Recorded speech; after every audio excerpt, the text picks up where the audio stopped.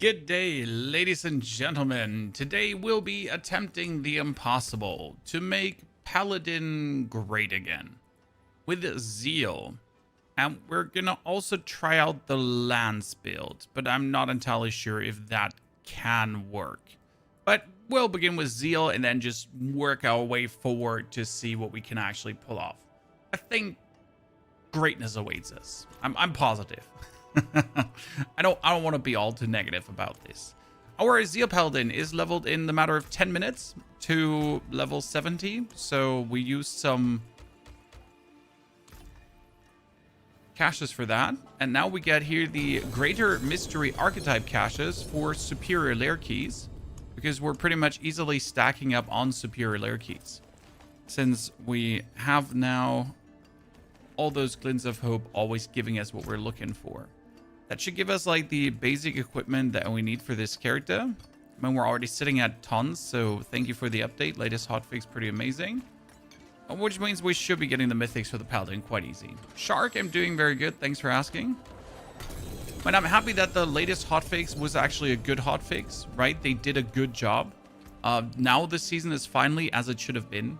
I mean, if we're honest with each other, the season is essentially at this point how it should have been from the get-go. Now, it only took like 4 weeks almost and a couple of patches, but hey, at least we're finally there, I guess. You know? Gonna be happy when you finally get what you've been asking for and can't just be negative all the time, right? That would be the Judgment of Oriel, but we don't need that. I mean, it's not too terrible. It's actually a good roll, and we could do Arbiter shenanigans, but probably not going to do that. Resistance, Faith. What do we need on our chest piece? Let's double check. Our chest piece would need range to aura skills. Oh, we got to craft that one from the get-go then. Like, all this Paladin armor pieces, I'll probably have to craft them from the ground up. Here, this one, for example, has strength, armor, resistance to all elements. And then we could remove the cult resistance probably for maximum life and actually have like a good chest piece already. So that's going to be a simple one. Let's go for maximum life here, which, as I said, is going to be super easy, right? And wingo bingo, we got our chest piece. Then as well, we do need a red sermon, preferable in mythic, right? Better late than never. Honestly, it's terrible how long they took, really, to get it to this point. Regardless, it's good that we're finally there, right, Bardic? As you say, better late than never. We're happy that we have it now. We could keep complaining. We could also just say thank you. At least we can enjoy it now as it's supposed to be. Now, that is our red Zerman already. Ta-da. And we should be able to fly through the Tormenteers with a beginner gear here like that. We don't need the strength. Yeah, the rest can just go away. So we get our red sermon. I need the boots. The boots are going to be tricky because I have been using flicker step. And getting a good flicker step has always been tricky, right? I mean, you need to have preferable like attacks reduce evade cooldown, maximum life, movement speed, that kind of stuff. I do have one that has attacks reduce, but the problem is it's int and corpse tendrils, so I can probably not use that. I have to go for normal ones. Do I have a Fist of Fate in good? I have a mythical Fist of Fate that is just sadly terrible. I mean, we can use it as a stopgap measure for the time being, right? And then just enjoy it as it is, but that's obviously not too hard. The Paladin is naked now. Poor Paladin, no more pants. We're going to play Glenn's Anvil still. Oh, that reminds me, we actually don't temper maximum life, right? We would still temper a certain amount of resolve. Gonna look out for that. When do you think you post your Whirlwind Barb? We put it on Mobalytics already. So the Whirlwind Barb actually has gotten the planner, but we don't have the video yet. The video is going to be in the next 2 days. Again, tomorrow is Necromancer, then is Barbarian, then we got Paladin. So like, it's all going to roll out. We have a rogue build. Yes, Hills. I mean, we have the Rain of Arrows rogue for you, who's an absolute demon. I mean, not even remotely close, not a demon. It's just incredibly crazy how strong it is. Okay, I need an amulet that preferable has crit. Do we have something like that flying around? Probably not, right? Max resource. Cooldown.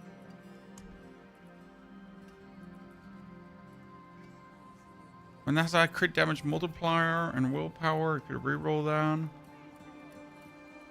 We've not been using this anymore. This is a crit damage multiplier at 50. It's actually good. Crit chance, attack speed, and all damage. That's actually a really good ring.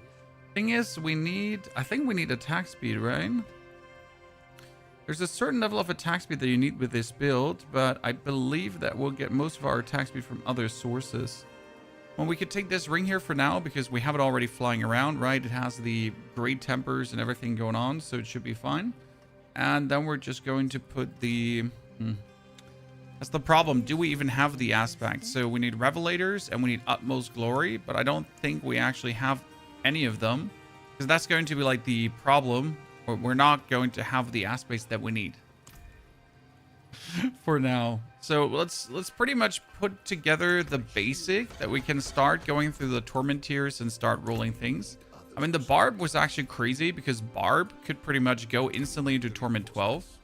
It was actually illegal beyond belief. So don't even want to talk about that one. How powerful Barb was. I mean, I hope we can do something equally not too terrible. So we're going to go for Zeal.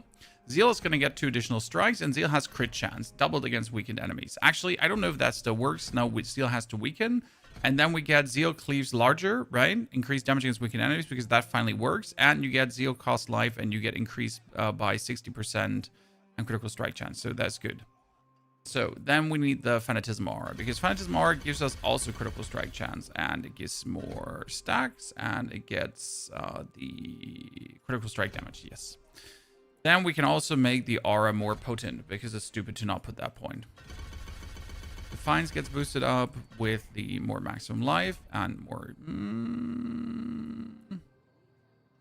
Actually, the healing received is really powerful because we're going to heal ourselves, right? Yeah. Let me double check if we needed the...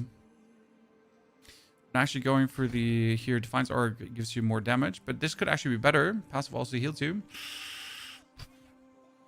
I'm not sure if we want the heal from this one. We're gonna have to look about look at that. Krishna, thank you for the Prime Gaming subscription, Krish. I hope you're doing great. Pleasure to have you there. I hope you're all excited for Paladin to kind of see like how good or bad it will be, or not good or bad it will be. It's gonna be interesting. We probably don't need Rally because I think Rally is terrible. And I have to find a different way to restore resource. Because as much as I like Rally, it says here, rallying generates 16 and gaining movement speed. So it does make you zoomier, but it's actually not really good for what it does. Nah, we're not going to play Rally. We're going to probably rely on... what did we do? I think we just put 1 point in Rally and then this, because Rally is getting triggered by our set, if I'm not mistaken. We put 1 point into the Holy Aura with bounces and or potency and then fortify, because that was like a good source of fortify. And then we also went for the Morning Star into applies vulnerable plus killing vulnerable enemies restores, and then here.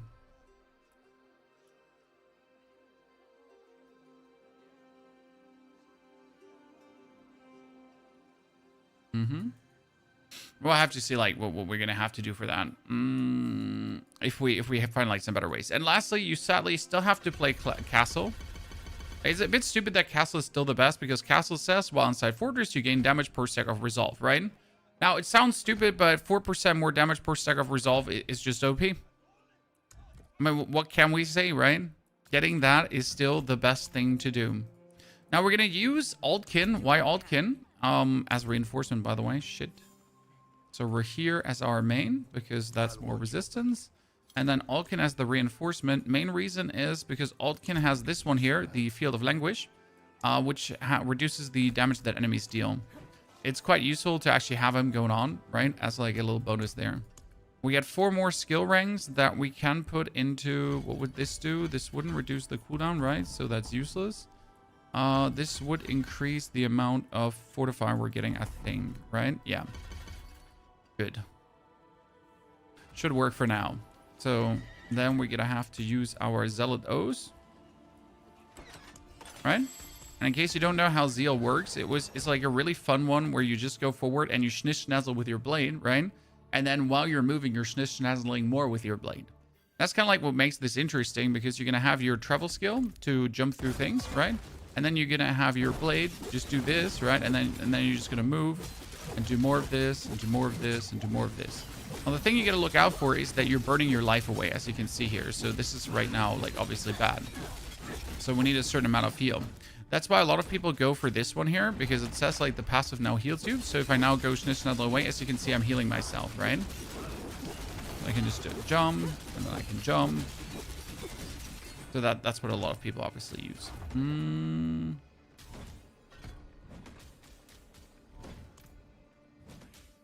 Gwynniverse, hope you're doing great. Yes, Gwynniverse, I am fantastic. I'm looking forward to my vacation. We get some IKEA trip later today in Chinese restaurant. So I think, you know, like, it's looking like a pretty good day. I mean, set charms, we don't have any yet, so that's a problem, right? We obviously need to get set charms.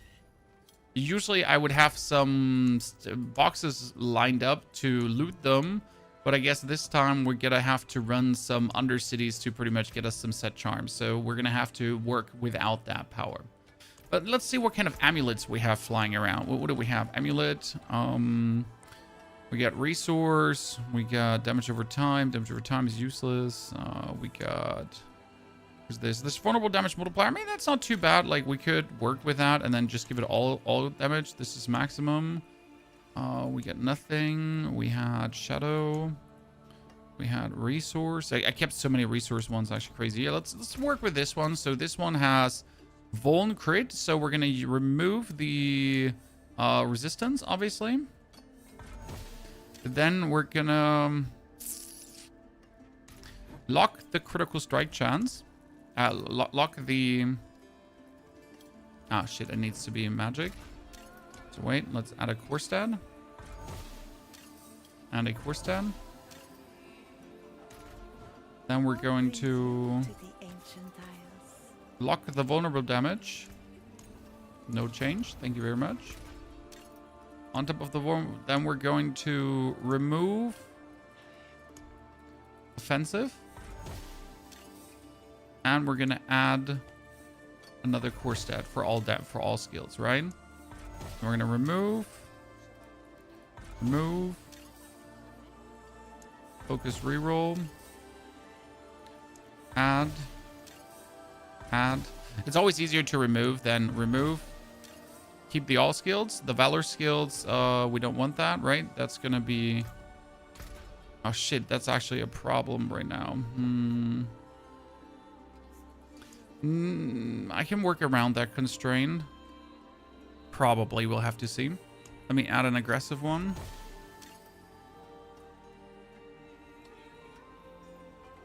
And now we would want to re-roll the valor skills into something else. But not the all skills.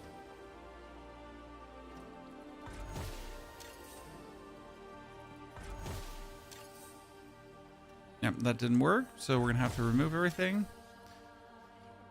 The problem is that we, like, how do I say this now? That we went for a bit of a YOLO gamble here with that. So we are adding, like, double core stat always, right? To get the all skills. And then we remove one to hopefully keep the all skills. Ah, this is perfect now. See, we have the strength now. So we can use the focus reroll on the aggressive one to actually turn the strength into attack speed. Yeah, and crit damage now. Roll the dice. I mean, it's a bit gambly, but sometimes you just gotta go for the big gambly. Okay, come on. I know you can reroll the strength into physical, but we need crit damage because critical strike. Man, like, do I want critical strike chance? Oh, what does my old amulet say? My old amulet says... I mean, technically critical strike chance works. It wouldn't be what I want, but if I get critical strike chance on the amulet, let's see what does the other offensive one add? That would add physical damage. Yeah, I don't want that. This is going to be like a long time until we hit something good on this. Because it's like a tricky amulet to craft, right? Because we're starting from a bad position where I can't really do that much with. Holy damage is completely useless. I don't like strength. I mean, I could keep strength for now, and then we'll just work with this amulet and craft a better one later, just to have it, right? So that should work. Then we're going to use redirected force. Yep, you're right, because redirected force says gain critical strike damage equal to your block chance. And now we just have to juice our block chance, and then it looks pretty good, right? Universe, you subbed almost for 10 years straight. It was crazy. It is, Universe, it is. It has been such a long while, and there's so many amazing people that have supported the channel with their all for a grand time. It is certainly crazy. Okay, we got the weird Fist of Fade. We get our weird chest piece. You know what? Our chest piece is going to get resolve stacks right now. Put that on. And then we're going to have to make boots with movement speed, or we're going to just feel slow, right? Can't do that. King Ghostwolf, you're stuck on trying to beat Mephisto. How's it going for you? I mean, now upgrading should be easier than ever, though, with like all the free keys that we're getting. It's kind of crazy. When we should be able to spam the Reaper today like 40 times or so. And either I'm going to get my red sermon in Mythic, or I'm just going to roll the Pandemonium fragments until my arms fall off. Right?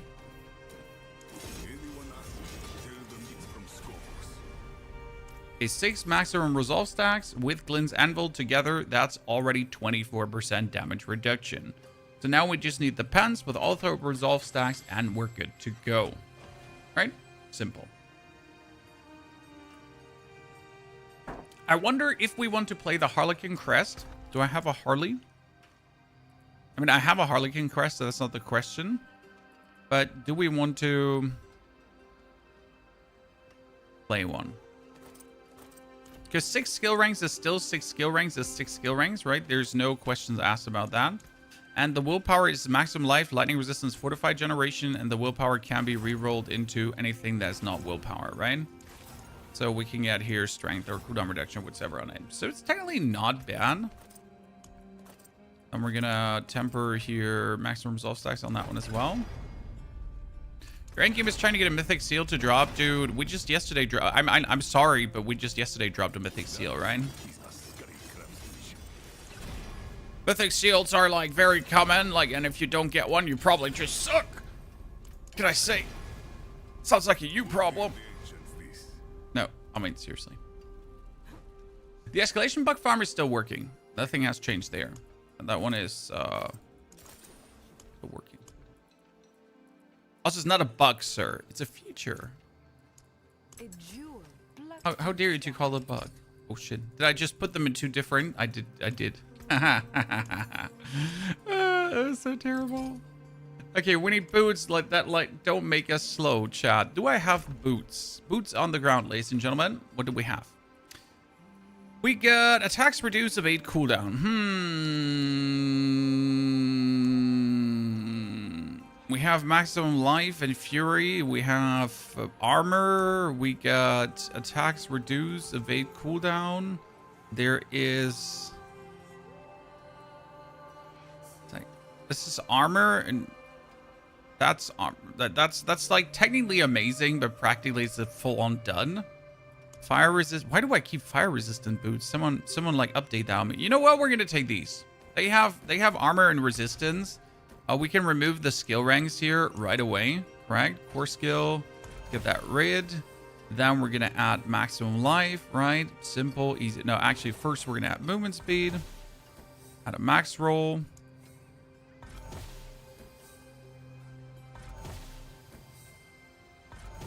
Jeez. Seems like harder than I think to add move to 22, and then we're going to add maximum life food.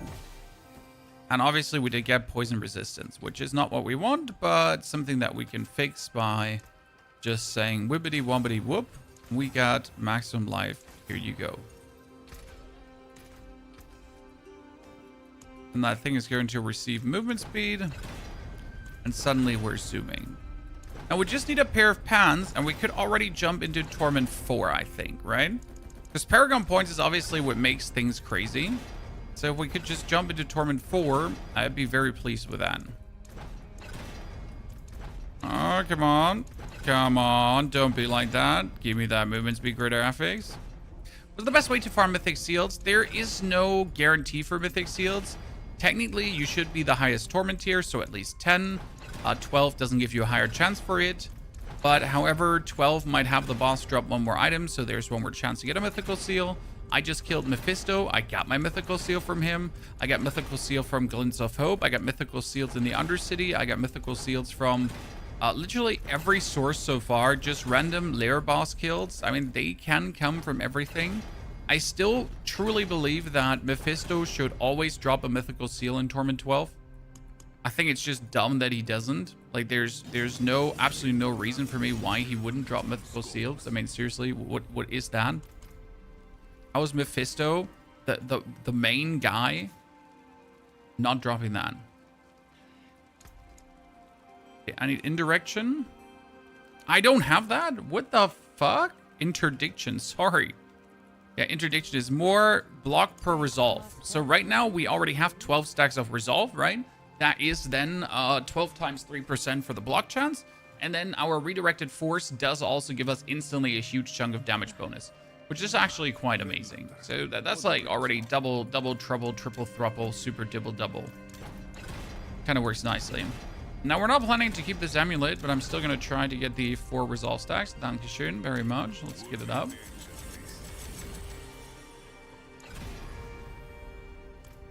Okay, so that one is looking rad. That one is looking rad. A pair of pants. Oh, goodness. We're naked, Chan. But we found, like, a couple of good pants on the Barbarian. I'm pretty sure, like, I got something reasonable. Where I was like, yeah, this one we should... No, I didn't. I was pretty sure I got something reasonable. Seems like... Oh, here, resistance. Yes, Pony, let's go. He's getting all the resistance pants.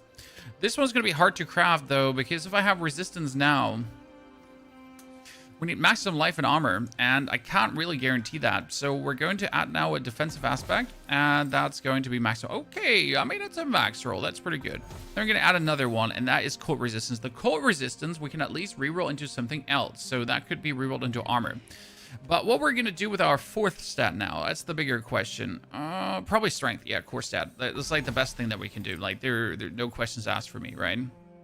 Let's try to get that as close at 120 as we can. I mean, obviously, you should re-roll this one until you hit 121. There's technically no reason to not aim for 121. But since we all would like to actually play the game, right? A Paladin build are you cooking, Joe? We're going to try Zeal first and then work our way from there. Last season, we did a Zeal for pushing everything, for having fun, for zooming through areas. And then we swapped the Zeal over to Clash for Mephisto killing because it was so easy to kill Mephisto with Clash. Now, they nerfed Clash, so I'm not sure if we still have to do that or if we can get away with other things. But that's what we're here today for, to kind of see how good will things actually get.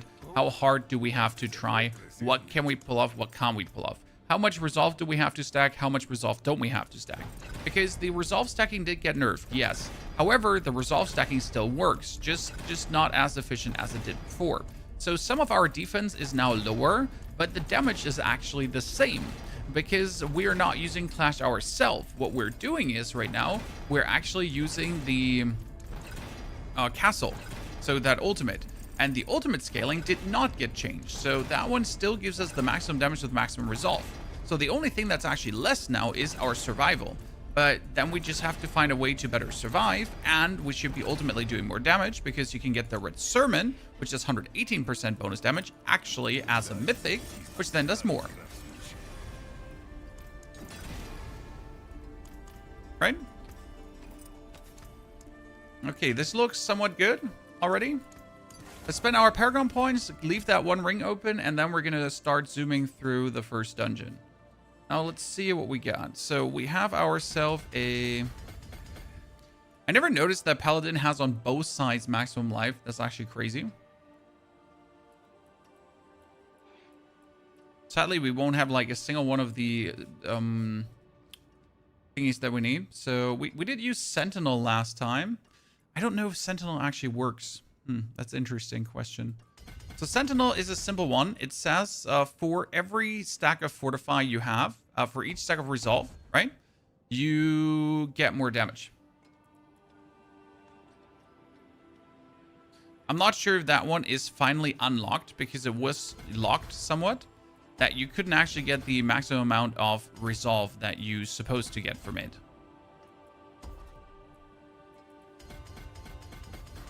Okay, it's not up. We get it. And then we're going to go into the Wingo Bingo. That is the Relentless board.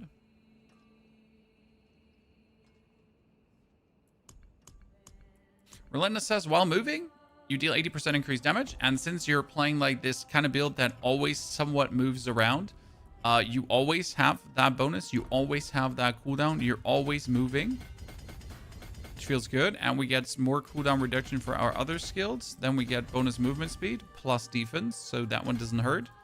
That we can maximum speed move around. There is also more movement speed and vulnerable damage, which I am probably going to have to take.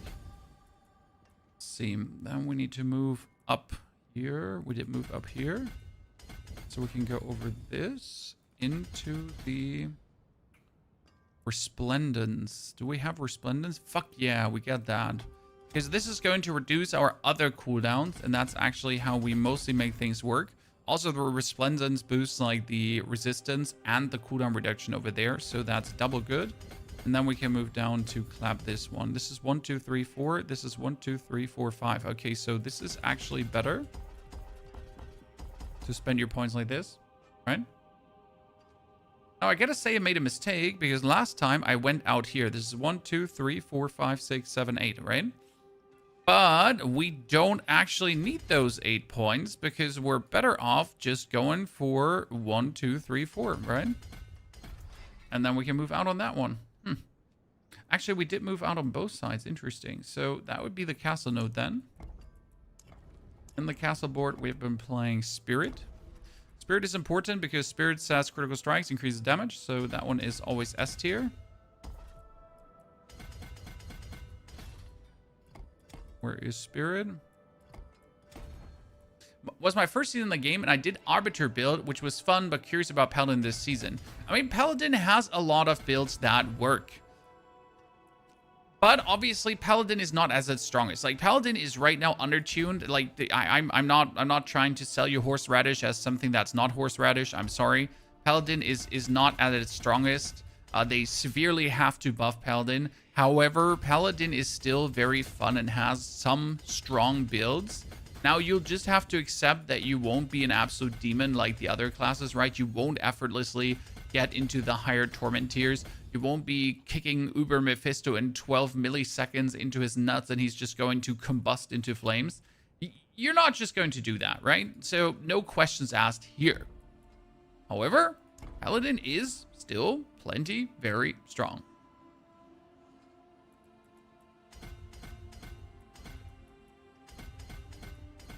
With like these caveats, obviously, right?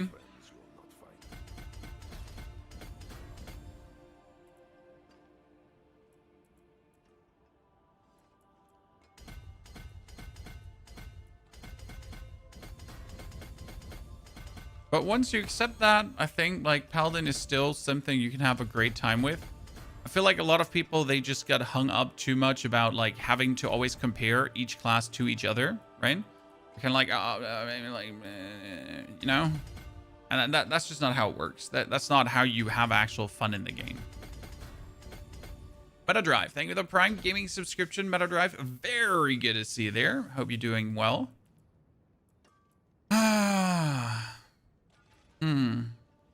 Where do I optimally go out? I like thinking like, if this is not better, this is like 3-6, right? 3-6, and this would be 3-6-7. So this is technically better to go out.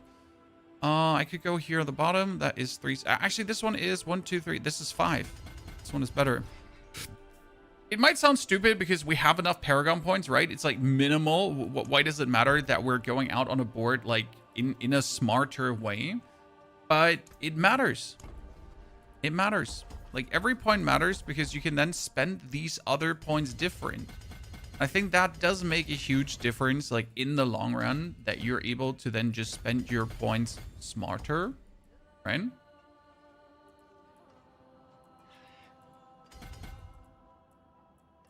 Shit, that one is missing, so we don't have this one.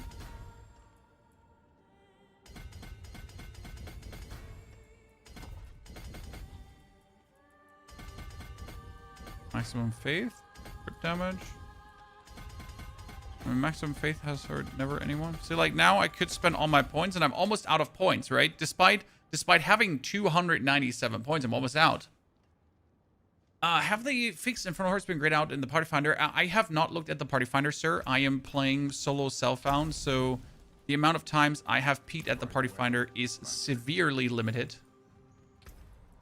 Okay, let's jump into Torment 4. We should be able to do that right away.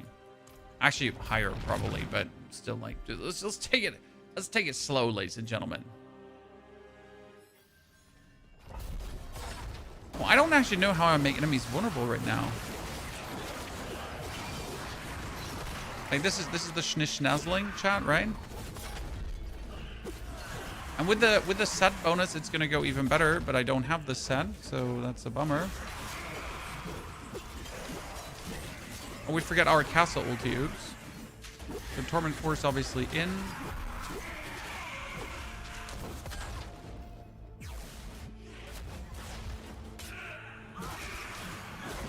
But you haven't, like, even seen half of it, because with a set bonus, you're auto-attacking, okay?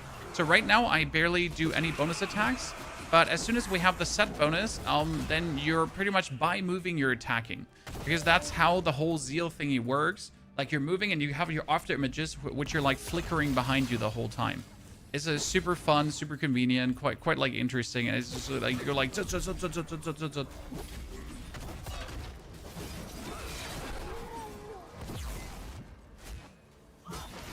If we're just having thrown things together and put the Paragon points in, I'm always, like, happy how much we're actually, like, working.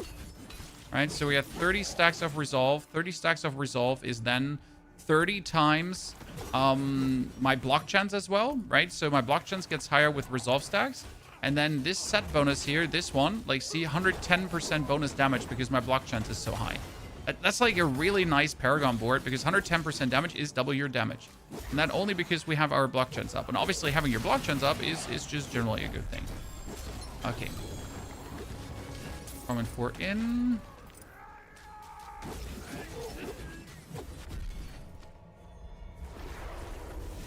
Now we just need to get set bonuses. I think I'm going to take the Undercity thingies from my other characters. That should probably work.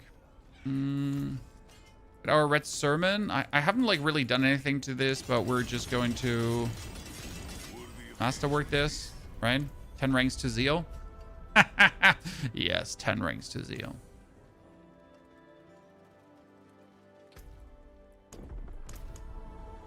Okay, Torment 4. We're gonna have to re-roll this. Oh shit, we can't. Because I still have to do war plans, right, in the long run. One thing that we could do is we could get set probably over kicking away the boss here. But we need a source of vulnerable. This is like a problem because last season I made things vulnerable, I think with a Gar rune, if I'm not mistaken. Yeah, shit. How do we make things vulnerable then, Chan? Any suggestions? I mean, we could probably play a Cursed Touch, but that seems stupid.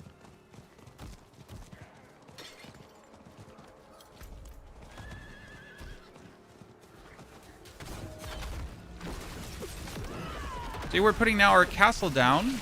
That is going to improve our damage tremendously because it's per resolve stack, right? More damage. Set Charm, the first one. Use Falling Star to make vulnerable. Yeah, but I don't think that's, like, the best way to go about it, because if we use Falling Star to make vulnerable, you can't get the double stacks in Falling Star, and that makes Falling Star terrible because you want the 2 stacks in it to be able to move a bit more around. So, nah. Falling Star vulnerable is really not what I would wish to go for.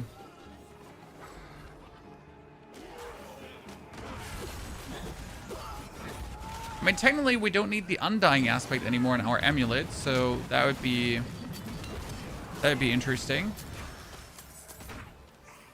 Because usually we use the undying aspect, but again, you could use your, you can use this one to heal you, right? So this is kind of like the undying aspect.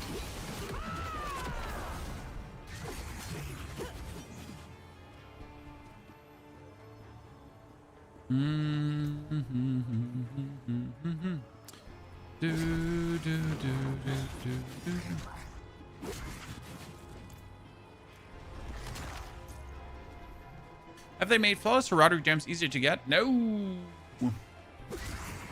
But you also don't need them.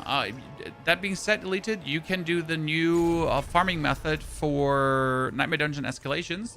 And the Nightmare Dungeon escalation farm is actually insanely great to get yourself the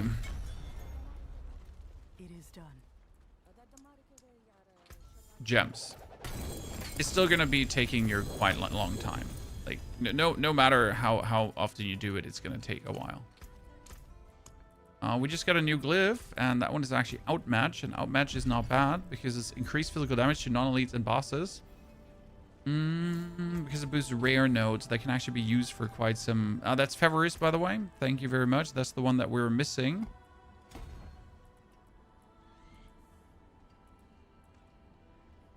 Needs to level up, though, because otherwise we won't have the points to activate this one, because it just needs this one here. Favoris. Okay. We get 2 set bonuses, ladies and gentlemen.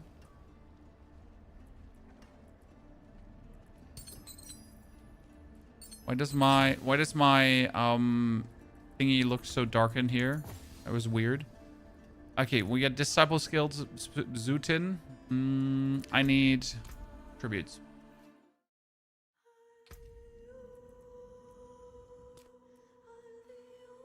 I need tributes for talisman items. Are the crafted mythics apart from season 14 or a permanent feature? Permanent feature!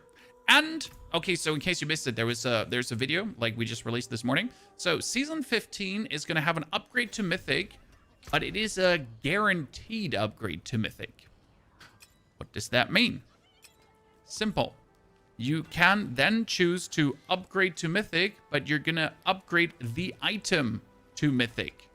Okay? Like, you're not going to, like, I'm going to take, for example, my these Gorse Devastating Grips, okay? And they will be upgraded to a mythic with the crit damage, with the vulnerable damage, with the whirlwinds, with the strength, with the, like, with everything I put on it, and not randomly upgraded to a Gorse. The same for Tusk Helm. If I have it with Armor, Fury, Max Life Strength, it will upgrade it to exactly that one. Okay? Only that the stats are going to be maxed out. And that's kind of cool.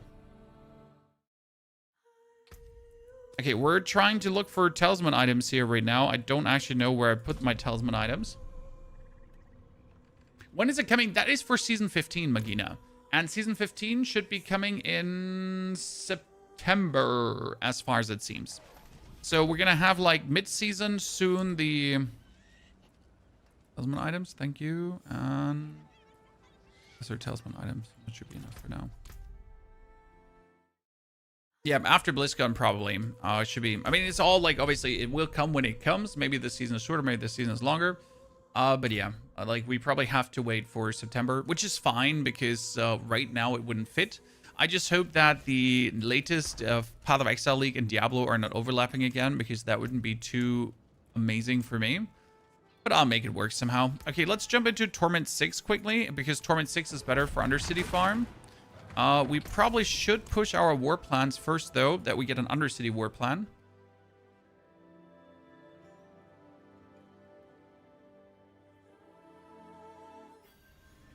The script here stay with us. I mean, we, like, it's not how it works. Simple matter of fact. Diablo does not have enough content to only do Diablo. I don't know if you've ever seen Diablo creators that only do Diablo content. At some point, they'll just stop doing content for the time being, or they get very, very desperate. So there is no just stop.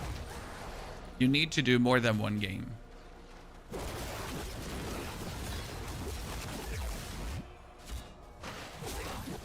You really don't want your creator to only do one game. It's not healthy.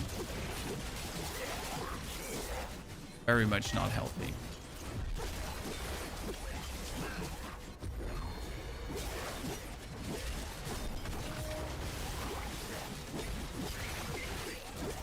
Beat the kid, it's not about that. It's I have to keep my sanity, my friend. Only doing one game is the best way to burn out. Because you rely completely on one game to also provide you with enough content to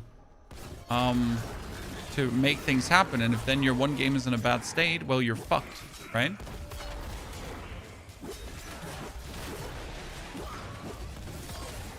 We have a good grind. Oh, I have a fantastic grind, my friend. I mean, the recent builds we have done have been amazing.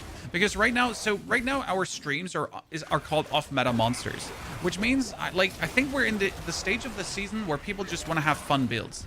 So sure, you want to have something strong, but even if your strong is only able to do Torment 11, but still is like really enjoyable to play, it is good enough for you to have a great time. And I think this is like very important because in the beginning of the season, everyone wants to be as powerful as possible. I want to be able to do Torment 12. I want to be like, you know, I want to be the very best, like no one ever. So that's what everyone wants to do. However, like the more then people actually play, the longer it goes, the longer a season goes on, people are getting like, they just want to have fun. They just want to have a good time. Right? And that's where we're at this stage is where we're really like at right now in the season. And this allows me to be a bit more creative with what I'm doing. I know this Paladin build is not going to do like Pit 130, right? Paladin just doesn't do that. But I know I can make a very good Paladin build that is super enjoyable to play. I think that's more important than everything else. Oh, we're still in Torment 4. I need to go for Torment 6. Now, actually, I need to go for Torment 8. Huh. True. True.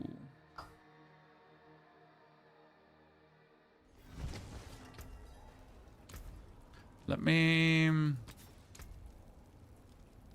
get the accelerating aspect for now. Let me get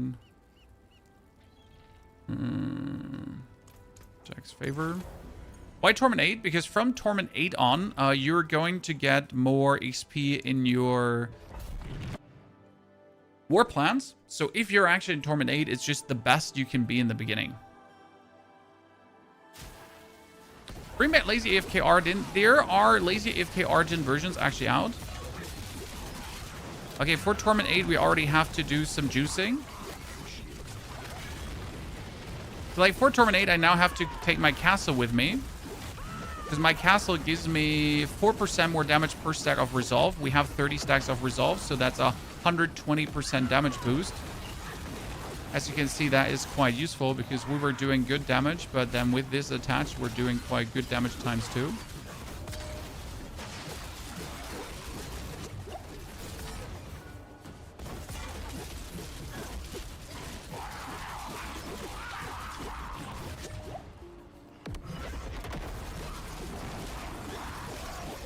I mean, my Barbarian at this point was like speed running these pits in like below than 60 seconds. But Barb was also completely like out of control this season. What am I supposed to say? My realization is that the real D4 endgame is trying to kill Mephisto and Lilith in tier 12. Yes, that is like, that's my goal for every single build. My goal for every single build is not like Pit 120 kinda, and to be able to kill Torment 12 Mephisto. Those are like the cornerstones of what I want my builds to be able to achieve, because it's kind of like what people want to do, right? People don't care if you can do Pit 140, but they care if you can kill Mephisto, because that would be great. Okay, we don't have our set yet, Chad, but I think after we clear this, we could be able to do the Undercity and hopefully get our set. You know what? Our Barb had his set at this point.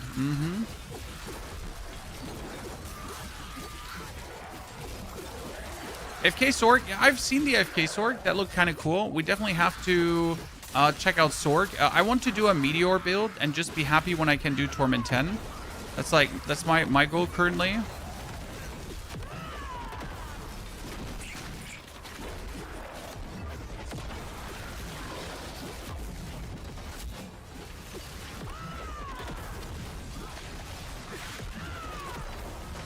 Torment 10 would be great. Because Meteor is just, like, I don't know what it is about Meteor, but I love Meteor. Right? Barb is the only class that's melting Mephisto in sub 30 seconds. Well, I don't think anyone should melt Mephisto in sub 30 seconds. I would prefer if everyone had like a nice, cool fight versus him, but that's just not the reality of things, right? Damien, good to see you there. Thank you for raiding your community over to us. I hope you had a splendid stream yourself. That's very kind, my friend. Oh, come on. No, my castle ran out. Oh, God. Give me my castle back. Safety in numbers. Safety in numbers. Give me a second. I want my castle back before we fight in. Okay, castle back. Like, you notice the big difference. Like, it's literally doubling your damage, pretty much, having the castle out. And if I get all my resolve stacks, it's going to be even more. Because we right now have, like, only 30 resolve stacks. So it's not even the maximum that we are going to get. Okay, Fever is up to 20. Yeah, let's go 25 because now we're going to have Feverus activated. Ka-ching.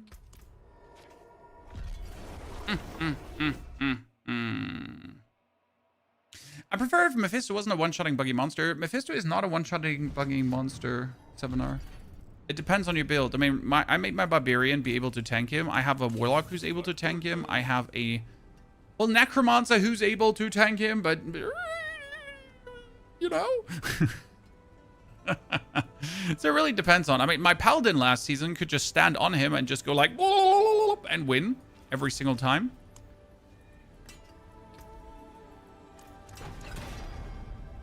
You know where to find me. Necromancer... sir, Necromancer can't tank good. If you have like 40,000 plus life and your minions giving you barrier, you are reasonably tanky.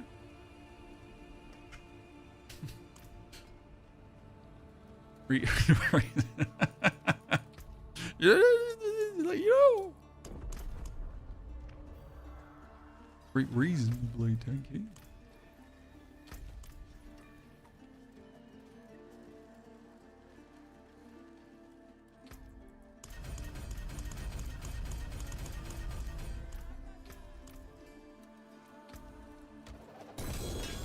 Can I has a set, please? And I'm just sitting here hoping for set charms, but poor old me getting no set charms. Okay, goal is now to hit T10 as soon as possible, right? I mean, we're good now. Let's do tier 8 horde here really quickly, that we can advance our war plan, then we can take an Undercity war plan, then we can do Undercity for talismans, and it should be nice. I get a non-mythic GA. I get a non-GA mythic and a CMAR. Should I use it? If you have the good stats on it, King Ghost Wolf. So if the mythic anathema has actually crit damage multiplier, max life, weapon damage, main stat, sure, yeah, then yes. If not, then you might be better off just using the aspect, right? Because the anathema primes plus aspect is like is equally good. The only advantage that using the anathema has for you is that you can use a different charm. So that's like actually a reasonable advantage, right? Okay, we're trying to like actually get more, what is it called again? Get more whispers too, because if I get more whispers,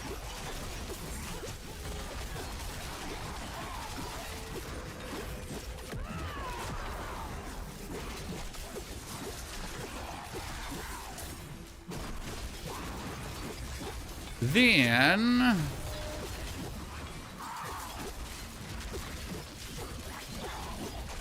I didn't activate my pet. I should do that. Castle down. Where's my castle? We definitely need to solve vulnerable though, because I just noticed like we're missing like the complete vulnerable damage multiplier, right? And as a paladin, I cannot afford to miss the vulnerable damage multiplier. That's not gonna happen. Oh, you try to run out of my castle? We're not having that, lady. Did they nerf like the duration of castle? It used to last like way longer, or I'm just crazy.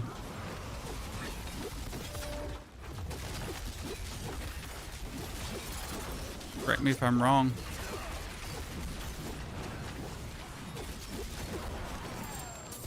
Or I probably just have to get more ranks into castle, right? Okay, our first legendary seal, ladies and gentlemen.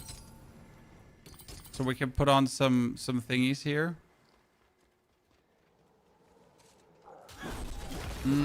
Well, the life on hit you can reroll into crit damage, so not a bad one.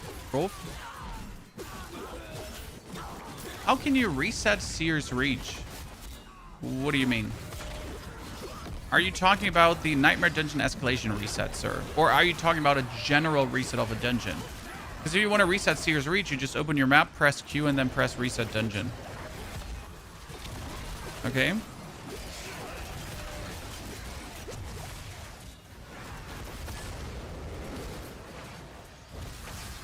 Okay, so we need to do the quest to doodle here. I think I haven't even started the quest in Zarbinzet. I need to double check if I actually started the quest in Zarbinzet, because I don't think I did.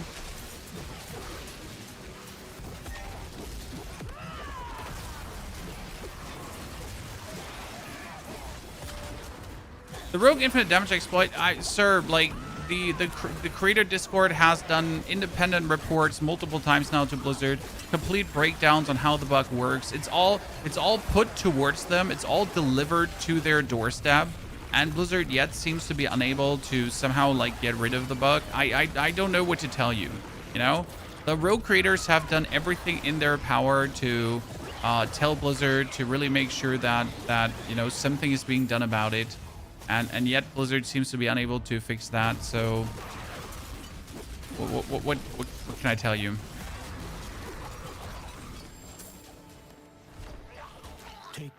I mean, I wish there was something I could tell you. I wish there was like any good news update I have, but I just don't. I don't have anything for you.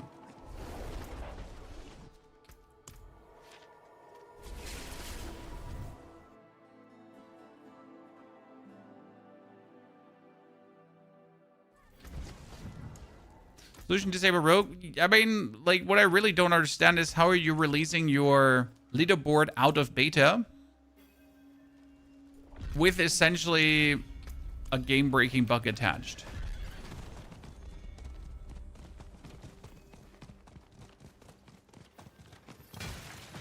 Unable to fix or don't want to fix. I mean, it's unreasonable, Exiler, because the Rogue can do pit 140 without the bug, right? So it's not like Rogue needs the bug to be strong. I mean, compared to Spiritborn. So Spiritborn without the bug would have 600% less damage.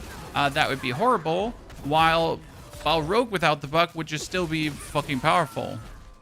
Right? So, I mean, it's not like Rogue is suffering here. Right? Rogue is drowning in misery. It's not. Clearly, Rogue is very healthy and good to go.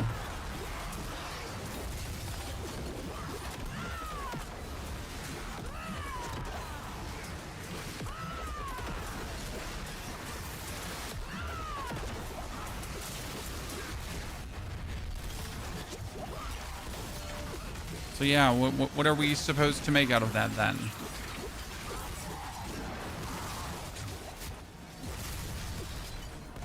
One is done.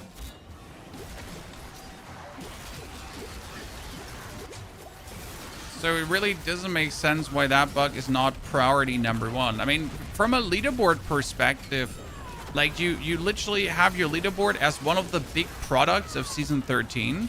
Because your leaderboards are important to people. Let's not lie. There are a lot of people that care about leaderboards, and that's good because that's what a game like thrives from to a degree. That there are people that actually care about pushing these, that people are that are excited about pushing these. But how can you be excited pushing a leaderboard when essentially it's being dominated by bugs? I mean, everyone obviously knows that each person that is in the top of the leaderboard is just abusing, exploiting. The sad part is, like, I've seen now so many videos about Rogue, Pit 150 Rogue. I mean, just this morning, someone asked me if my Rogue build can do Pit 150. And I was like, no, it can't.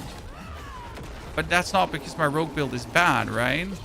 That's because no rogue build can do pit 150. Oh goodness, that Realm Walker without vulnerable damage and properly boosted DPS is actually a challenge, ladies and gentlemen.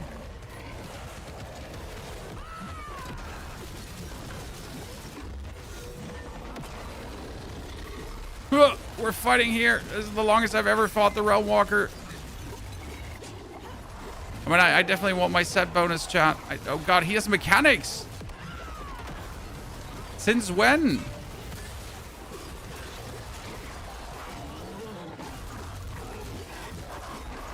Ladies and gentlemen, the Realm Walker has mechanics. I repeat, there are mechanics.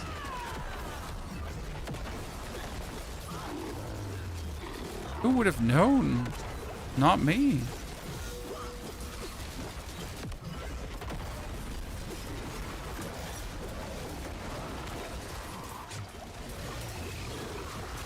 That's crazy.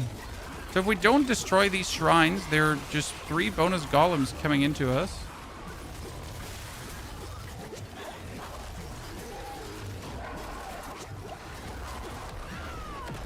Interesting. You have world bosses on Solo Self-Found? Yes, you have world bosses on Solo Self-Found, and yes, other people can be with you on those world bosses. Oh, look at me, chat. I'm the chosen one. Woo! I win! Give me set bonuses, please.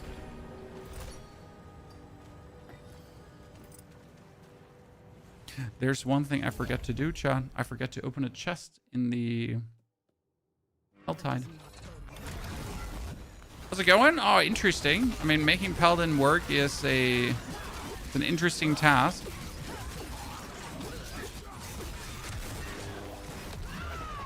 Bit harder to make functional than the other classes, but nonetheless very rewarding once you do. Oh god, a death toll chamber actually challenging, ladies and gentlemen.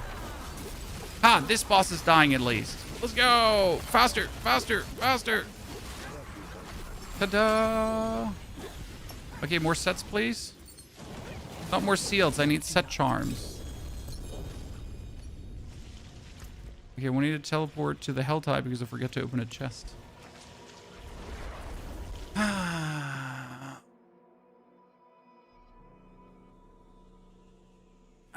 Melt everything in a 200-meter area. The only problem is that it's too squishy. Harlock. For the Warlock. Well, it's like you gotta put all your Paragons into defense, or as much as you can put your Paragons into defense. Step number 1. Oh, I need 250 cinders because we're doing the... I see. Back first. 271. More max life. I mean, you can put a Harlequin Crest obviously off if you want to and play a defensive aspect, yes, but that's obviously going to make you weaker. So if you say that you're already doing enough damage, maybe you should go for weaker instead, right? Back to it then. Sometimes weaker is the answer, realistically. Critical strike damage bonus. I like that.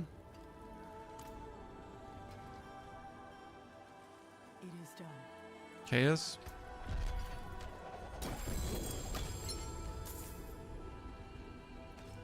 I miss that the caches from hell, like the double gift of tree thingy is gone again. The tree gifts, chat. Oh, we miss them.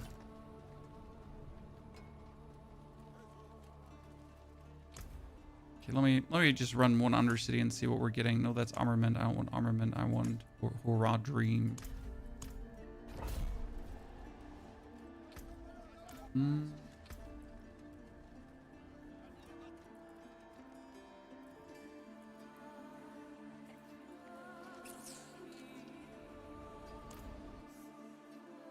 I get the mythic 15 maze and I rolled 20 reduced cooldown. You get robbed, sir. No, I'm just trying to run past that guy, but he was just body blocking me. I'm sorry, Chad.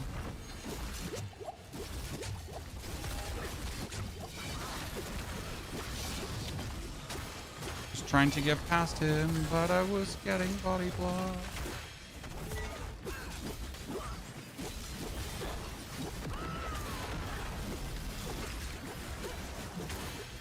Okay, I just killed all of these that are protecting this statue.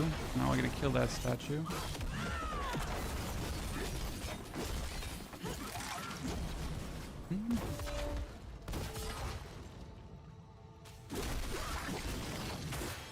Thank you for the update on the mythic. Does it not make sense to open? No, the caches can now be opened. As of this morning, the caches can be opened, my friend. As of this morning, they can be opened, and as of this morning, they are granting you bonus keys. I am currently sitting at 30 plus keys.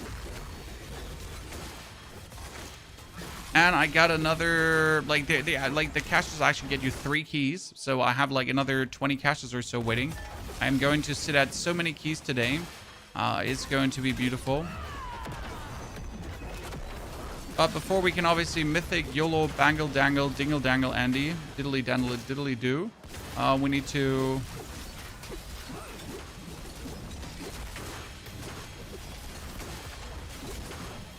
push our warlock further. By the way, that warlock further, our paladin to a level where it can do things. And that reminds me of something. Why am I not making an ancestral red sermon, Chad? Why am I not just making an ancestral one? I mean, obviously I won't get a mythic one, but I could just make an ancestral one.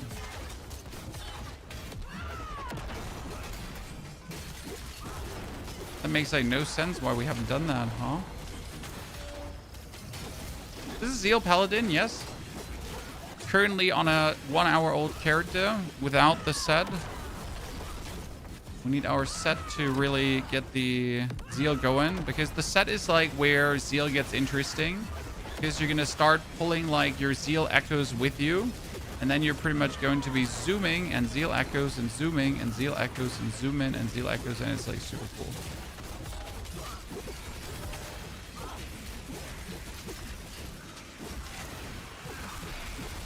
The only problem we once again have to solve is how my paladin make things vulnerable. Then we're good. You can make an ancestral unique, yeah?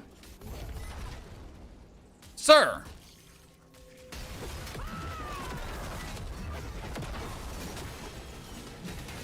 How do you not know this? Do we have to fight? To the death. Spoons only.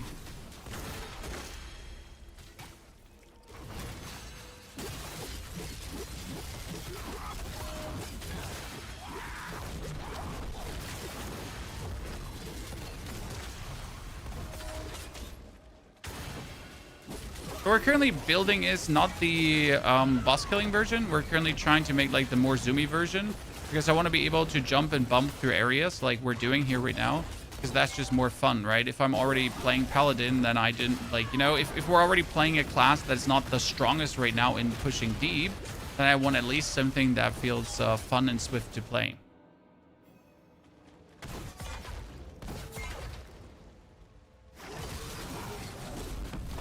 I guess it makes sense, right?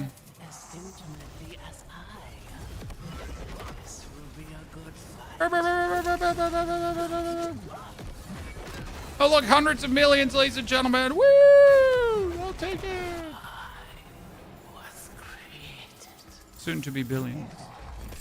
Okay, give me sets. I got 2 sets, yay. Give me at least one of mine. See, this is the set now. Okay, so the set says casting zealot skill grants do or die on hit, increasing your critical strike damage and cast speed. So this is going to just make you faster, and it's a 25 stacker, so it's 25 times 25, right? 2.5 times 25, sorry. Then, do or die automatically triggers Rally every 6 seconds while at maximum stacks, and Rally gives you additional 30% damage reduction. So what's going to happen is that every 6 seconds you just get Rally, and that gives you automatically critical strike chance, and you could also get even more movement speed and unhindered, which is probably worth it. So I should potentially put a point in there that is currently in our Holy Light aura. So yeah, that should probably be in here, so we get unhindered. Yeah. Okay, so yeah, that's that. And lastly, the final bonus of the set is actually Zealot skills deal 200% increased damage, and every 5 stacks of do or die stores a Zealot after image. Which means if I have 25 times stacks, I'm going to have these after images coming behind me and just schnazzling out, right? And that's where it gets then super interesting.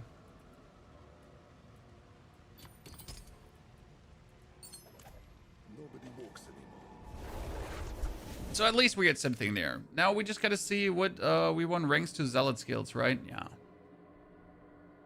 Actually, I can get ranks to zealot skills and core probably, but zealot skills would be better. Let's take this one and already reroll some, because we're not gonna take Judicator.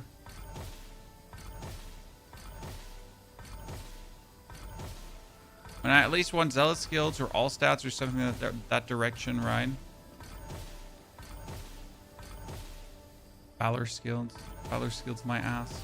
This is probably the worst part about the whole build, because there's only one thing you can pretty much get, right? And that's terrible when there's only one option. I prefer if there's two options, like if your skills are usually some kind of multitude. But yeah, for this one, that's not happening. So you're gonna have to roll. That's 20% movement speed. I'll take it. Zoomy, zoomy. See, now we're just faster.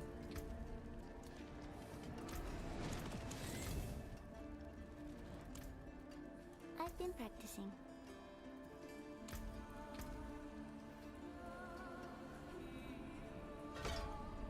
Or whisper caches so we can get what we want. How long is the Helltide still up? 6 minutes. Not enough for another.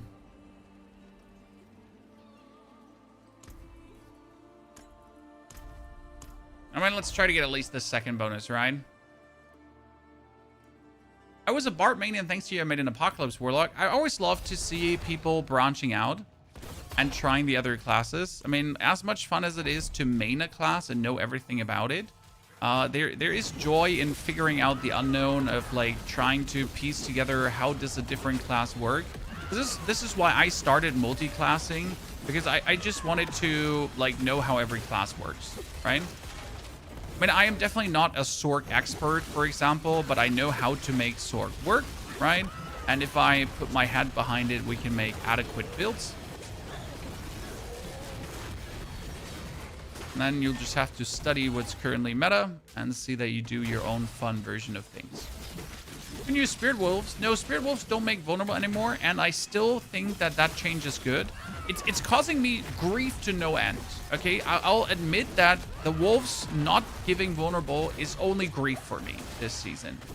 But I would still argue that it is...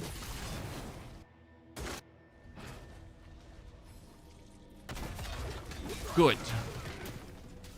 Simply due to the fact that it forces you to think a bit more.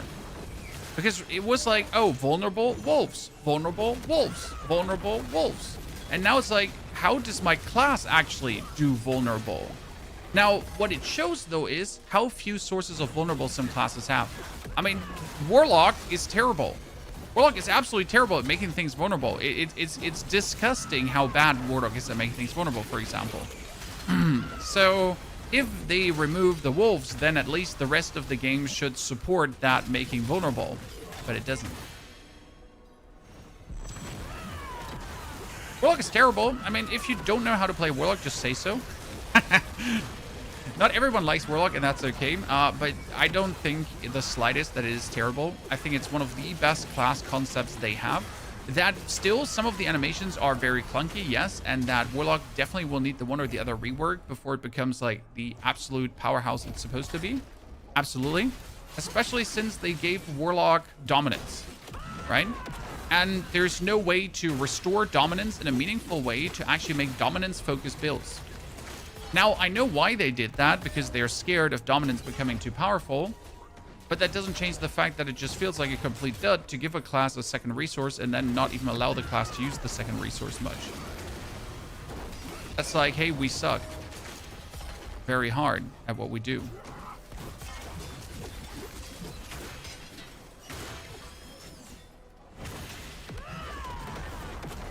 If you're playing the Resplendent Gifts, you don't need the 2 stacks of Falling Star. I mean, you're not wrong. You're not wrong. Oh shit, I went too early. I thought I had enough. Oh, pain.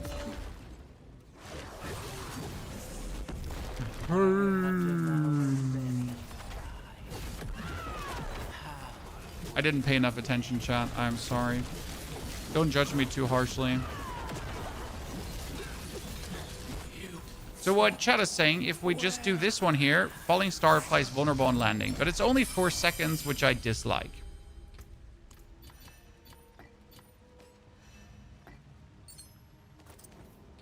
Okay, we get ourselves not a second set bonus. We get the other set, the Judgment.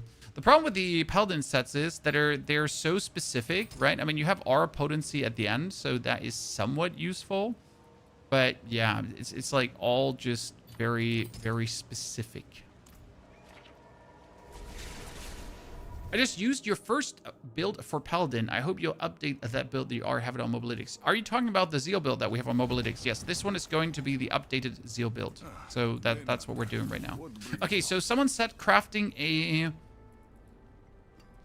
weapon, right? Cry Rune and knock for now. Sir.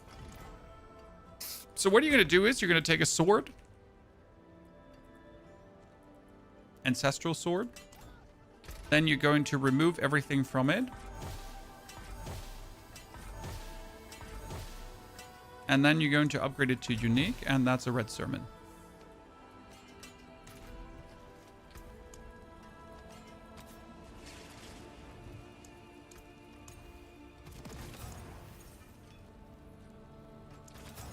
I wonder if we could just go for life on head.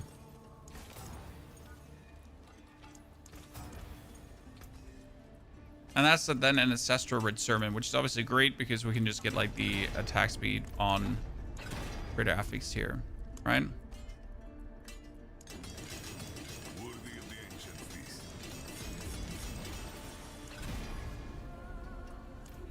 Obviously, we want the Red Sermon in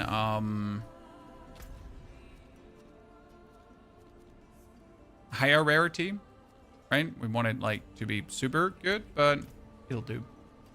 Angry Viking, good to see you there, my friend. Hope you're doing well. Okay, one more Undercity, then we go back to doing the Helltide Harvest, and then we get a move into Torment. Like, I think I can only move into Torment 10 once I have my set complete, right? Warlock is a Dark Sorcerer, but it's mostly a Summoner class. Oh?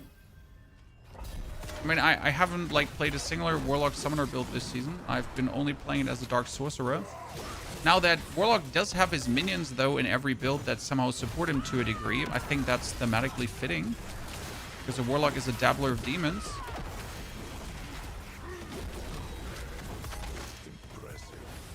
But again, each like, you know, everyone likes different things. What I find sad is that we have 3 different cool Warlocks throughout all the Diablos. So Diablo Immortal has a Warlock, Diablo 2 has a Warlock, right? And then we have a Warlock as well. And I'm kind of sad that we can't have all these Warlocks, right? Because the Diablo Immortal Warlock has some really cool abilities, as the Diablo 2 Warlock as well. And I kind of want all of them. I want all of them.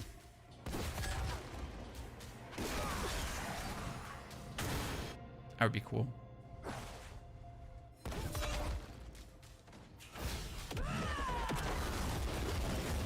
I killed Belial 30 times. I've fully given up on Belial, my friend. I mean, now, considering that I can now get, like, the Pandemonium Fragments, Belial feels like, why would I even try killing that guy? So, like, by the way, you might notice how we're just doing vastly more damage now because our weapon got Ancestral. It's like a little thing, but going from 850 item power over to the next is a big difference. I mean, we did like 200 million max damage, and now we're doing even more millions. I can see there is a 300 million already. Yeah, Diablo Immortal Warlock is really badass. I've actually seen some gameplay of him, and I liked him. Like, he had some really cool attacks, and there's like a dragon you can fly around with, and you can like also get like your demonic skills as like manifestations around you. It was kind of cool.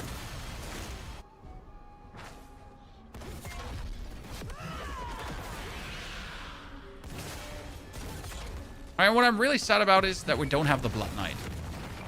Has anyone of you played the Blood Knight in Diablo Immortal? Like, I'm just sad that we don't have this in Diablo 4. Like, how do we have like a class in a different Diablo in a mobile game and then don't have it in the actual game as well?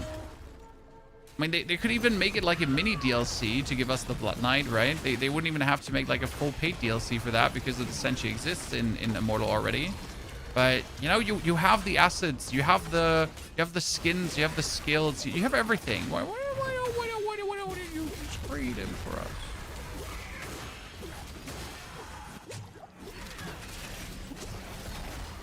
Come on, Diablo 4, don't be stingy.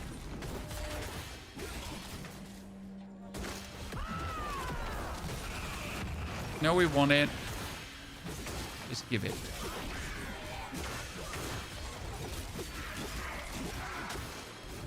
Okay, I've killed like everything, and we still don't have enough here to get the final blip of attunement.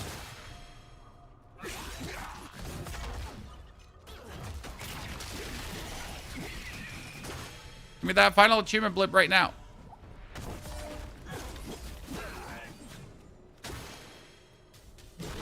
How did you level up? This character I only leveled up over chess because we're like in a time limit constraint this week. So sadly, I couldn't take my time to level up characters. I know it's only an hour, but it's an hour that I lose, and I have just to do very, very, very, very many builds this week. So I couldn't level up the way I wanted to. So yeah, I'm cash leveling. I did. Diablo Immortal seems like a cash grab, to be honest. I mean, it's obviously a cash grab, but you can play it free to play very nicely. I mean, as always with every mobile game, and I will preach this so many times. You can enjoy every single mobile game if you have zero ambitions, right? So step 1, have zero ambitions. Step 2, enjoy mobile game. That's the 2-step system to having fun in mobile games. And I'll die on that hill. I've played many, like, I play Raid Shadow Legends, chat. I play that. But I just play it very chill, right? I have no, like, I just every now and then throw it on and have some fun, and that's it. I played a game called Puzzles and Dragons, super amazing. You get so much stuff for free.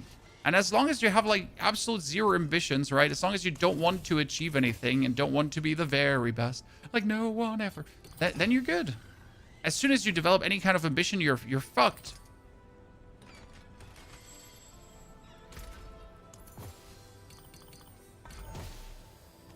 Okay, 3 pieces of the aura set, I guess, ladies and gentlemen.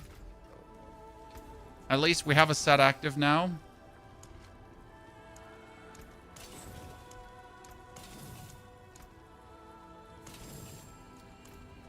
But I guess that's kind of obvious, right? The way how it works.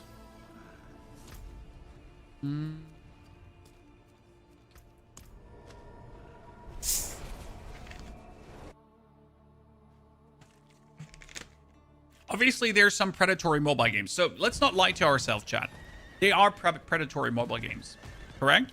The one mobile game I really enjoyed a lot is called Marvel Snap. I don't know if you ever played that. It's an absolute S-tier card game. The rounds are extremely short, and it's so much fun to play. And if you take your time with free-to-play, you could actually get a lot of the cards for free. I think like my old Marvel Snap account has more or less every single card at that point that was available without actually ever spending a single cent. The only thing that was a bit predatory in Marvel Snap was that I think you had to have the battle pass to get certain things vastly quicker. Now, I'm gonna say a battle pass is somewhat okay because it's like a one-time payment and you actually get good results and you don't have to go for some looty gamble boxies, right? Still, though, that was just the only predatory thing from that, right?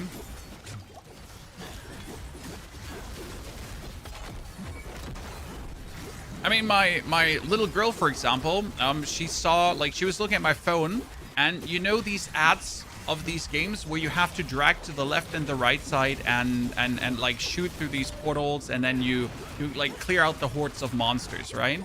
My 7-year-old saw a game of those and found that like super interesting, and I was like, here, you can give it a try. I'll download it for you. The problem is I had to explain her how predatory methods work in mobile games, because they very fast put you in a position where you like, okay, so you have to build a building in that game, and you could speed up the building of that building to continue through the story. I was like, here, honey, you have to wait now 5 minutes until this is done, or you could pay money. So we're teaching them early. That they understand, like, to not fall for predatory gaming practices. Ooh, Mythic Tribute of Armaments. You know what? This one is a scam, chat. Because it still gives you only one Mythic. I tested it this morning. It's absolutely disgusting, Blizzard. Jesus fucking Christ, once again. Do you think they'll make war plans shared between characters in the future? I do not believe that that will ever happen, but hey, surprise me, teach me wrong.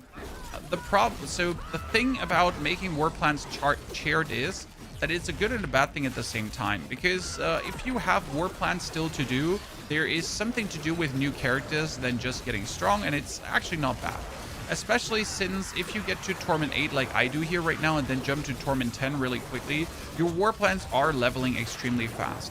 Despite them leveling extremely fast, it is obviously still annoying to do it every single time. So I am really torn between how annoying I find it. I mean, I've done it now 2 seasons and I'm still not at the point where I like say fuck this shit. I really don't want it anymore. I hate it so much. Someone kill me right now. So I guess I'm a masochist. That's what I like. I was trying to lead up to this. I'm just a masochist. Like, I obviously like to get beaten in the dick, as it seems. Please don't clip that. Thank you.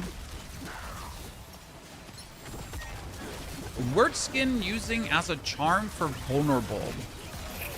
I mean, right now we're using our falling star for vulnerable, which is somewhat fine. Like, we falling star in, enemies become vulnerable, and that's it here. You can put the falling star over here. You do falling star vulnerable, then you kill things, and you get the falling star instantly back. So that's somewhat fine-ish. Problem with word skin as a charm is that word skin is just not good for anything but being then used as a charm, right? So that's kind of like, eh.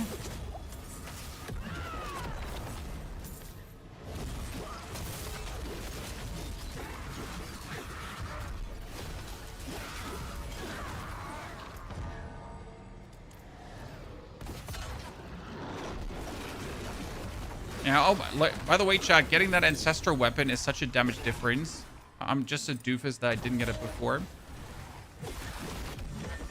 For me, I don't care. It's like 1 hour to get the points. Exactly. Like, if I put my mind to it right now. So we're streaming now for an hour, guys. In that hour, we pretty much just put together the character.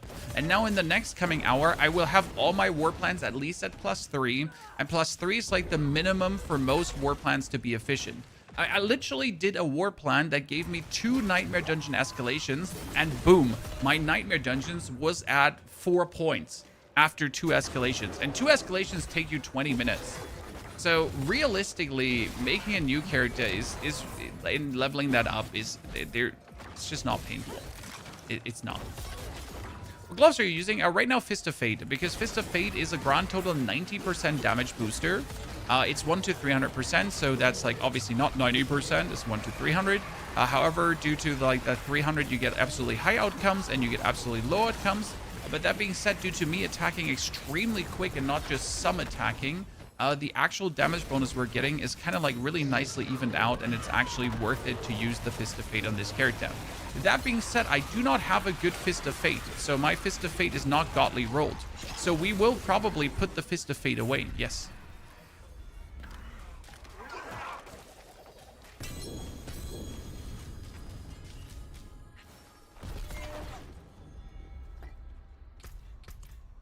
Okay,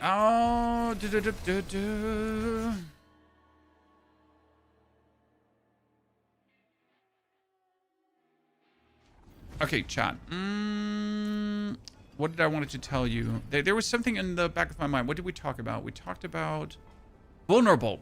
So let's check the Paladin skill tree for vulnerable. Finished Palworld? No, Bob. We haven't finished Palworld yet. So let's check the source of vulnerable we actually have. So technically, damaging vulnerable enemies will also trigger Fanatism aura, and Fanatism makes enemies vulnerable. Problem is that Fanatism gives me critical strike damage, so we can't do that. We could add a basic skill technically to make enemies vulnerable, but then we would have to every now and then threaten a basic skill, so that feels horrible. You could use Purify to make enemies vulnerable. You could use Condemn to make enemies vulnerable. Condemn would probably be the best way when we're dungeon pushing. Yeah. And otherwise, we only have Falling Star to make vulnerable, right? Now, chat was saying word skin. I don't think I have a word skin charm. No, I don't have a word skin charm right now. I usually just throw word skin away whenever we get it because, like, fuck word skin. To break another's work. Nightmare Dungeon.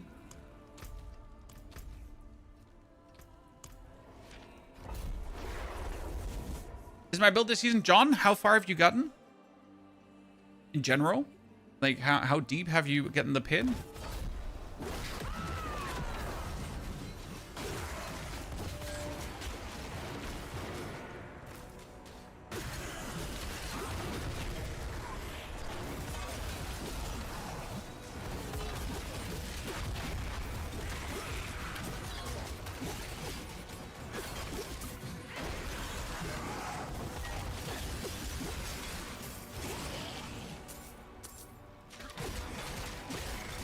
I wonder what mythic charm I could use. I mean, could I use like a lucky hit chance to freeze and just use an Azure Wrath technically?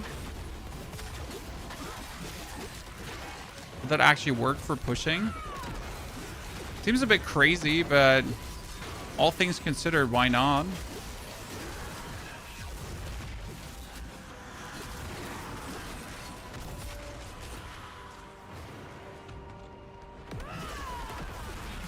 You're at 120 pit. Yeah, but 120 is kind of like what I was expecting for this, for Paladin this season.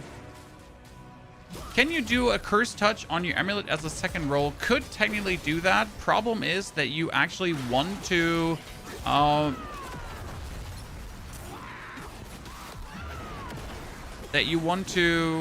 like, I played Undying Aspect last time, but I seem to be getting away without the Undying Aspect. Thing is, if I'm not playing the Undying Aspect, I need to play the Embattled Aspect. What does the Embattled Aspect do? It increases my Fortified Drain rate. And with the more Fortified Drain rate, I just heal. Because you have to understand that I fortify quite significant, and now my heal would be twice as efficient. Right? And that would go a long way. That wouldn't go like a little way. That would go a long way. So now we have 2 war plans. Okay, chat? Let's see how much XP they give us, because we did them in Torment 8.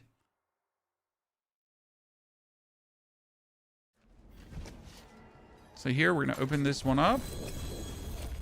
Get a lot of aspects. See, and now my war plans is instantly 1 level. Cool. We like that. And my Nightmare Dungeon is also, like, right away my Hell Tides, right? So that was good. But now if I do an escalation, that's 340 points, which is not just a little bit, right? We need the Undercity here, though.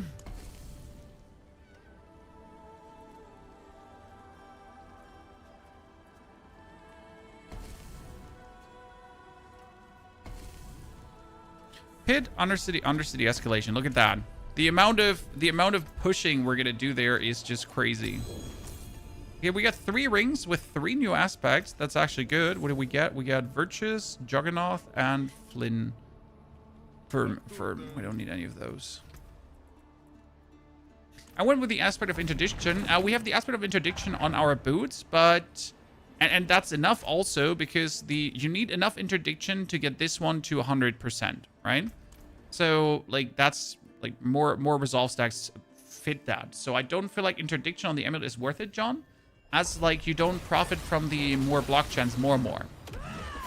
Which is not completely true, because technically here get increased of your block chance, but I think there is a limit, right? I think when you reach 100%, there's 100%, and that's it.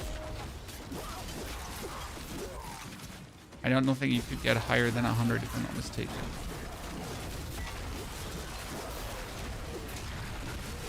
Curse this place. I'm being followed.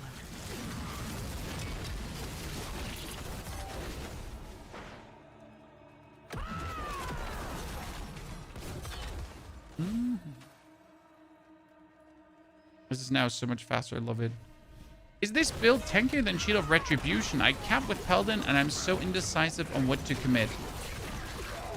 I mean, so this is a build that heals itself while damaging itself. And due to healing yourself and damaging yourself, you're still creating a loop of actual nice tankiness. I can't really tell you how tanky this will be now in the end. In Season 13, it was plenty tanky due to Glint's Anvil. So we're using Glint's Anvil to pretty much cheese our defense. We'll have to see how tanky it will feel now, right?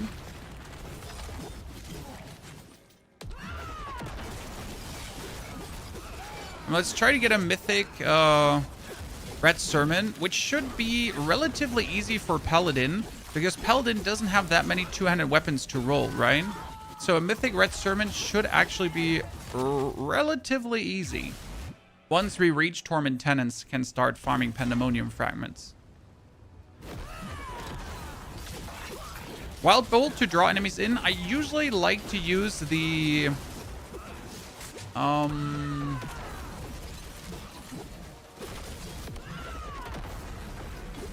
Oh, 400 million already. Nice. I usually like to use the Cry Rune to pull enemies in.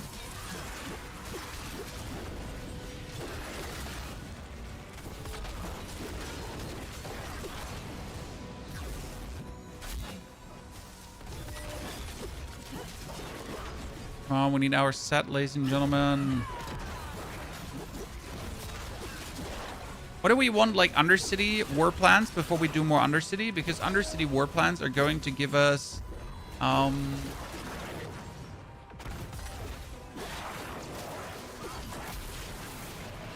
more chests. Dude, he just died. He just combusted. Poor guy. That one's up to 25. These are all activated.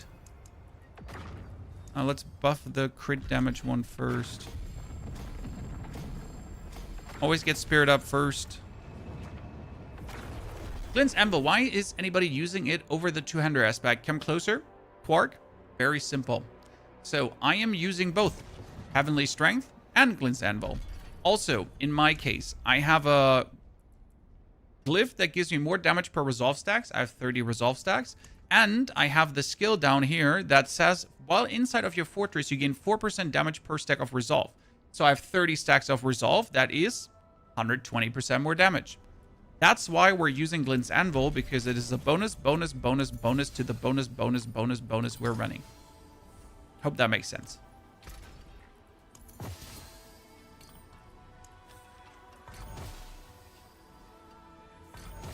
Okay, come on. Give me Zealot skills. 2 ranks. It's only 2 ranks, but I'm going to take it, chat. So first set bonus active. Casting Zealot gives us bonus damage. So that's going to make us zoomier now. Do I have one more Diamond Mine flying around? I probably have to like just take a +1 seal. So max life seal. Resistance seal.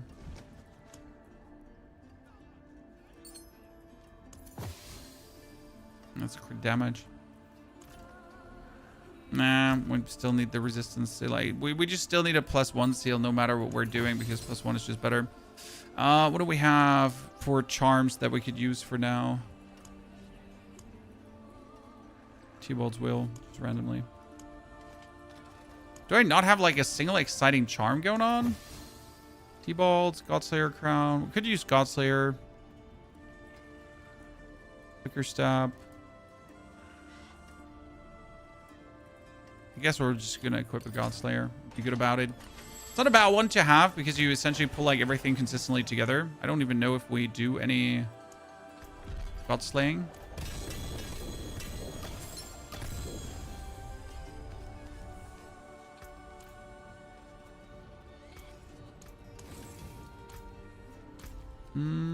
Now we need to do Undercity. Oops.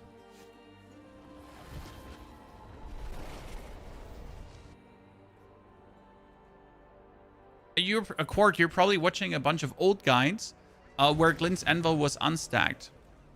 Because okay, Diablo, you're good. Glint's Anvil used to be unstacked, and that's why everyone was using it. Because if it like uncapped, no, sorry, not unstacked, uncapped. So you could use as many Glint's Anvils as you wanted, and that was insane.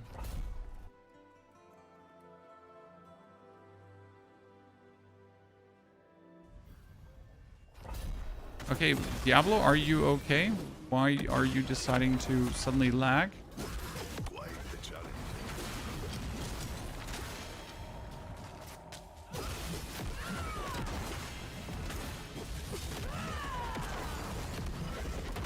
Diablo just behaving weird.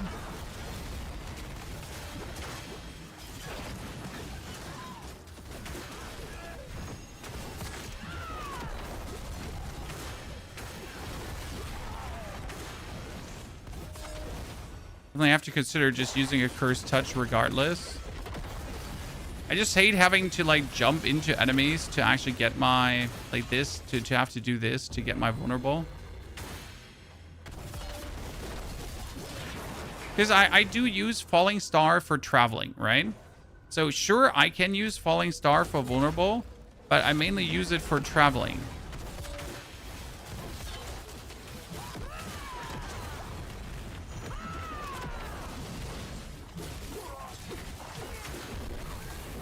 Okay, now that we got the first set bonus, our damage has been rising. So with the first set bonus, we should be getting close to the billions. And with the second set bonus, we should obviously be instantly in the billions. And we can jump into Torment 10. And in Torment 10, we can farm everything even faster.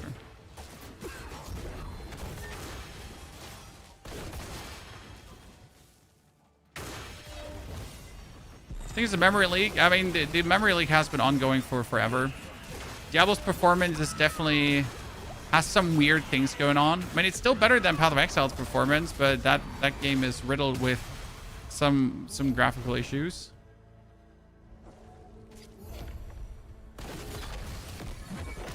All other classes eager to have easier ways to deal damage. And then, I mean, I really don't understand how, like, you know, Blizzard can't get each class to do equivalent okay damage. I mean, right now you just clearly see that Paladin, like, you could just blank give every single skill a 0.5 damage increase. Not more, just that, right? And Paladin would just be okay still. But better than before. Just a blank 0.5 damage increase, right? Put 50% on everything. Not times 5, right? Just like 50% up. Done.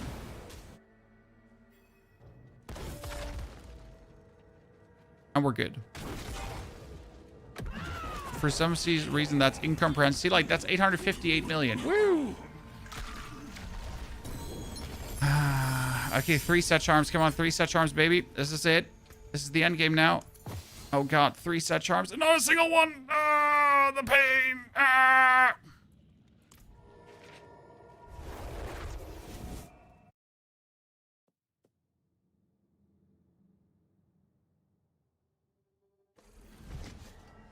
Okay, we need more Horadric tributes because I am out of the tributes of the Horadrim. Horadrim, sorry. Okay, Hellfire, Bearstorm could have more.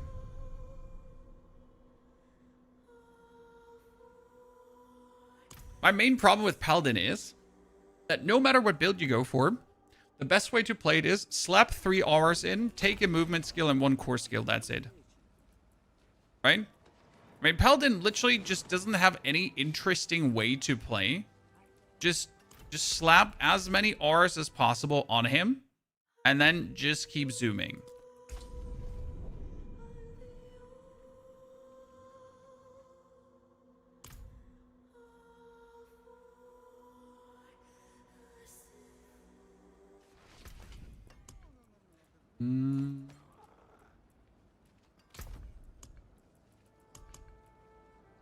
Harmony, Horadrim. Oh.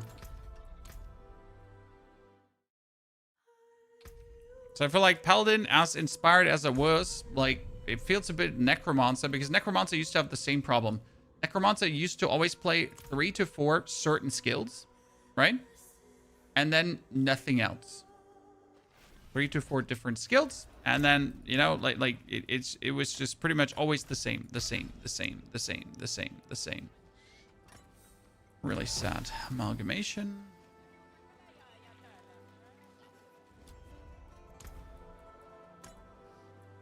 So even after all these years, yes, chat, there's still many things that Diablo still has to fix.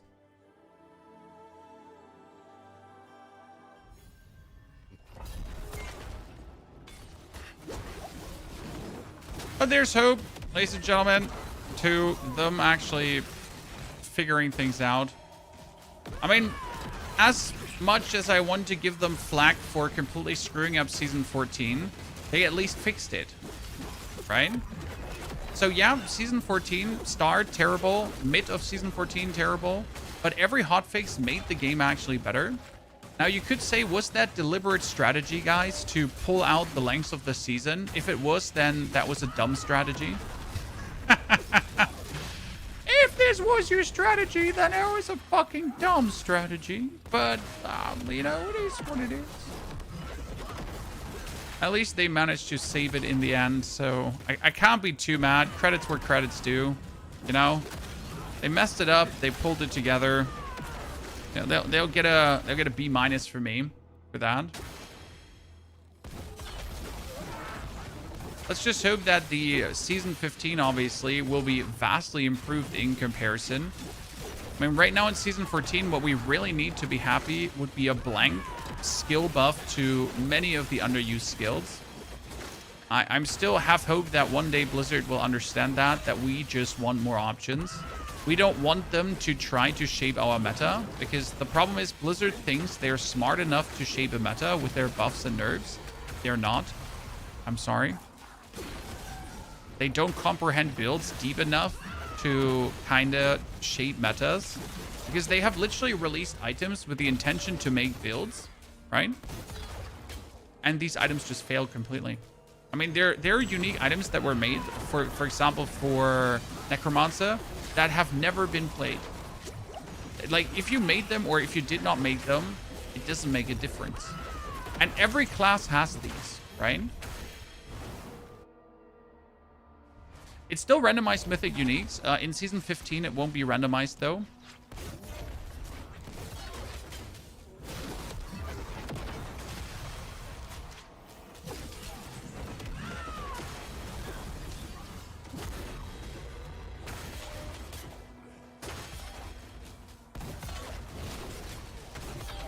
Poison Winter build, for example.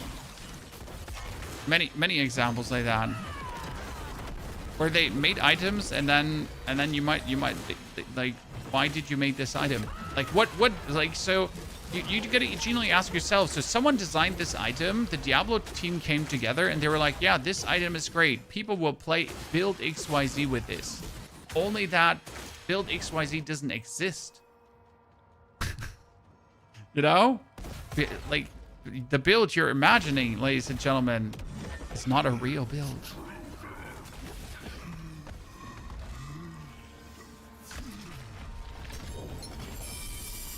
Ooh, 4. Damn. 4's good. Nice. 2 more, ladies and gentlemen. So we're missing only 1. Not a single one with Zealot skills, though. Let's go on the re-rolling. I'm going to waste all my dust today. Are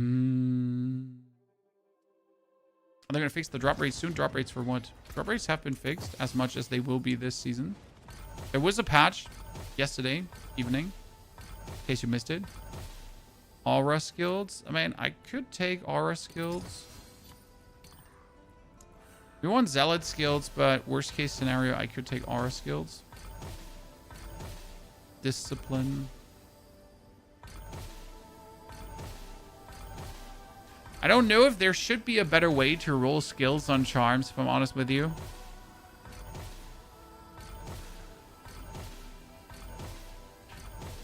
Maybe if you could bring a charm to the jeweler as well. So, like, for example, as soon as I hit skill ranks, I just bring this to the jeweler and then just roll there. Not sure if that would have any...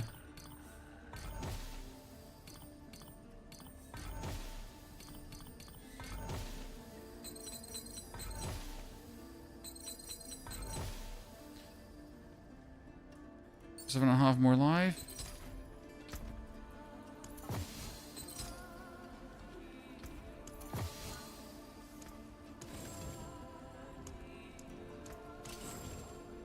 Okay, now we need to do a Nightmare Dungeon escalation, ladies and gentlemen.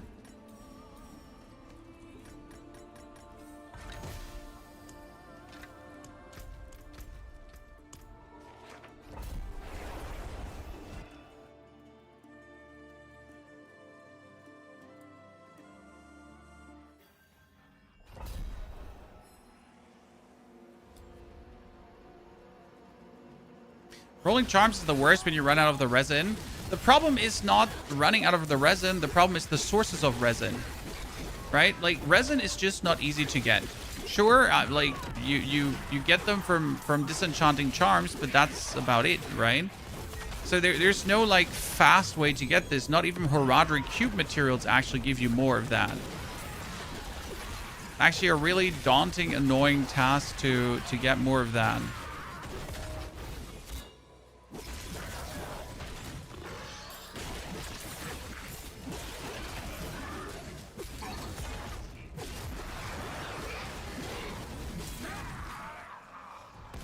I'm not running around. So if I, for example, now re-roll my charms and then I hit skill ranks, it would be nice if I, as soon as I hit skill ranks, could go to the jeweler and then say, hey, now at the jeweler, I'm only gonna roll inter skill rank until I hit what I'm looking for. Maybe that would be a nice way to get the basic skill ranks and then still keep the Horadric cube re-rolling for greater affix. Because obviously for the tryharders, they want to reroll until they hit greater FX, and that's completely fine. But for me, who just wants to get his shit together, right? I wouldn't want to reroll for greater FX, so I would be happy as soon as I at least get the basic.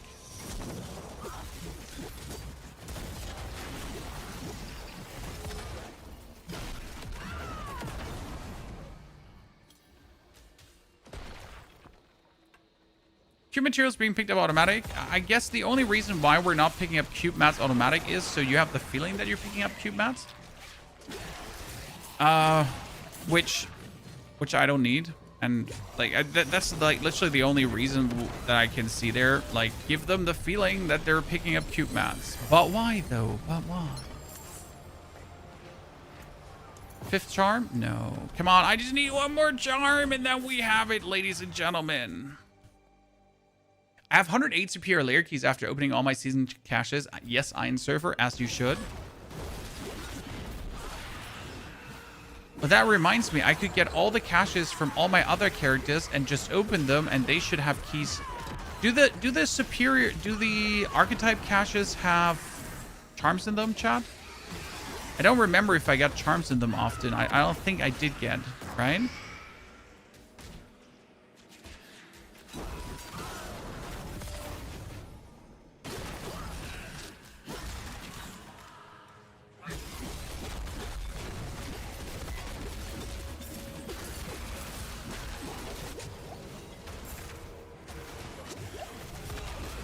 I know they have often items in them, but I'm not sure there were charms in there a lot. A lot of charms too. Well, I guess then we'll just grab them for my other characters. It's probably the easiest solution right now.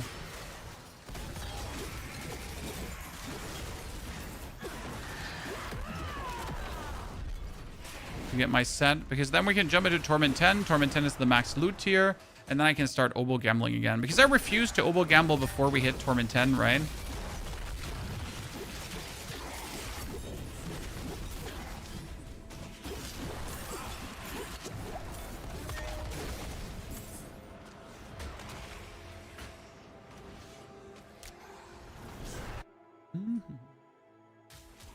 Any reason to farm tier 11 or 12? Gold and XP are the only two reasons why you would farm tier 11 and 12.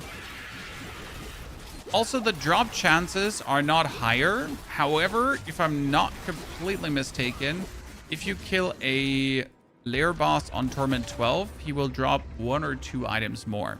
Which means that the drop chances are not higher for things, but there are just more opportunities for drops.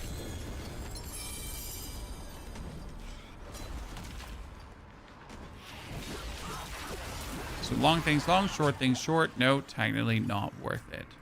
However, how does it feel to not just play at the max difficulty, right?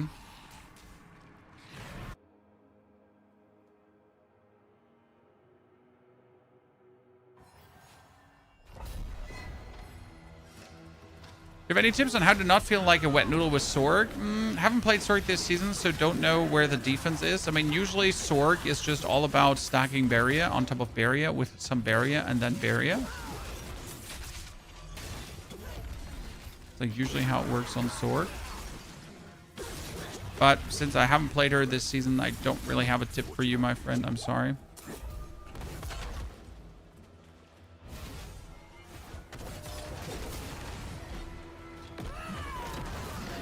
Free the prisoners.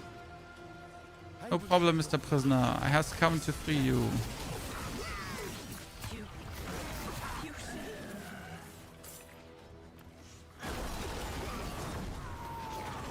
We'll never forget your kindness.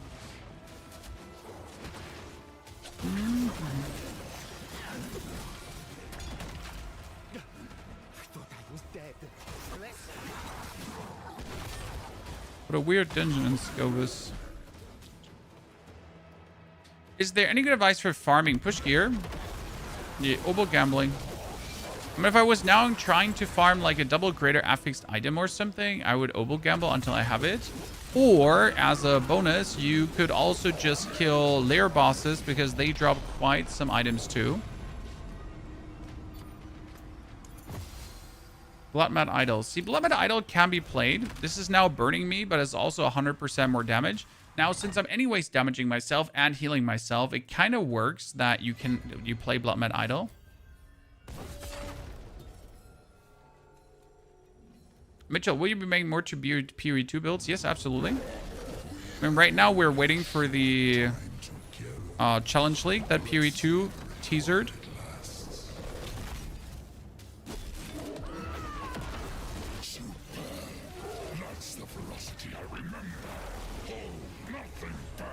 And there was our first billion hit chat. So I need to be careful right now because I am literally like burning myself. And then I'm burning myself again. Okay, ladies and gentlemen, we made it to the billions of damage. Woo! Easy peasy. Whee!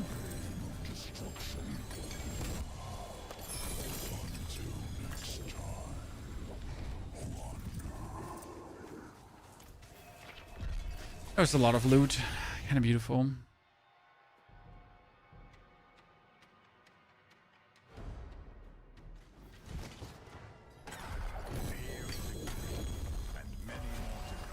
So now I did one of this, so we're instantly Nightmare Dungeon, almost like 2 to 3 stars.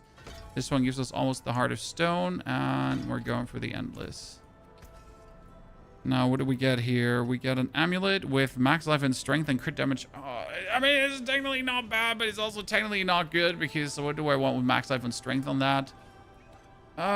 We get weapon damage. Yeah,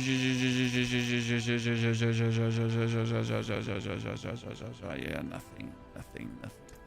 Just sadness. Bunch of sadness.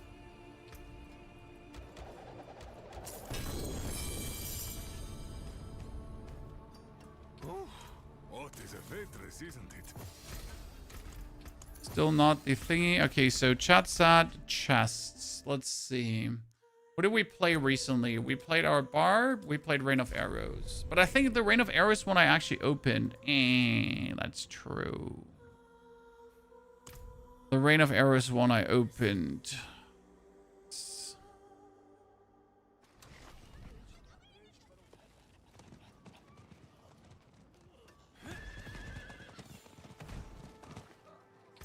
That's 2. I'll take it.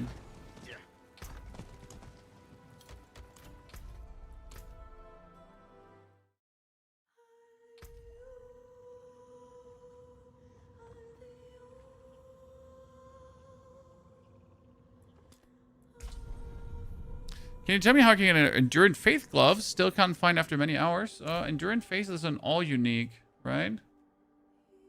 Yeah. So you just have to play and hope they drop. You could also just take gloves and upgrade them to unique until you get Enduring Faith. Which is obviously a shitty way to do it, but it is the way to do it, essentially.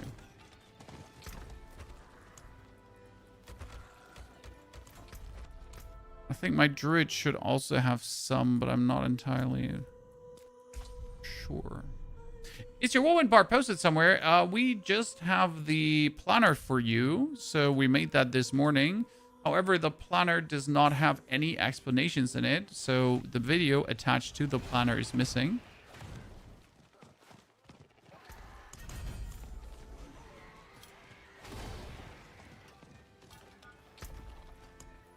Plummet is a 2.5 multiplier. Yes, you get 100% more damage, and then you also do Berserking.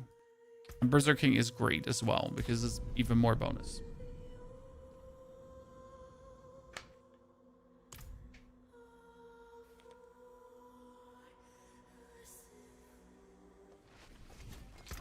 Okay. Let's see what we got.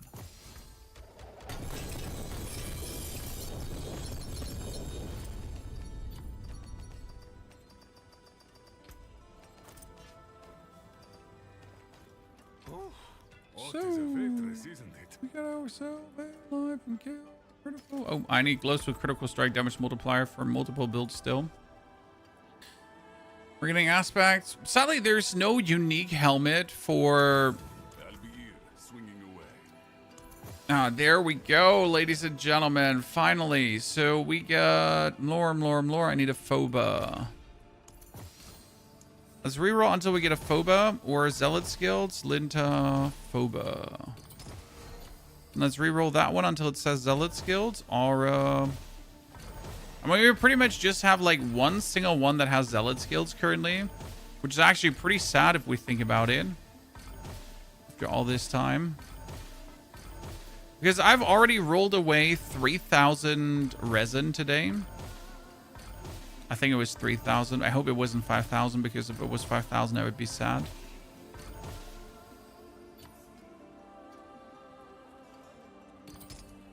And that's +3 to aura skills. I mean, worst case scenario, you just get plus ranks to aura skills, which is also... That's Beru. We already had a Beru, so that was like pretty much just 1 to Zealot skills now. It's actually pretty sad. Core skills, finally. I knew we could roll core as well. That's +6. Come on, one more. One more with Zealot. Yes, Linda, let's go. Has movement speed down, but it's at least something. Okay, so this is looking better, ladies and gentlemen. We're slowly getting there. We need Pit. Now we need Pit mostly. Pit. Nightmare, Health Died, Pit. Yeah. Okay, now the fun begins, because we're finally, like, I should be able to go Torment 10 right away now.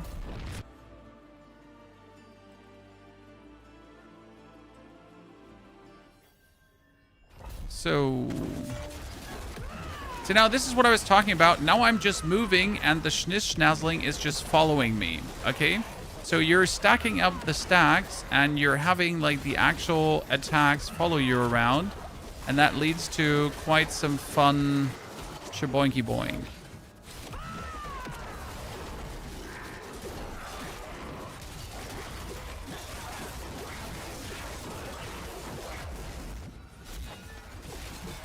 But we need to increase our fortified drain rate, because right now we are just killing ourselves.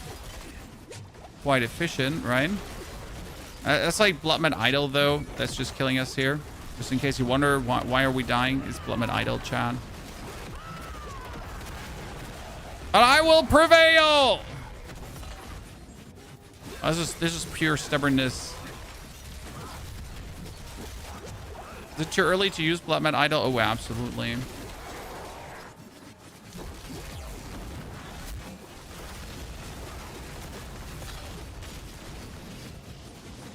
You know, stubbornness. Are you not dying? I'm better. So we're actually also healing with hits. Okay, we're burning ourselves with hits, and we're healing with hits, and I'm drinking potions in between. Also, we do have quite some damage reduction, and we have block chance.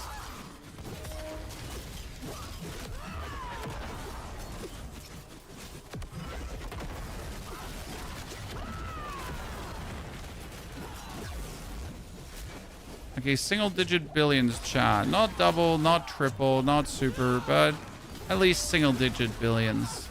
I'll take it for now.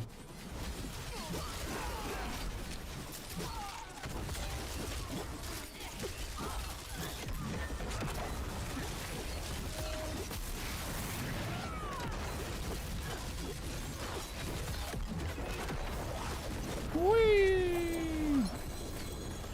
We don't have a single glyph legendary, so I guess that's fine.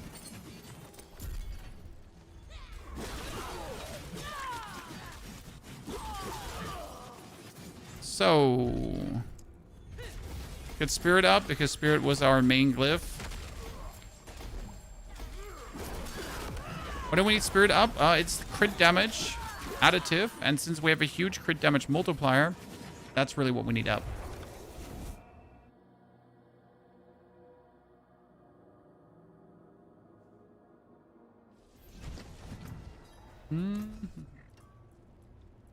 That's it for that piece. Got a question for you. Have I done something wrong since I can't access my chest through they were account bound? So your chest is account bound solo self found, hardcore, and normal, and seasonal. And then there's your normal chest as well. So every solo self found character has access to your solo self found chest. Every eternal character has access to your eternal chest. Every hardcore character has access to the hardcore character's chest. So I'm not sure if that is maybe the problem you're running into. Correct me if I'm wrong.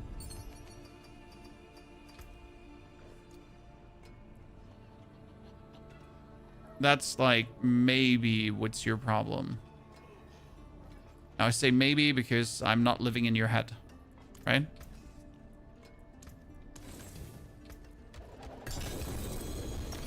Good build for Rogue, Rain of Arrows. We get a very in-depth guide for that, plus an actual full crafting guide for Rain of Arrows as well. Hello, shots. How many Pandemonium fragments do I have? 16.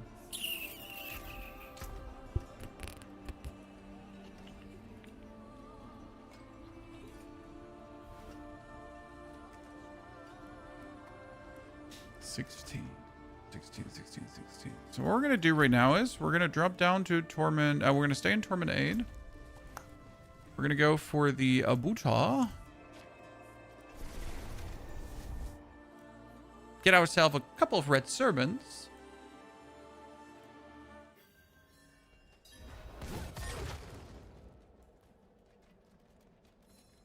And then see how hard is it to get a mythic. I mean, how many two-handed swords, how many two-handed weapons do you have as a paladin? 2, right?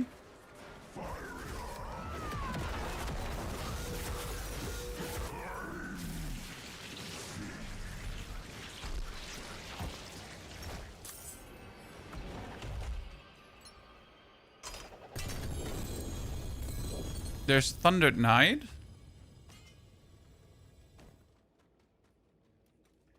There are 2 mythics on Crypto Root Remedy. You can sometimes get 2 mythics out of the box, yes. That's quite, I say, common, quotation mark, quotation mark. My damage is looking so much nicer with this set. I still wonder if double set bonus could be a thing. But I feel like all the other set bonuses are shit, right? You get enemies cowering for fear, right? This one is judgment bonus damage. So you don't actually get like a single good damaging something. So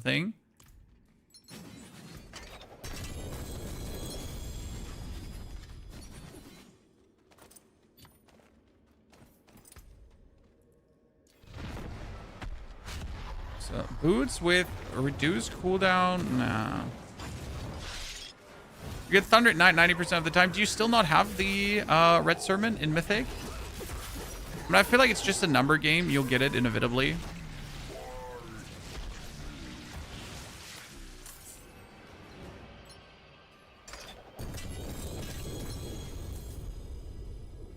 Guess it might take a few rolls, but there's like no way you won't get it at some point. What do you think about Reign of Eris with Mythic Seal with Nara and Sightless? What does combo need 3? What does combo need 300 resource? I mean, you still need 300 resource to get like the full cooldown reduction, because even if you use the other cooldown reduction set, you would have to spam concealment in between, Mr. Wayne. So you would make it more complicated because you can't just automatize spam. Okay, ladies and gentlemen, upgrade to Mythic. We have 4 chances. Chance number 1, Thunder Knight. Chance number 2, Red Sermon. Done. The only problem is that Red Sermon doesn't have max life, so I'm not entirely sure if I can use it, right? Upgrade number 2. Greater affix thingy. Upgrade number 3. A red sermon with a greater affix for life on hit. Now, life on hit is not terrible considering what we're playing. I might actually keep the life on hit here. Oh, it is a waitress, isn't it?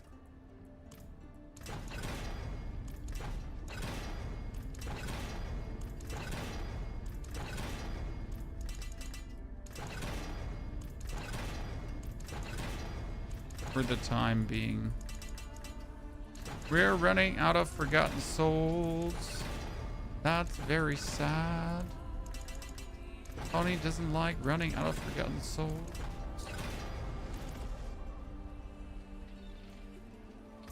Hmm.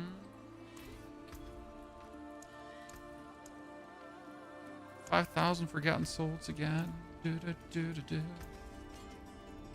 I'm slowly running out of materials, though, in general. Like, of all the materials, right? We've been making so many builds the past couple of days. Like, slowly, I'm just running out of everything. But one shall not relent.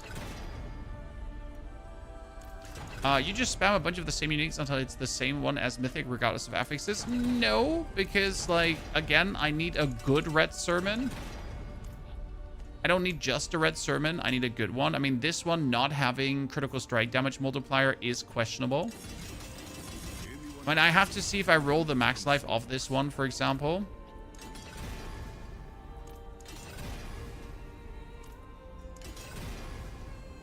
The life on hit, though, is really interesting. I'm trying to hit the Zeal ranks right now. Do you need the Thundered Knight ever? I mean, I guess I'm going to keep it because I know Aura Din is also a thing. So we might just keep it in case we're going to make an Aura Din, right? So we're now in Torment 10, especially with that weapon here. Oh, by the way, why did we not put sockets into this one, huh?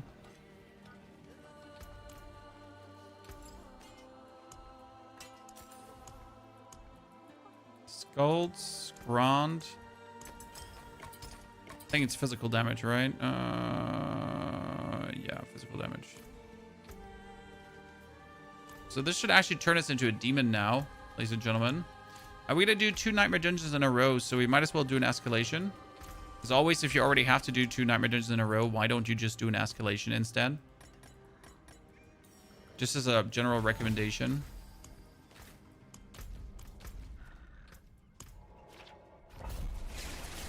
Still in the millions of damage. The crafting is so confusing to me. We have so many videos for you on crafting. I mean, literally, we just recorded one, but we started with items that have nothing on, so complete normal items, and we crafted them all the way to like double greater affix items, pretty much.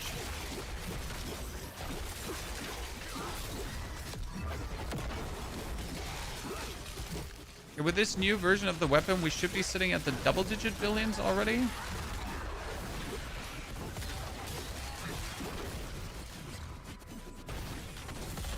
I wonder, can I use the Crown of Lucian for this?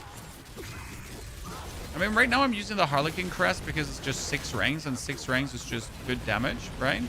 The Crown of Lucian is... Oh, keep it down.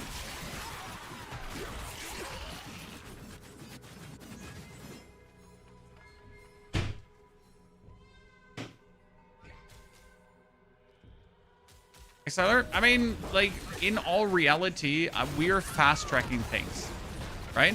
I mean, because, like, the current resource consumption is laid out for you progressing through the seasonal rank and for you to then craft on your one build. And then you have enough resources to make a second build and maybe a third build. But we're this season on our 8th or 10th build already, right? Plus minus the things that we have done for YouTube videos. So yeah, there is an obvious big drain on my resources. If I was casual playing, I don't think I'd ever, like, if I just wanted to beat the current season, for example, I don't think I ever would run out of resources.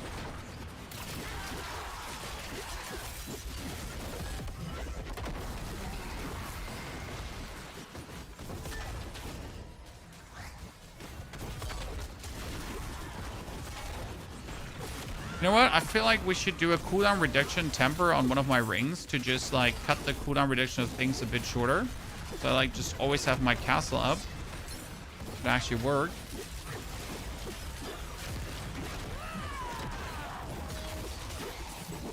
I'm also not sure if I want to kick my Fists of Fate out and just craft good gloves right now. Because like if I craft good gloves, we would instantly see such a huge damage increase, right?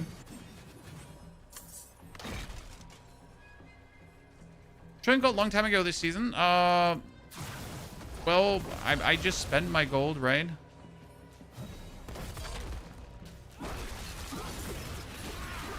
Crown of Lucian is perfect. Yeah, but Crown of Lucian, as good as it is, does it even stack if you're not spending resource?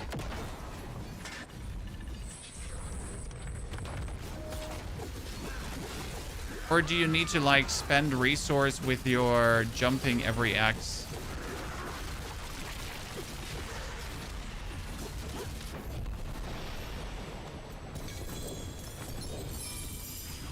Well, the main question is just not Crown of Lucian. So right now my Zeal is at 432% bonus damage. If I take away my Harlequin Crest, it drops to 380% bonus damage. So the Harlequin Crest with 6 ranks is 50% bonus damage, right? Yeah, 50. It was 50, right? I'm not crazy. So that's 52% bonus damage. And the Crown of Lucian would be 45% bonus damage. So technically the Crown of Lucian is better. Right? If you have it in Mythic. So I would say if you have it in Mythic.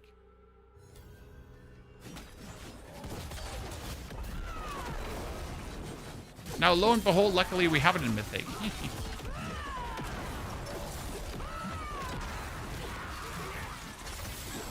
I kept a mythical Crown of Lucian just for this moment. Just in case I would need it. Good.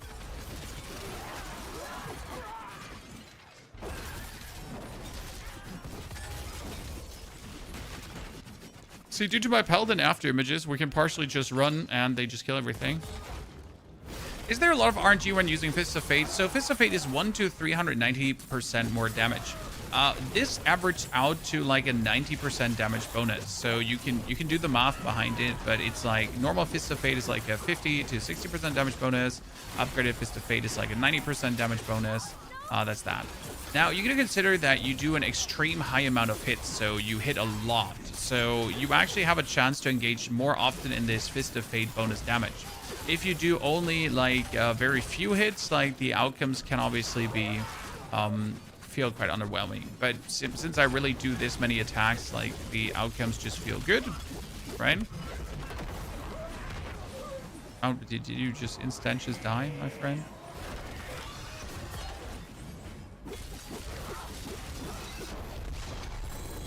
Okay, like my question is, how much attack speed am I sitting at? I'm sitting at 93% attack speed because of my Zeal stacks. Okay, so that means I don't actually need any attack speed from a ring, I think. Well, I actually have attack speed here. I need to figure out how much attack speed we're getting currently. Because that's like going to determine what other things I have to go for.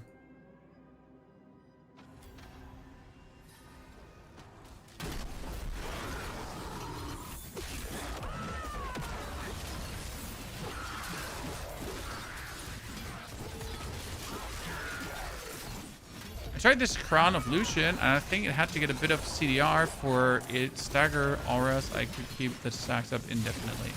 Okay.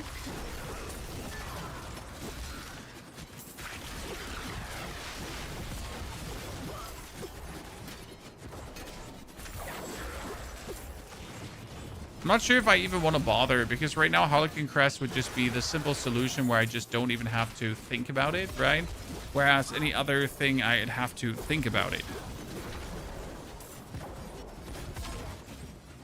Did they add new classes since? Yep, you get the Paladin and you get the Necromancer. Necromancer Warlock.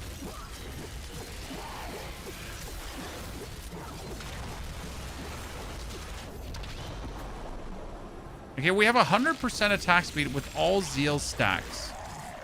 Because, what was it? Like, we have 3 fervor.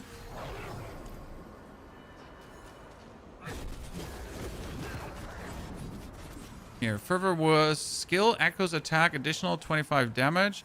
Maximum fervor, additional fortify. But where are we getting our... this, does the attack speed of this count? Like, cast speed by 0.4 for 2 seconds, but I don't think that counts, right? Where am I getting the attack speed from?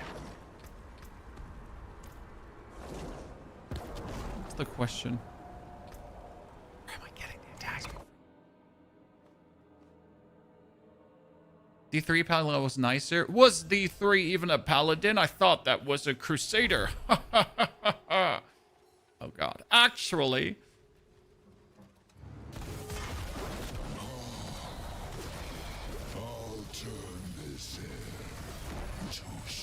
You make me do that. Oh god, that Torment 10 Astaroth is tanking, ladies and gentlemen.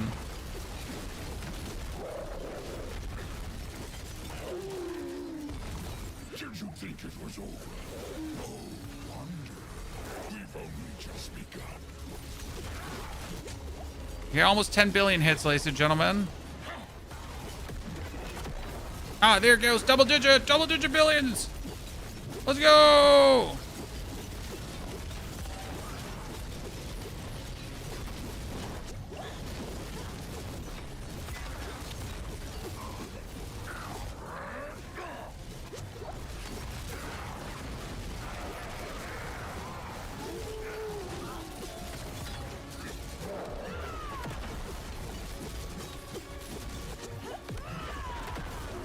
Look at that doggy, just doesn't shoot at me.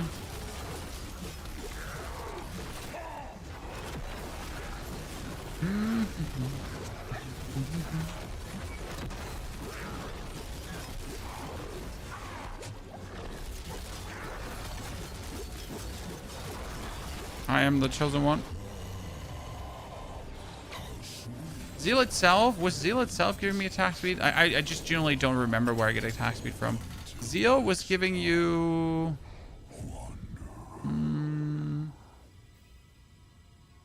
No, Zeal was giving you additional strikes, weakening the enemy, and giving you more damage. Plus, it was giving you... it's costing my maximum life. Fanatism Aura was... Fanatism Aura was giving me attack speed.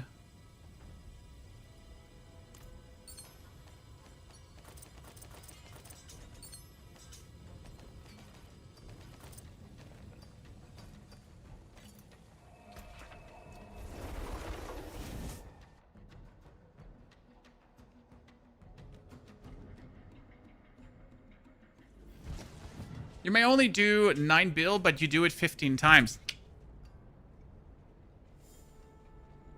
That's the thing.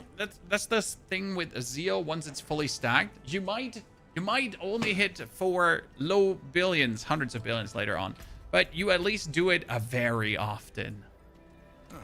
Mainlander, what Very often.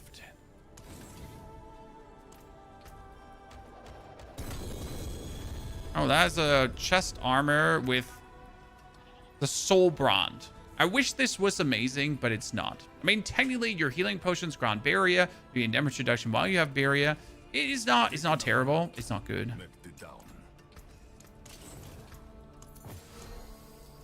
Okay, we got Nagu, Neo, Nock, Hawk, Dan.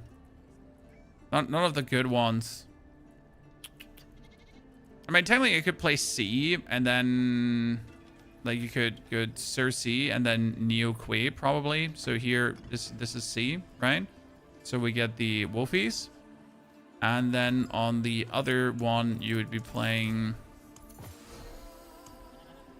Nagu and Quay for Barium.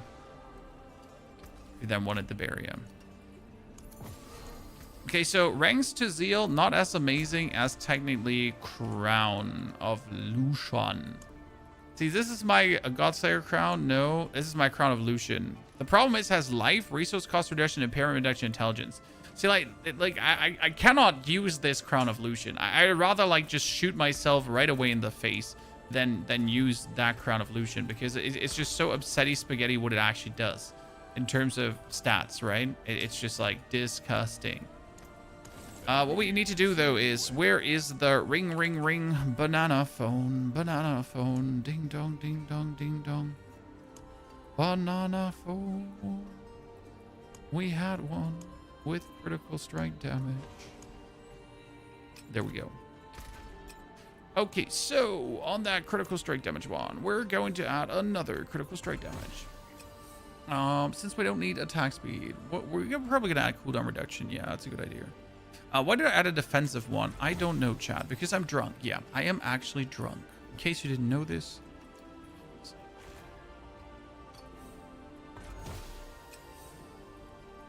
What else would it... Cooldown reduction, 8%. Pretty good. Then we're going to add an aggressive one. And that one is going to be... critical strike chance. I mean, like... What did I... Yeah, sure. And then we're going to add physical damage, but that physical damage we're going to reroll into Vuln.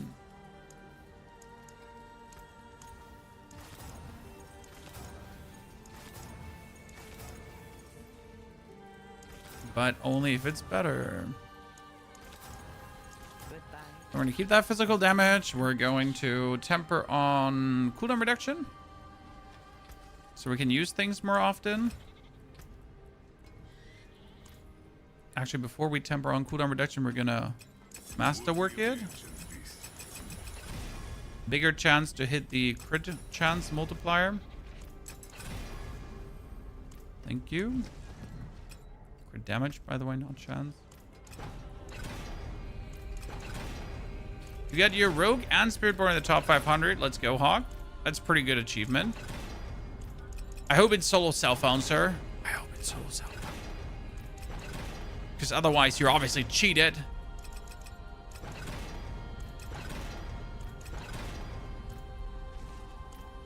Right?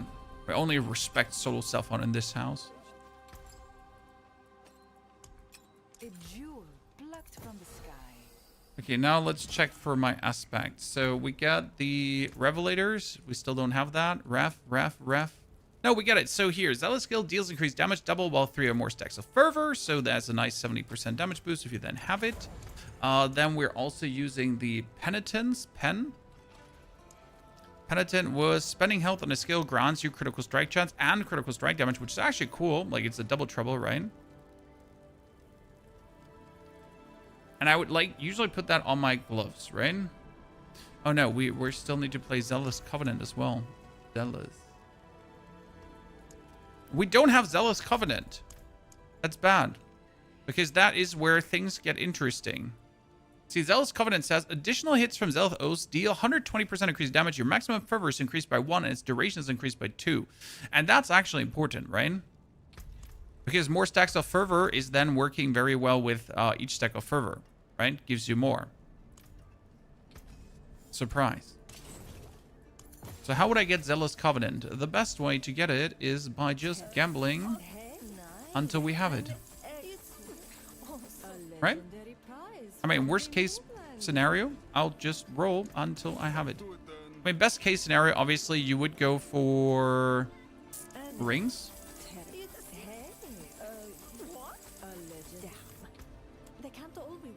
Because rings are more aspects, generally speaking.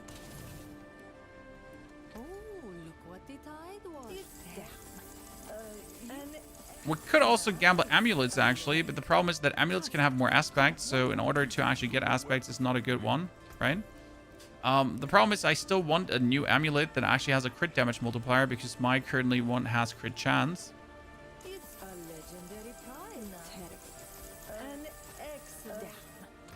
can't all be winners, can they? Care for a game of chance? Hey, nice. Hey, a legendary prize for the mainlander. That's it for that piece. And it's Flails. it's worth some. Hey, well done you. When you get so many obolts, like, what is it? Like, it doesn't even matter, right? I'll get it sooner or later. Step up to my anvil.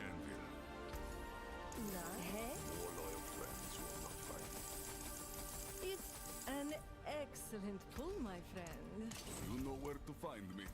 Look here if we can find it here. Let that carry the one.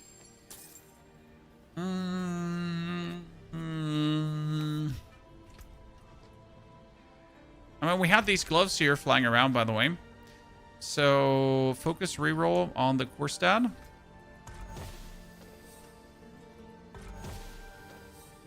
Actually, remove that for now. Add affix. Making gloves can be tricky because you need, like, triple damage gloves, preferable. Go for holy damage.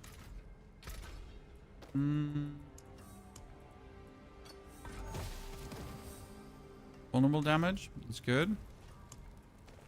But let's lock the crit damage multiplier. Yep. Envy, thank you for the 25 gifted subscriptions. Envy, I haven't seen you in a while. I hope you did not get lost. Life's good. And everything is fine for you. 25 gifted subs is a lot of money. Ladies and gentlemen. Mr. Envy, going above and beyond. Support the channel. Just some love, brother. That's more than just some love. We appreciate it greatly, Envy. Okay, now we're gonna have to roll until 3 days henceforth, ladies and gentlemen. I mean, there's a physical damage multiplier that kind of works. Then we're getting a strength, right? And preferable a attack speed. Now, the problem is that that attack speed is useless, so I got to try removing that, and I actually hit the attack speed. That's good. Let's see. We get the crit chance. Now, I really don't want the crit chance. However, like more is more. We're currently sitting at 26.5 crit chance. With these gloves, it would be 33 crit chance. And then we're actually getting crit chance from the one aspect that I wanted to play, if I then want to play that aspect, right? And we would get the crit chance here. So if we clear this and go for critical strike chance, we actually get the bonus damage against weakened enemies, and we would get another 10%, 20% crit chance here, right?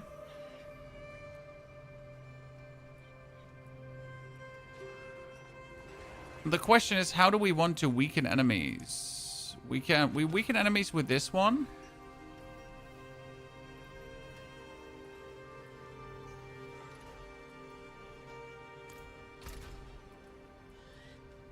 Now, technically, these gloves are demonic. What is a fortress isn't anyone asking. Tell them it's from Scopes. Critical strike damage multiplier, and then finally also critical strike damage temper.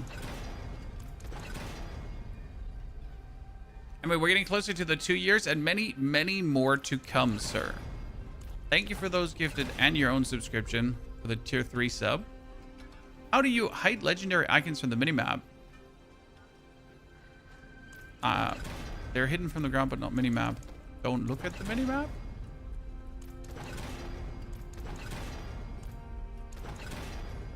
I don't think you can hide anything from the minimap. You can only hide it from like where it drops.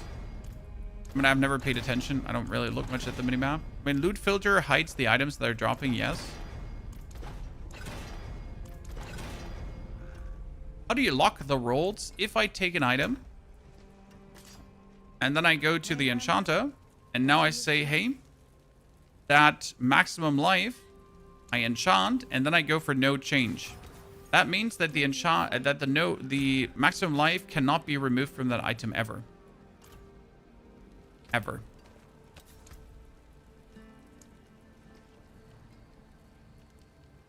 Oh, we get Zealous Covenant. Finally, chat. Damn, that's nice. Okay, now we're cooking, ladies and gentlemen. Now we're cooking.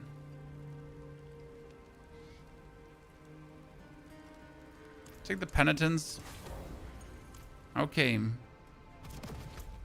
I'm expecting greatness now. Where were we stuck? We need to Infernal Hordes. Okay, let's see how the Infernal Hordes are gonna go. Ah.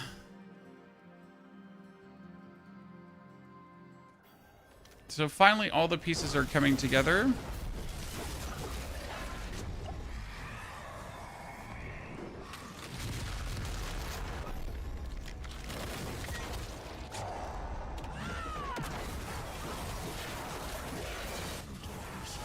We had 4 stacks of Resolve, right?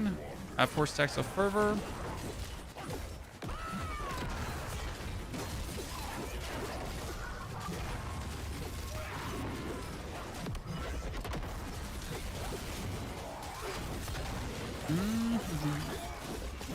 So this is pretty much what you want to achieve with this build, right? That you can just go and schnish schnazzle everything.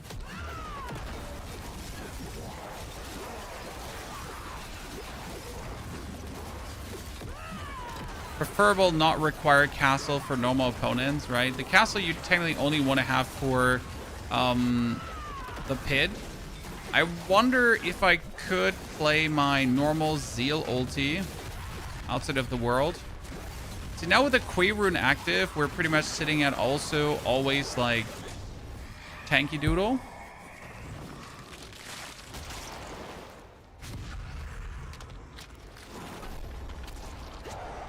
Your Harlequin is definitely less damage than Lucian. Assuming you have 30 ranks in your Zeal, you should only gain damage of 17. Lucian multiplies and gives 45. Wheezy, you're not wrong. The problem being that I would only play Lucian if it's Mythic. So if we could today get a Mythic Crown of Lucian, then we might actually consider playing it. But otherwise, I really don't see me playing it.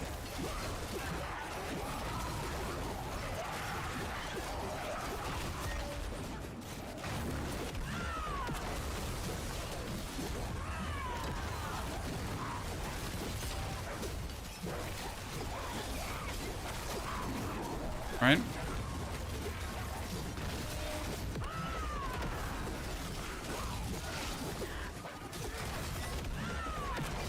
I wonder if we could take the trick from Clash to use Condemn to hit more enemies at the same time.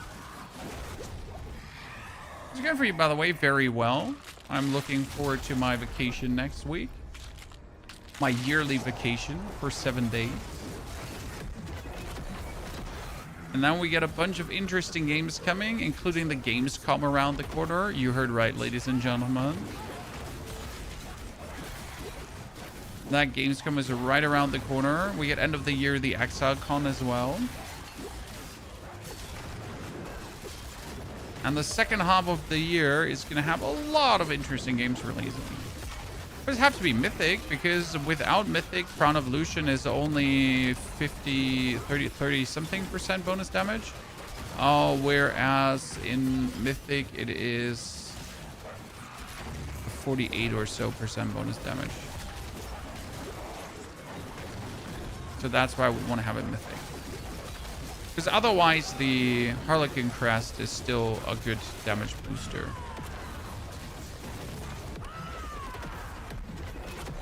Not going to Gamescom. I'm planning to go one day, and maybe I have some work there this year. Work at Gamescom is always great because work at Gamescom pays well.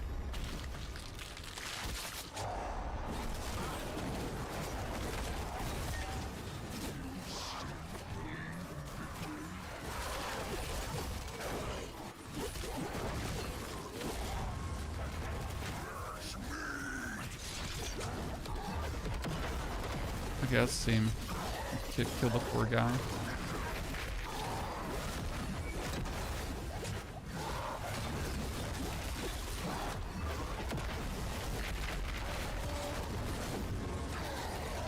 Yeah, our defense is getting like kind of good, right? We're not dying. Nice to see.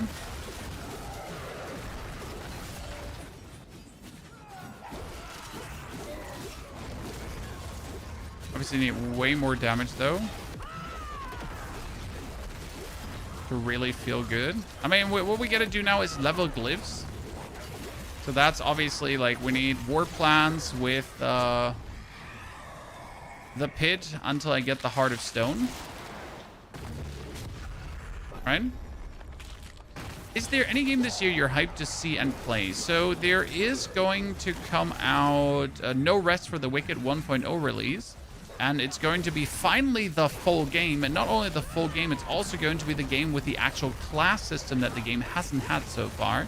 So that is an absolute promising release. We got Path of Exile 1.0 coming out. Finally, I can play the whole story. Finally, we can see more classes. Finally, it's just like, yay. So super hyped for that one as well. There is some Souls games releasing too. What was it? Onimusha or Phantom Blade Zero? Phantom Blade Zero, I think it was, right? So that one does look pretty cool too. Like kind of sick, good gameplay. Definitely skill required, different builds. So is Path of Exile free to play in 1.0? Yes, but you're still gonna have to pay $30 for stash tabs. So call it free to play if you must, but don't pretend it's actually free to play, because it's not. Like, you're gonna start free to play, and then as soon after you've played a week, you're gonna pay $30 to $50 for stash tabs. And that's just the reality of it.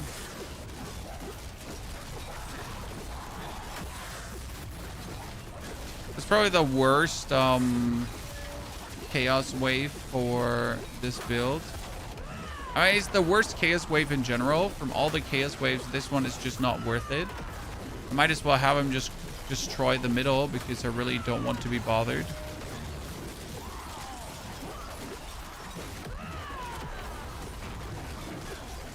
Free by the supporter packs, it doesn't change the fact that you will pay money.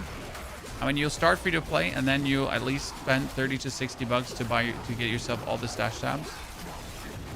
So might as well just make the game cost like $30 to $60, and then have people give people currency, right?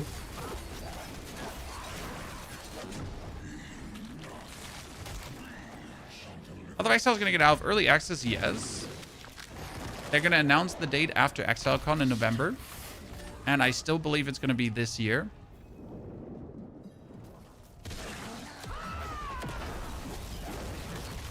So pretty positively pumped for that.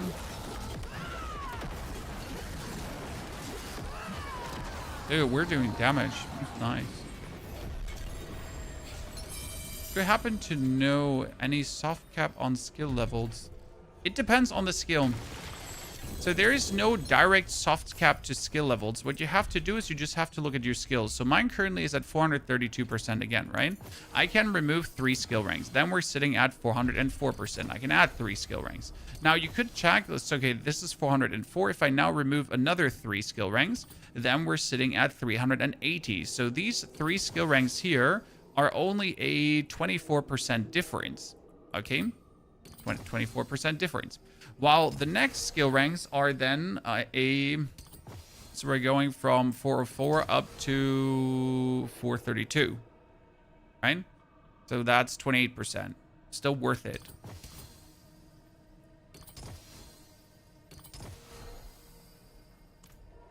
But at some point, there's like diminishing returns, and you're not going to get that much anymore.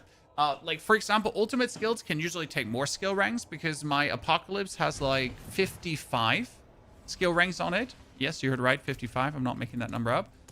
And that's kind of cool, right? Because who doesn't want to have 55 skill ranks?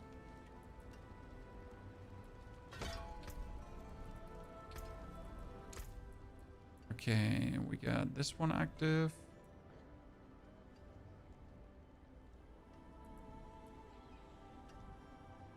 Yeah, we need to. Talisman. We need to finish the pit, and we need to get our glyphs leveled up. So none of our glyphs are legendary yet, Chad. That is a big damage booster.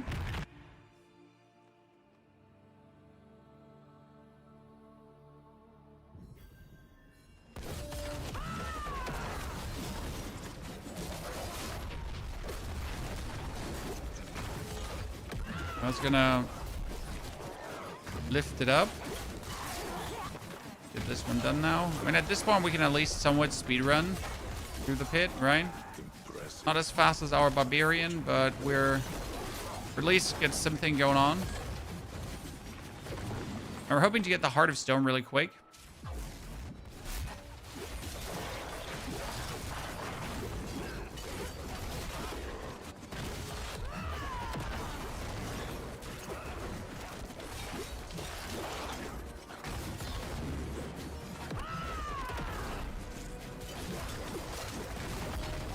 view on the tower rewards, it shows I have like 28 there, but I can't click them. Am I missing something about the caches for the tower?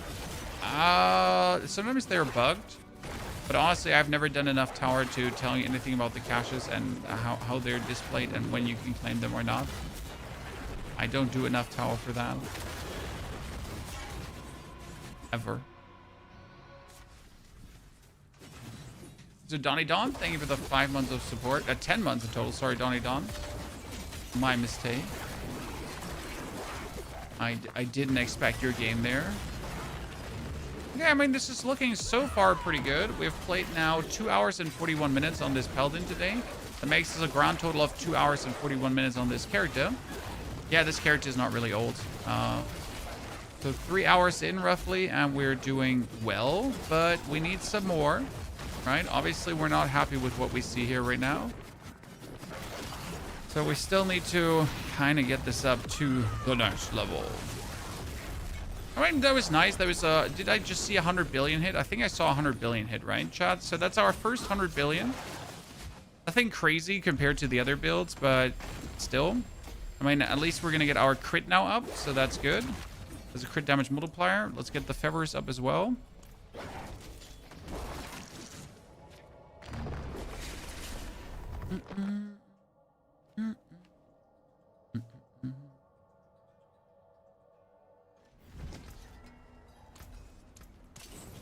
Okay, hand that in. Have our pit level up, right? So we get the Heart of Stone. That was always what you want. Now let's try to get 2 more pits. Perhaps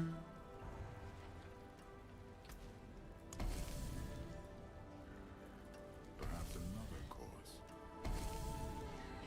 Yeah, I was greedy. I get punished for it. I can run through that Undercity. Run through that Undercity. And then we're just not going to care right now and just do pits. Whatever, I could probably do pit 100 right now already, but I kind of don't want to. I feel like I want to juice my build further with the power of pit 80s, 90s currently. Because pit 80s, 90s are just going to be more convenient, right? Now, what I'm a bit worried about is my max life, because my max life is relatively low. I'm sitting at 25,000. I do have some block chance. I have some other stuff, but I'm not too happy with that.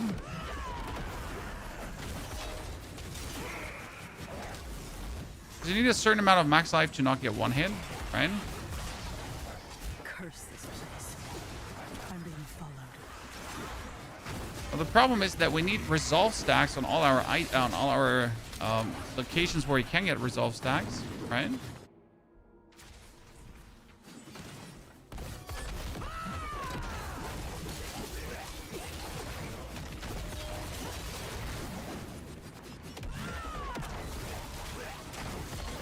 Like, this is what I wanted to see, like this, like pushing through the pit without caring about your castle, more or less. It's just more fun to do it this way.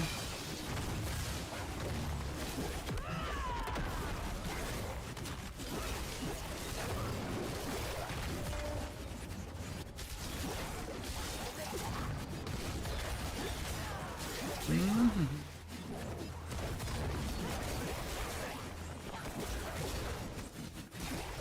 125 is pretty respectable. Like, people are still getting used to like the new normal.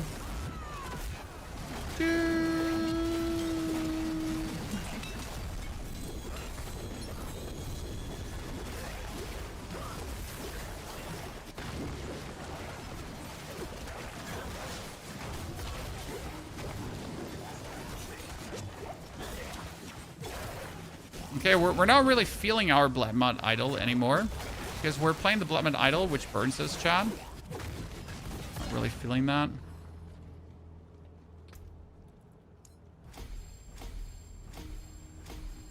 Okay, almost leveled up again. Let's go.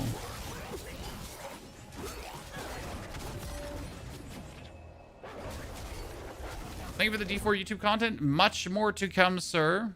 I thought we're super done for this season, but seems like we're not, ladies and gentlemen. But, you know, you don't have to say thank you. I have to say thank you for you all actually watching that YouTube content. Because I'm here anyways, right? For that piece. I ain't going nowhere. What do you seek? So shout out to you for watching the shit that we put down. Appreciate it. We get a lucky hit chance to make resource, which is obviously useless. So that one needs to be cooldown reduction as well.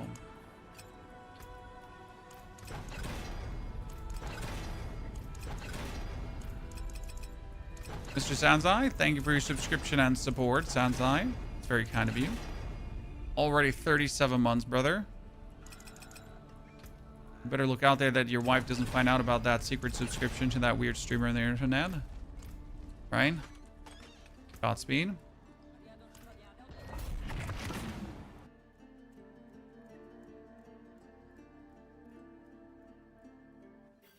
Oh, Wheezy, don't you worry, child. We will be using the Lucian down the line. But for that, we'll have to now go to the Reaper, kick the Reaper's butt a little bit. I mean, I think kicking the Reaper's butt in Torment should be fine.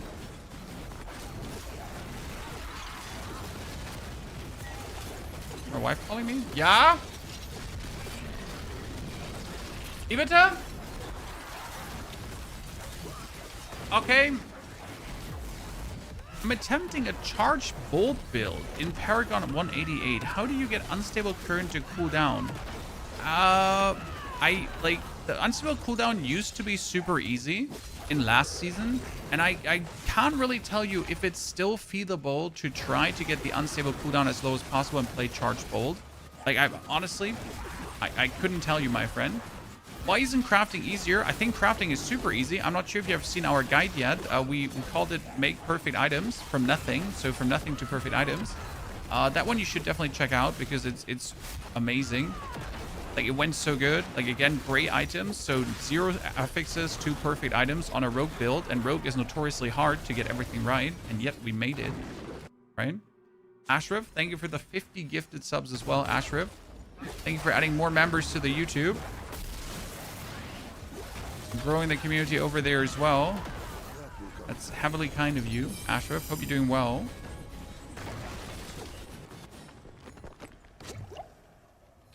So yeah, I couldn't tell you about Charge Bolt right now how to reduce the cooldown more. Okay. I'm new to Diablo. Is it normal to hit for trillions? Yes. Yes. But you have to get there. So yes, it is normal to hit for trillions, but no, it is not. Like, you're not just going by default hit for trillions, right? So you first have to get to that point. You have to upgrade your character to that point. Now, if you check back yesterday, our live stream from Barb went from millions to trillions in no time because Barb is overtuned. For example, for our dude here, I will not hit for trillions, but I will hit for 500s of billions, right?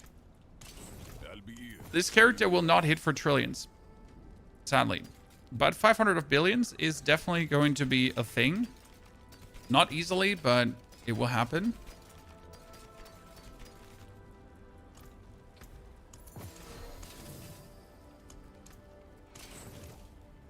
What we desperately need is, we need a +1 that is actually for our set. Because the damage difference of these is actually tremendous. When should I bother with adapting my build? Currently still doing the main quest and I'm one-shotting everything. Just do... Okay, Blacks, if you're in the main quest, just keep doing that. Don't you bother about anything. Just keep having fun in the main quest and don't ever try to adapt a build. You have to beat main quest 1, main quest 2. Like, you have to beat the DLCs, right? You have to do that kind of stuff. And then, like, when you're level 70, you might bother about a build. If you actually play normal difficulty, like, you're just never going to really have any kind of feasible issues with anything, as you also should. So that is completely fine and you shouldn't worry too much. Okay, 23 billion, chat. That's good.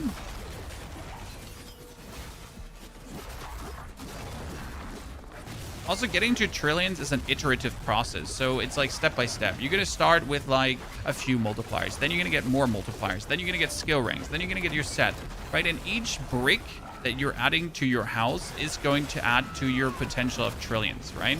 And then it's more and more and more and more. And you're just adding to it and adding to it and adding to it until you have a very stable brick wall build of awesomeness.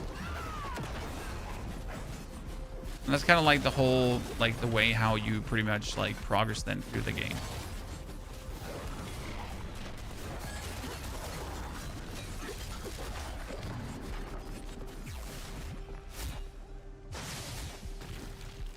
Okay, we're still going really quick. So this is Torment 11, right? Now, I was never worried about reaching Torment 12. I know this build can reach Torment 12 because it's one of the few builds that wasn't actually hit by any kind of nerfs big time. I mean, obviously, losing the Air of Perdition has nerfed everything to a degree, but not as hard as it could. But the biggest problem the build has is that I don't have many uniques to use, right? Paladin in general, right now we have the Sermon. That's the only unique I'm using. I guess I could technically get Tybalt's Will, but that seems useless. There's like no gloves I could use. There's no rings I could use, right?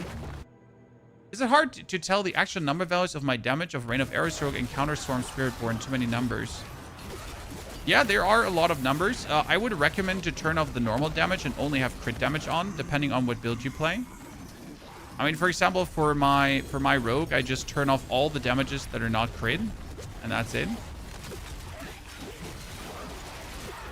I mean, generally speaking, I would turn off every single damage number if I was you, because realistically, what do you need damage numbers for? I mean, if you just want to play. Now, obviously, I keep damage numbers on for benchmarking purpose to see, like, if the changes that I do to the build are actually doing something qualitative, right? So that's why I personally keep damage numbers on. Because I need to check back, and I need to check back, and I need to check back, right? Okay, we're soon going to have every single glyph to at least level 50, and then we should be doing regular hundreds of billions.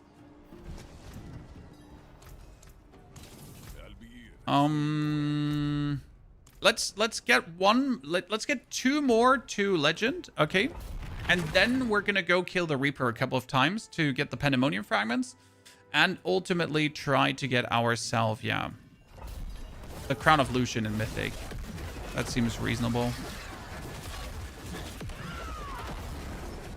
And then we get to see how much, what are we actually gonna do about our defense, chat? Because I'm still not sure what I want to do about our defense.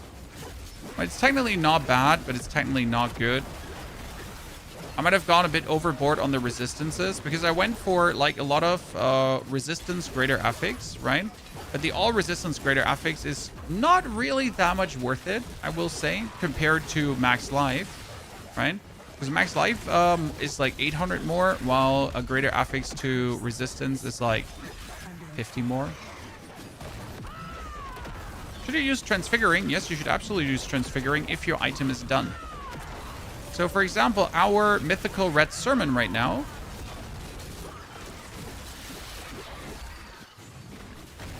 is kind of done. I got pit 110 with a zeal. I mean, like 100 would be like absolutely easy right now. I'm not sure how 110 is going to be, so I'll tell you once I get there, my friend. And then we can compare notes and discuss. So what did you struggle the most with? Did you feel like survival was lacking? Did you feel like damage was lacking? Where did the shoe hurt? That's by the way. I don't know if there's a non-German saying like this, but in Germany we say if you have a problem, where does the shoe hurt? You know, to identify where your problem is. Because if your shoes are too small, they're gonna press against your foot and it's gonna be painful. But I'm not sure if your country has an equivalent of that. Or even exactly that one.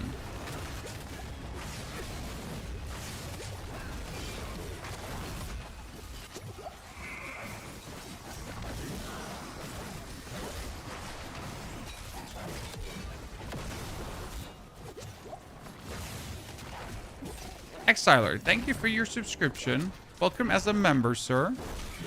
Happy to have you with us. 115 on Xenon felt like damage is issue for me, okay? I don't think the damage is an issue because you just got as far as you can, right? Like, so it's not a you problem. It's not your fault, essentially. It's not your fault, brother. It's the build.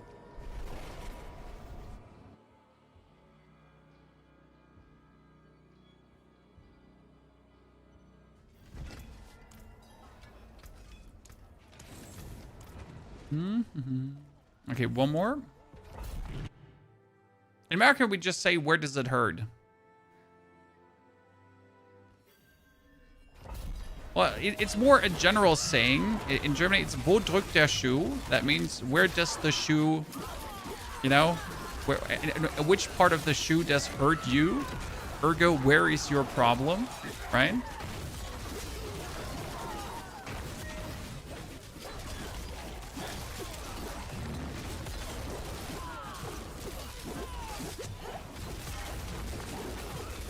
And you can pretty much ask that a person to tell you any kind of problem he's currently facing.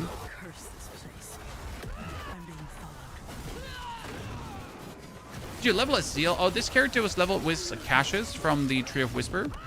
But we have a Zeal leveling guide as well, yes. Shout out Exiler.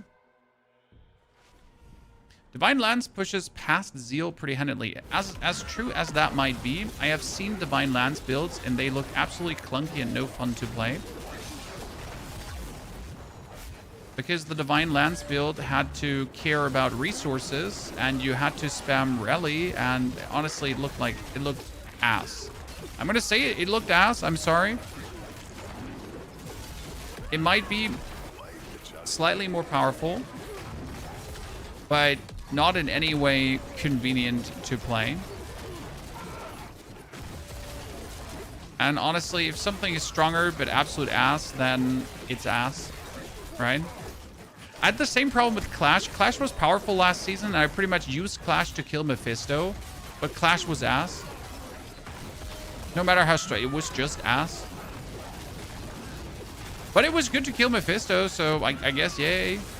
Take it or leave it, right? Easy Torment 12 Mephisto kill, no problems.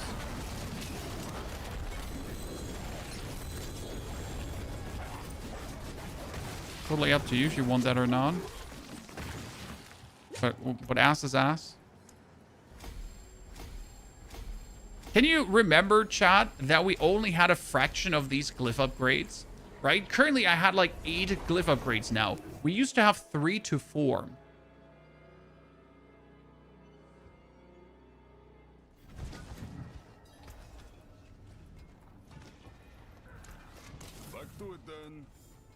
And now we get like 8 to 9.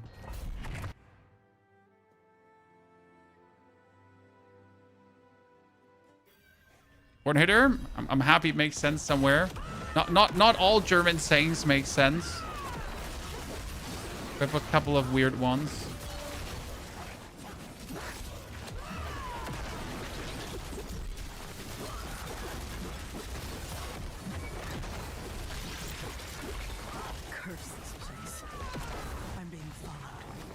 We even have beer-related ones. Just as Bacon said, like, so if you don't like something, then you can say it's not my beer. You know? Almost like, did you watch the football games? No, I don't like football. It's not my beer. And it makes total sense in German to say it's not my beer.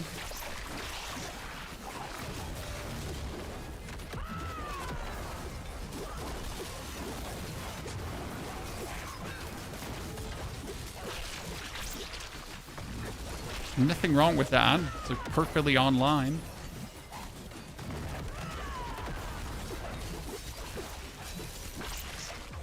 Remember when he cleared pit 100 in 2 minutes without glyphs on the barb? Hey, barb OP. That's why you don't hear Rob saying like nerf any other classes right now, because barb is completely OP right now.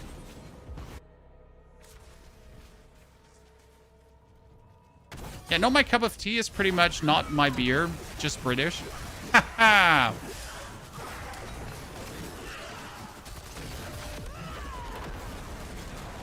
Also, not my cup of tea sounds way more sophisticated than not my beer. I mean, the advantage of Whirlwind is, as you say, that you have the opportunity to put on that many mythics. I mean, like, as the Paladin right now, I can pretty much put on 1 mythic that is good for me. And then I can get a mythic Crown of Lucian, and that's it. No matter if I wanted to now get more mythics or not, there are none. There is nothing I can forcefully slam into this build to maybe get a bit more out of it. It just doesn't exist.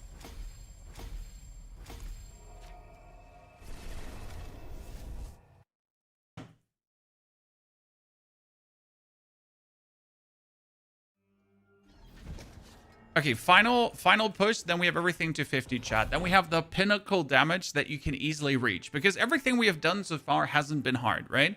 We get a bunch of items with like greater affixes and a bunch of max rolls. But all of this is like with a bit of ovals and gambling in the Horadric cube. All of this is like simple to achieve. Now, getting that mythical red sermon is definitely nice. But honestly, I had to just roll 3 times and I already had a mythical red sermon. So that one was easy as well. What we could start is, we could obviously start transfiguring items, but I'm not there yet. I'm not sure about transfiguring shit yet, so we'll have to look into that first.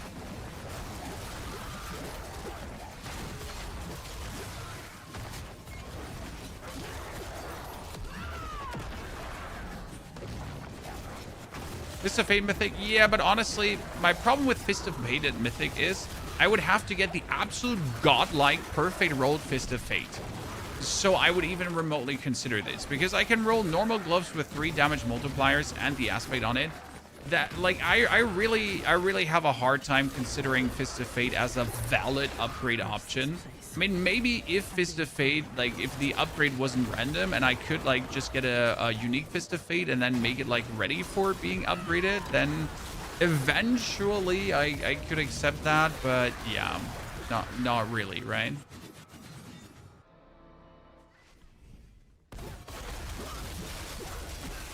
They have to fix all the glitches. I mean, I'll be honest with you, as much as I want them to fix all the glitches and bugs, obviously the great game-breaking, super exploity ones by just being able to do pit 150 without a single glyph equipped, yes, these are stupid. But a lot of the bugs have been leading to more fun in certain builds. I mean, let's be real, the Spiritborn without the bugs, the Poison Spiritborn wouldn't feel great. With the bugs, it's great, and it's actually a fun build. Now, if you remove the bugs from the Spiritborn, then the Spiritborn just falls completely apart and there's nothing left. There's no fun with that class left. So, as much as I think that bug is stupid, like, I mean, without it, it's even more stupid.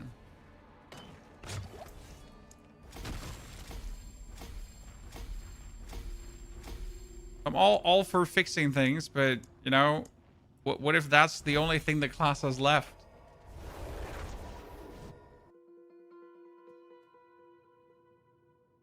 I mean, obviously, Milo bugs where something just doesn't work as it should work. These need to get fixed, right? That you can basically not play something because it's not functioning, like the Druid set bonus, for example.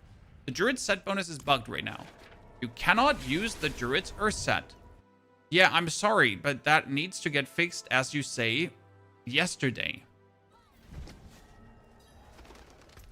There's not in 2 days, not in 3 days, like right the fuck now. Spiritborn would become Paladin. I mean, Spiritborn would lose 7 damage multiplier times 7 damage. Not 7%, not 70%, 700% or 600%. So like a 7 times multiplier would be lost. So yeah, they wouldn't become Paladin, they would become nothing. They're Gonzo, Dunzo Garbanzo. J over.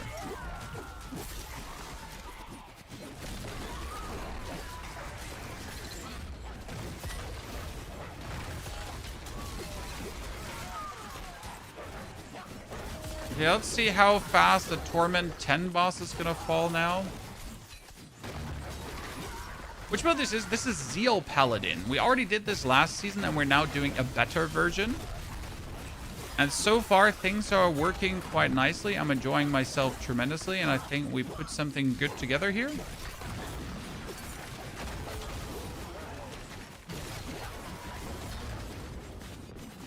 I'll have to see how it goes.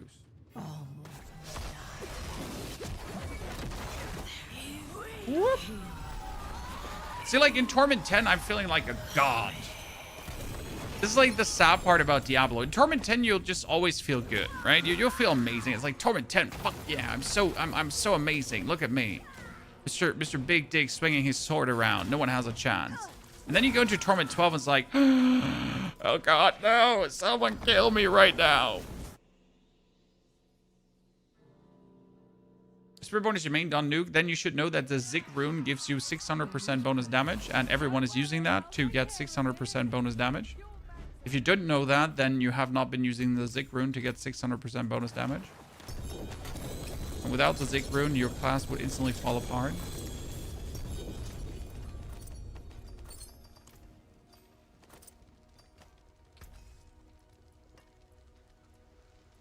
Instantaneously.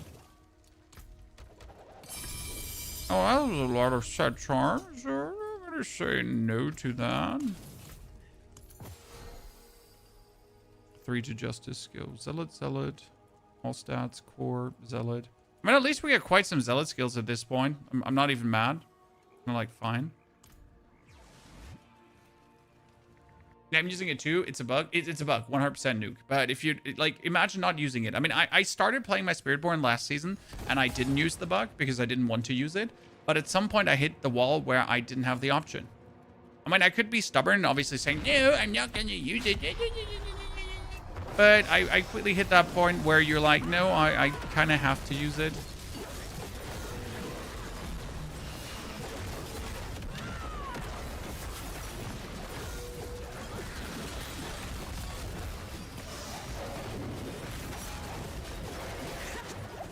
Oh, almost took some damage there. Whee!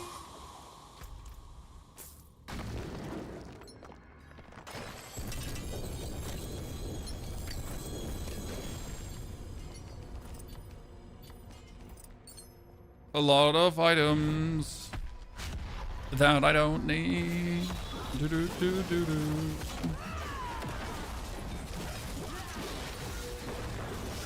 The biggest problem with the Paladin right now is, due to my Paragon board, I need to pretty much stutter stab to get like the maximum damage. It's probably the one thing I don't like about this build. Because the stutter stepping gives me cooldown reduction and an 80% damage bonus.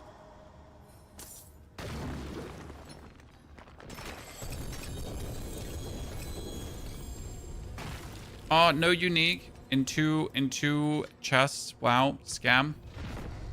Scam is so big, chat.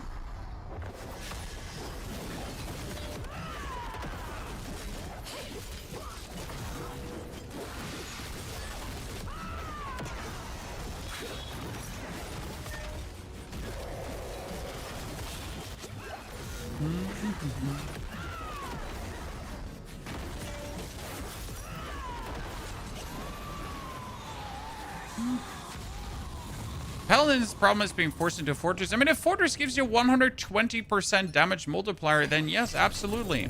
Oh, another two-handed sword, ladies and gentlemen. Damn, that red Zerman has a critical... Ooh. Okay, so which one are we going to use, chat? I like the one with life on hit, don't get me wrong, but we could now remove the strength, or replace the strength through maximum life, and then just be good about it. We could also replace the strength through life on hit, which would also be good. The problem is that the life on hit is just so good. Now, that being said, we don't technically need the life on hit on that one, right? We could put the life on hit on our gloves as well. So we could reroll that crit chance until we get life on hit, or we could reroll the attack speed until we get life on hit.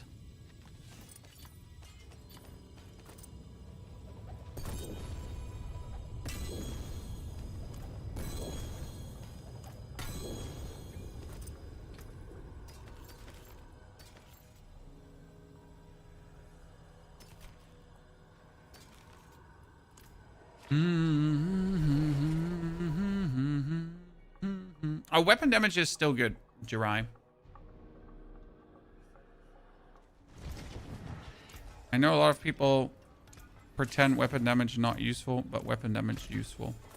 Okay, let's try to get a Crown of Lucian.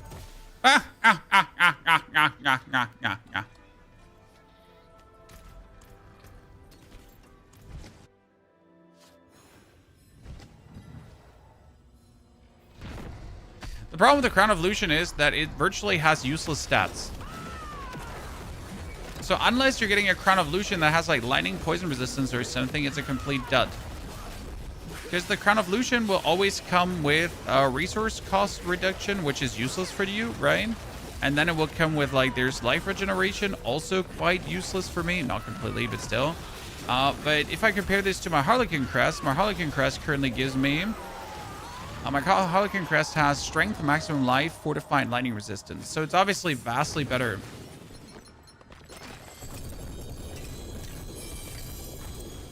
And it's not even a competition, right?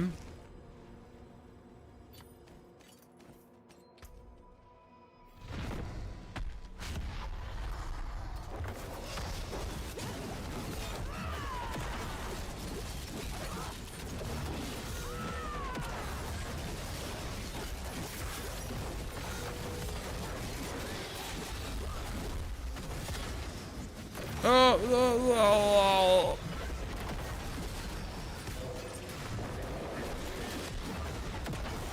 No one likes you, Madame Reaper.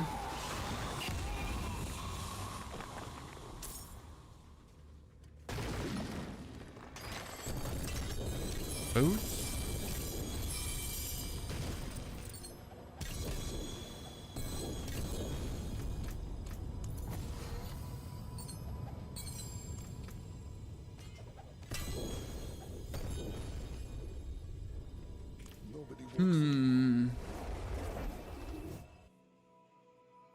The boss doesn't do any damage at all. I mean, I'm just quite tanky. F-word, thing with the 95 centuries of support. F-word, welcome back. The 95th. Advance. Okay, we don't need advance, but we're going to keep it. Back to it then. So, we get the Crown of Lucian. Which one was my other Crown of Lucian? Crown... So this one has life, resource, in. I mean, at least this one got the strength. So what stat should we reroll on the crown? I mean, I would right now reroll the resource cost reduction, obviously, into max life, right? May you find your way back. And have to temper it over to resolve.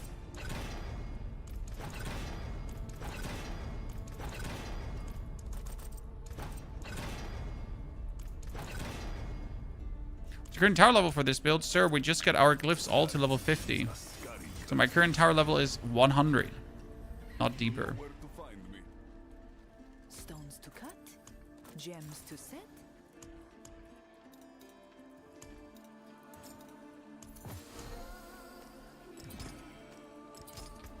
See how crown feels. Our resties are good. Surprisingly, our armor's also good. We actually have like really good values and everything. It's kind of fucking crazy. And I should like get rid here of the resistance to all elements greater affixes because I feel like I don't need them. I'm actually sitting like a good value. See, if I remove this one, I'm still sitting at 70% plus. So if I now hit this as a max life greater affix, it would make me tankier.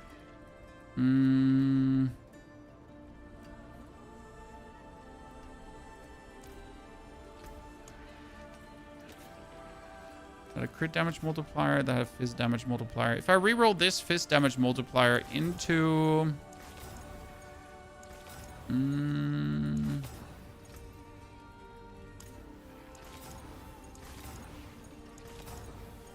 I want life on head. Give me life on head. It can't be that hard to get life on head. Life on kill? It can be life on hit, right? One hit, yeah. If I have to burn through all my money, I will do it, okay? Don't challenge me. Because the idea is you could take this one.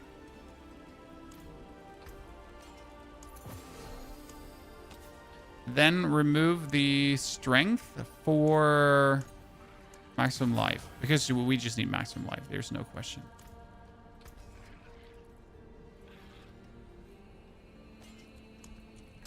The masterwork in.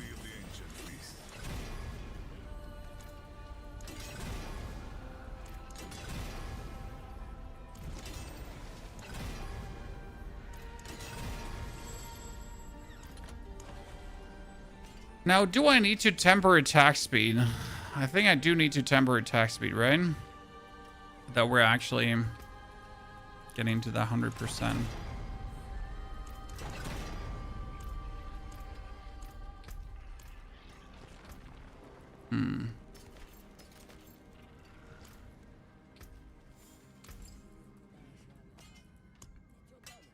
Infinite money glitch? Well, it's not a glitch. You still have to farm, sir. No magical way to produce money. You still have to put in the effort. So now that we get this bad boy here upgraded, how about we transfigure it? And get 24 quality. 24 quality is huge. That's a big one. It made our 88% into a damn. That's huge. Damn. Damn. Let's transfigure the Crown of Lucian as well. We get 3. That's not huge. Get this one here for the sake of it. And we'll get 5. Not huge. The pans are also getting 13. 13 is nice.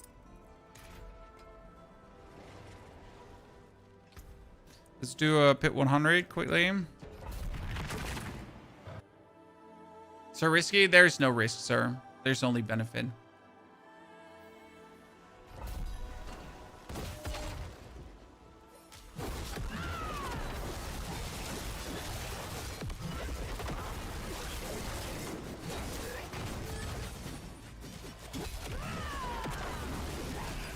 In order to have the Crown of Lucian properly stacked,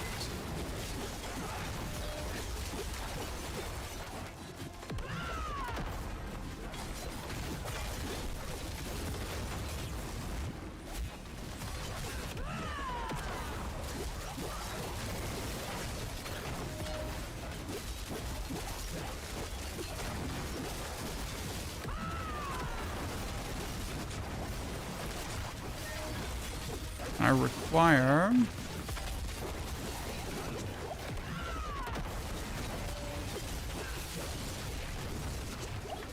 Alright, getting this put in the pitch. Pit 120 is the highest that you'll probably see.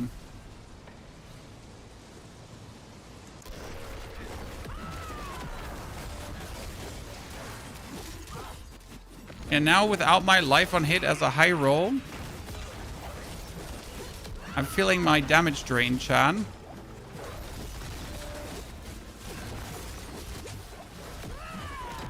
So we need to transfigure the aspect on. Get there.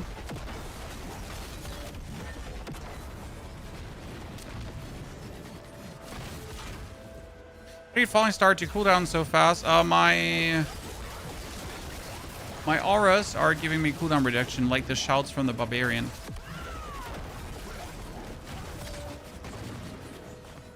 We set it up this way so we can essentially spam falling star to make this feel like a more agile build, because otherwise, like, paladin just doesn't feel very agile, and paladin not feeling agile makes it like instant death for me.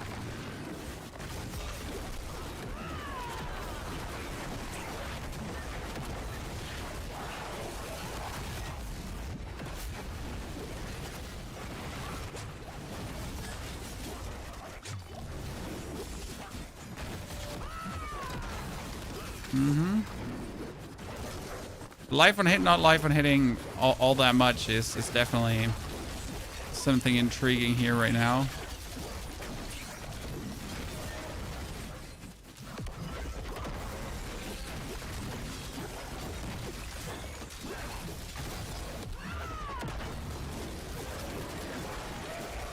The crazy part is what Paladin all needs to pretty much do pit 100.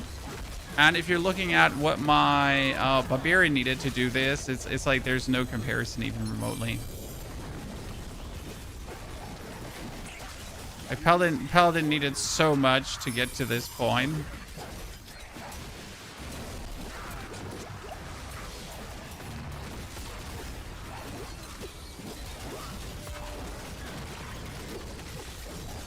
But the Barb just didn't care.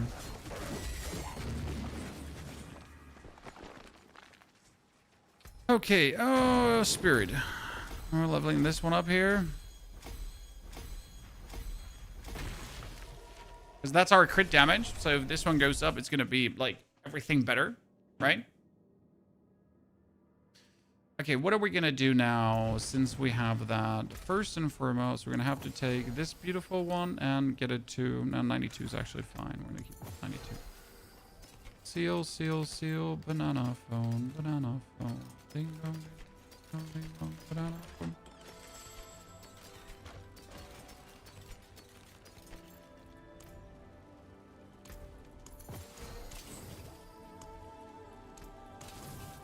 Still trying to get the right seal because right now we don't have like a single good +1 seal. Okay, if like we need to get an amulet that has critical. Let's take our 13k obolts and try to roll a good amulet now. Oh, a legendary terror.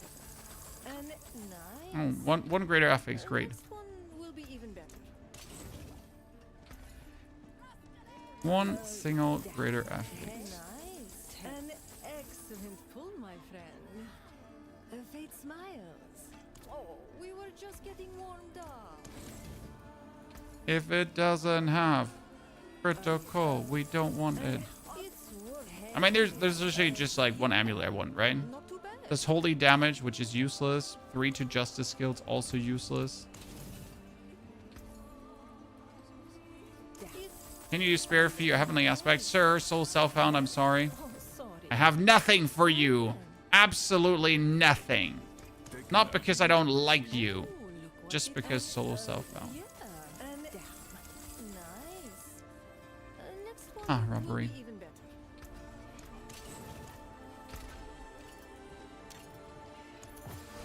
Take this little bad boy, and we're going to... So technically, we only need the one that says Fortified Drain Raid, right? That's it. We don't need more. Could also go for Undying. This is block chance per stack of Resolve, and then I can, on my boots, put the Fortified Drain. So you get this one here that says Fortified Drain Rate is increased, and that will actually passively heal you. I'm not sure what's better, Fortified Drain Rate, or if you would go for other stuff, but at least what it is. Yeah, your amulet costs you 100 roll. Honestly, amulet is right now the worst one to get rolled in any way. It is straight away horrible.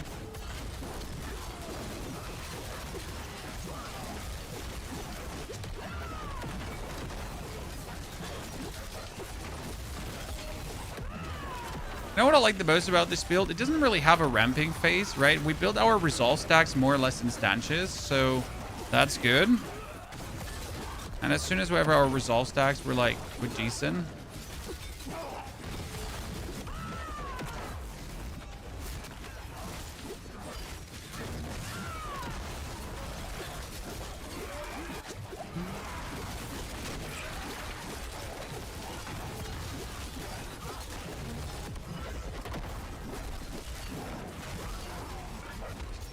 Curse this place. I'm being followed. I'm gonna check if we have our aspect the highest roll. And that's definitely the levels of frustrating RNG that Diablo right now has, that you sometimes just really have to waste all your resources to get a specific something. But yeah, that's just what it is. Why is the Fortified Drain Rate better than the Undying aspect? Because Fortified Drain Rate works always, even if you're getting stunned or even if you're just running around, right? Fortified Drain Rate always works. Okay, we can do a 2-minute pit 100 shot. I feel like I'm accomplishing something here, okay? Like 2-minute pit 100 is pretty impressive. I want your cheers for Paladin. Okay? Pretty demonic, honestly. Plus Paladin, honestly, Paladin is weak but fun.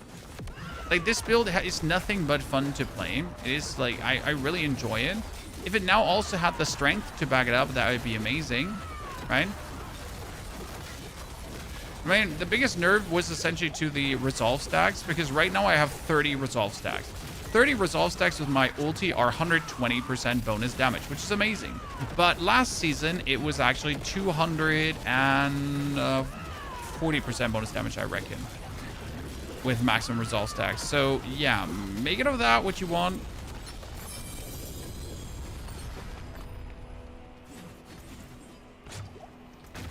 Let's get this up to 80. Then we have the first one to 82. That was pretty quick. Chip also needs to get up. The 2 hours playing? Yeah, I mean, we know what we're doing, so that helps a lot. Also, number 2 months of support. Mr. Champ also. Getting to you in your community. It helps if you know what you're doing in and out.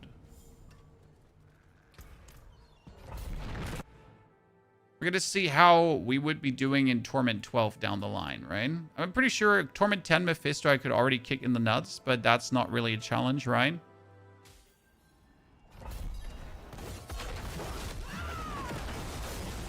We're going to check if we want to keep our runes, though, because I'm currently playing a Nagu rune just to pretty much make things on my barrier. So I feel like we can play 2 different runes. We could play something to pull enemies together.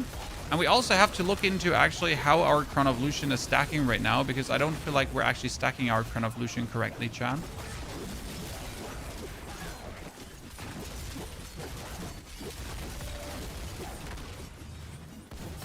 I think we have a problem there. Problem there. Problem there.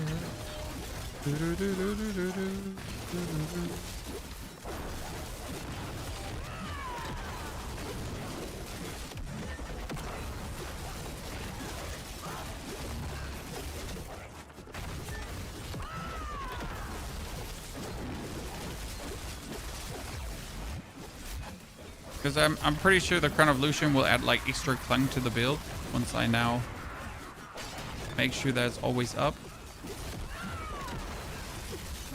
What's the most fun class to start on? I mean, right now, like from a power level standpoint, Barb, it's silly. Like Barb get effortlessly so powerful. Like even if you don't have the Paragon points, even like Barb's just dumb.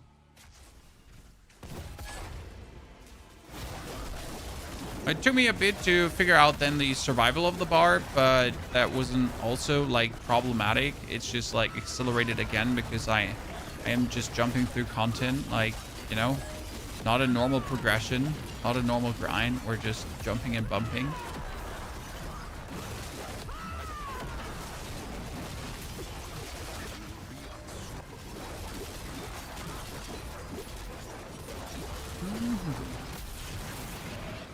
There's the boss. Jump him. So it's very satisfying to see like you schnizzle them.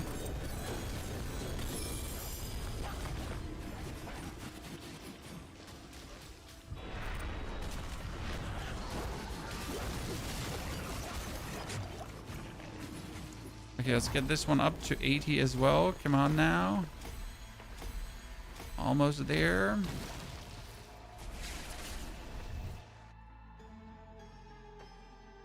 Bob Corbett has been unchanged for 20 years, yes, but that seems to be what people want, my friend. Right? You could say, wow, that's sad, but that seems to be what people want. Okay, so the Crown of Lucian. Is Jack's favor still bugged this season? I am not 100% sure. It was not counting the one bonus stack, yes. But I'll just assume it works, Clay. You know? I'll just assume it works. But I'm pretty sure it's actually bugged.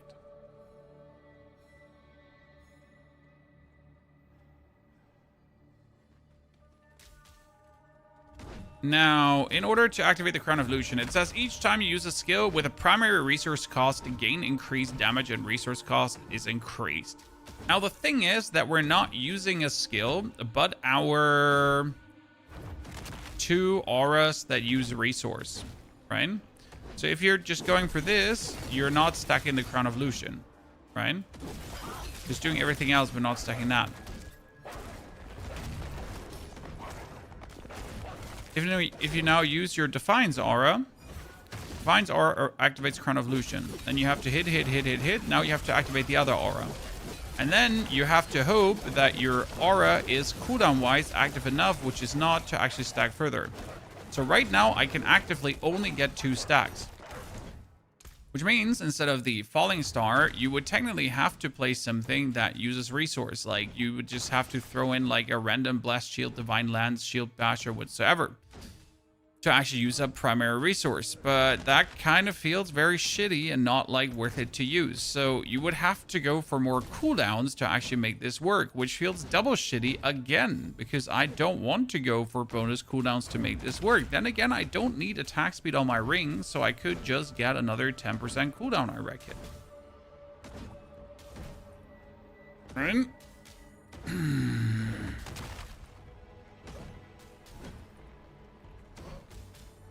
And that's what I said about, like, the Crown of Lucian being, like, less amazing than the Harlequin Crest, because Harlequin Crest is just active. Right? Now, Crown of Lucian, though, is 9.8% damage, though, and that's stacking 6 times, so that is actually significant, because 6 stacks is pretty good.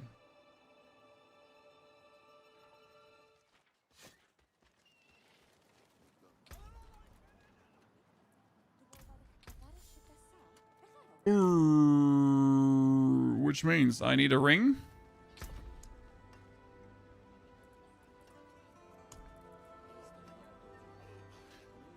Which at least has vulnerable damage or something like that.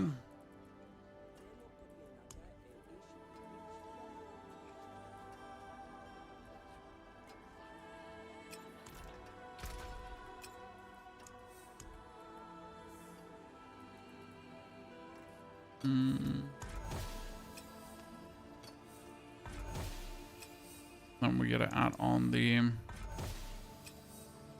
cooldown reduction.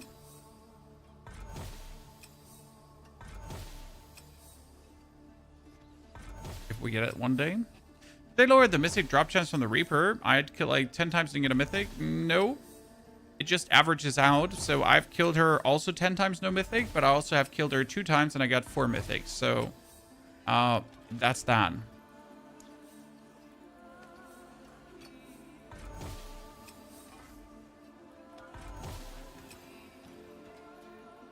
Wow, that was terrible.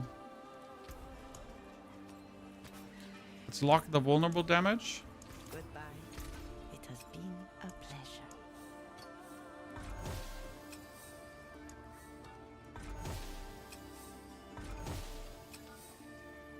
Until that one is crit damage, 21.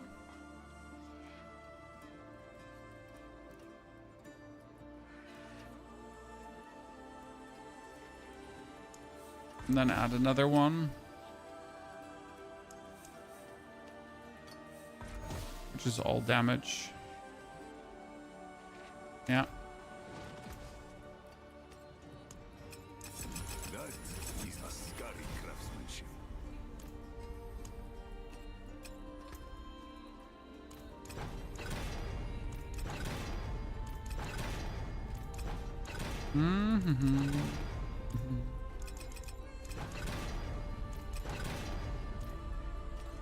So comparison, cooldown is 11.7 with that, and without this it's like 12.24, so it's like 1 second cooldown less, and I think that 1 second is exactly what we need.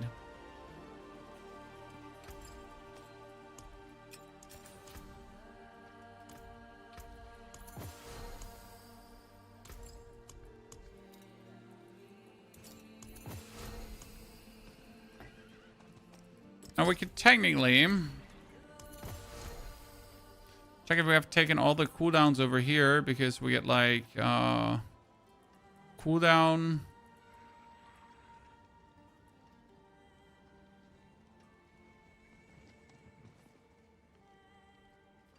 Popping there. And we get this one, and if we bring it like ranks higher now, we'll get more cooldown reduction from this as well. So let's see how we can stack the Crown of Lucian. I mean, the goal is to have the Crown of Lucians up all the time. But it's every 6 seconds, right? So every 5 seconds, I would have to cast a skill.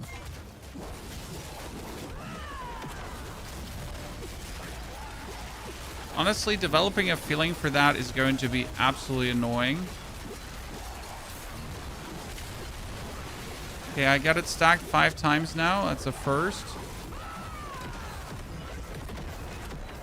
And now my 5 times stack is up already because I just pressed the other aura too early. So rule number 1, never press them together. Always press them every now and then. Quite the challenge.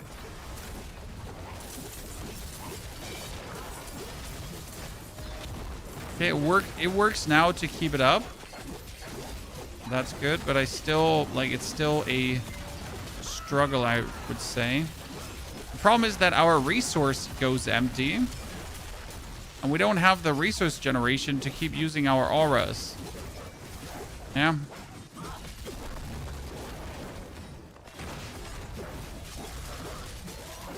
So what do we do about that now?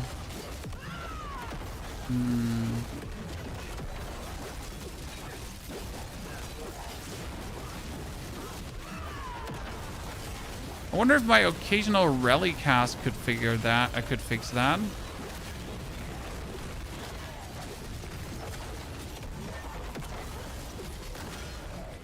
I told you the Crown of Lucian is going to be nothing but trouble for me to figure out. But post this build soon. You're currently stuck on pit 112. All right, sir. I'm like doing pit 100 right now. I mean, I could do a 110. That's not the point. But I'm doing pit 100 right now. Let me get up there first. No, we'll have to see how far we can get the paladin. So the next build that you're gonna see is the necro. Then we're gonna do the barb, and like, but you should have the planner for this one early.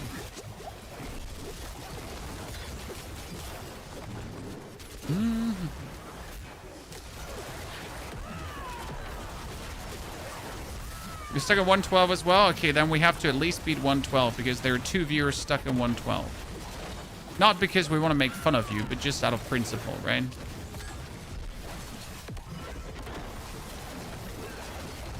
I mean, first things first, we gotta level up our glyphies.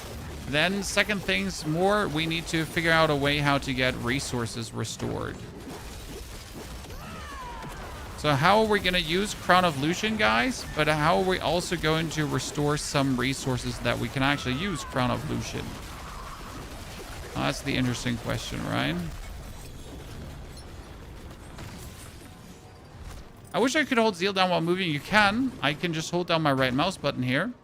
The problem is you need to then spam the left mouse button in between. So I'm pretty much walking. So I have my right mouse button just held down, right? This is how I'm walking.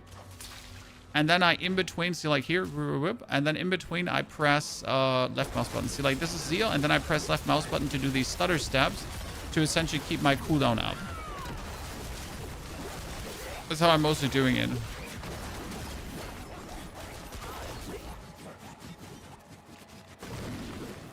Good to put an aspect on that ring you just made. Well, I mean, like pretty respectable.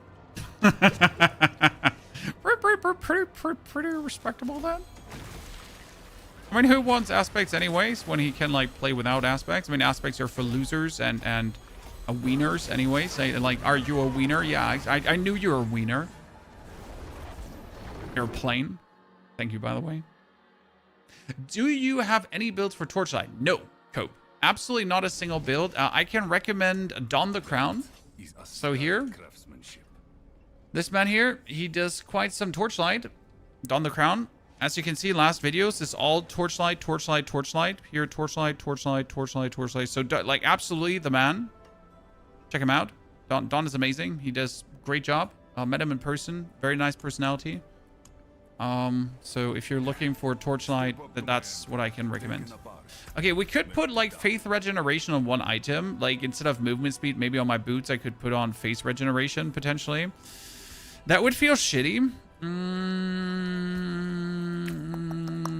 Okay, so we got Rally. Rally does rally, cooldown, cost, rally, duration. Rally generates more faith and gains more charge. Rally spends charges, reducing justice cooldowns. Rally now cost. I mean, technically, this would make Rally says generating faith and getting movement speed for 5 seconds.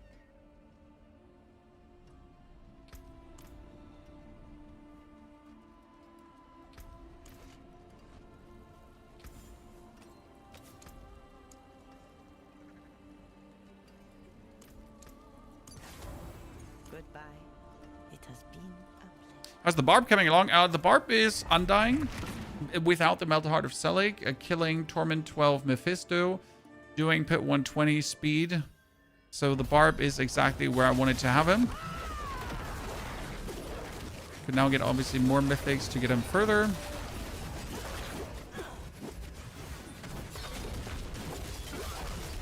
Curse this place. I'm being followed.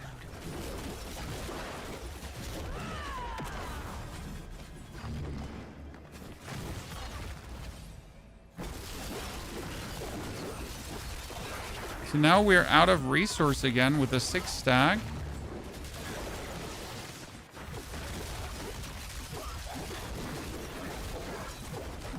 The problem is that the resource cost of our auras is becoming too much and we cannot stack them any further because they're getting too expensive.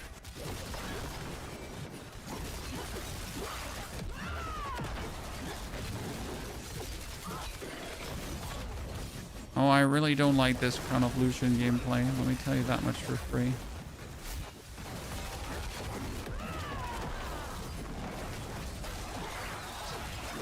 I mean, it's somewhat working better now, but still not good in my eyes.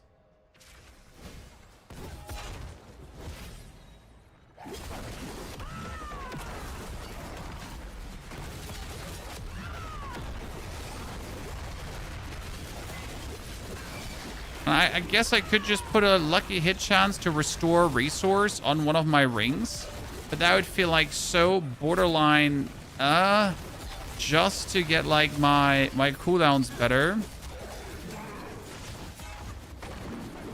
That seems to be what I would have to do, huh?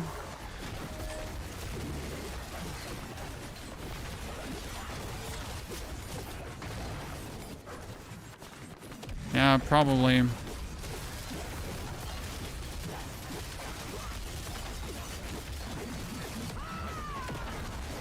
So what's the problem? That we have to like stack our Crown of Lucian, and for this we have to every X seconds use like one of our auras, right?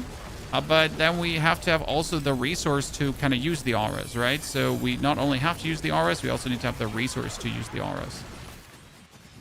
And that's developing to be a issue.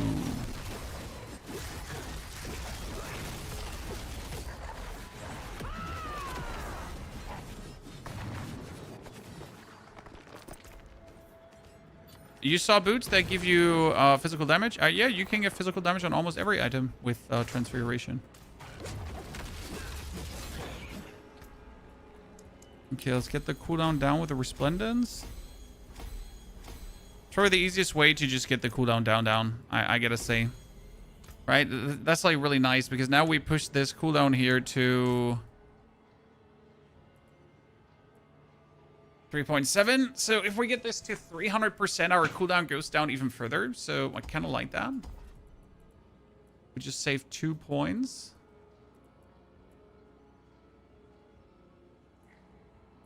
These points we should invest into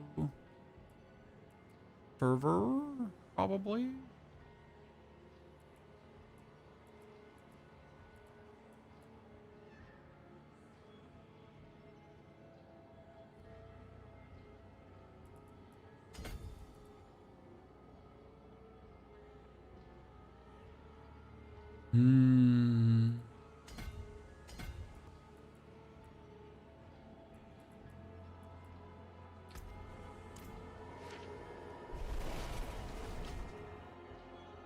Mr. Power Circle, good to see you there.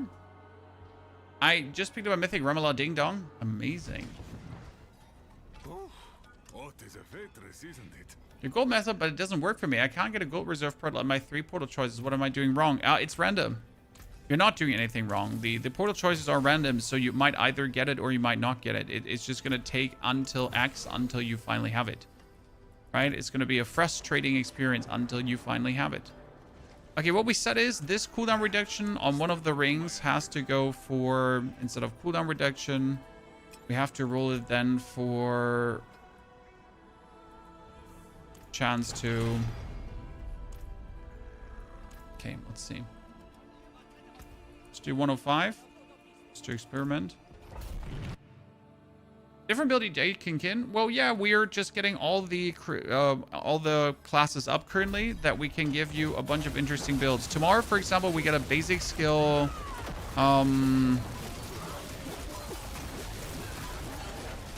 a basic skill Druid coming, I think, because there's some really cool with not with Strat, but different, and I think that's super nice and kind of fun.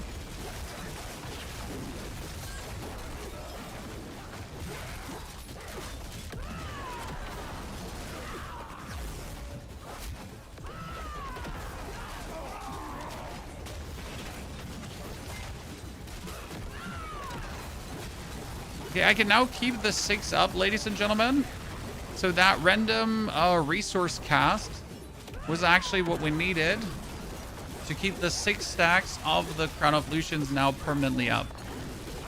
We still have to look at our skill bar, which is actually really frustrating to just not accidentally not have it up.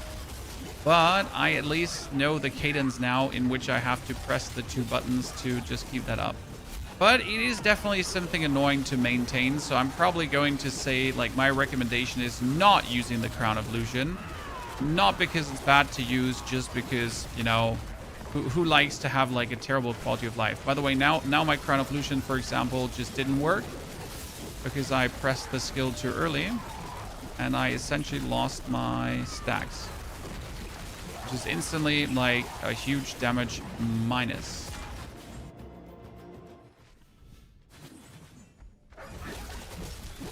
So what do you say, chat? Would you use Crown of Lucian despite like having to actually press it every X, or would you just be like, nah, that's too annoying. I really can't be bothered with that.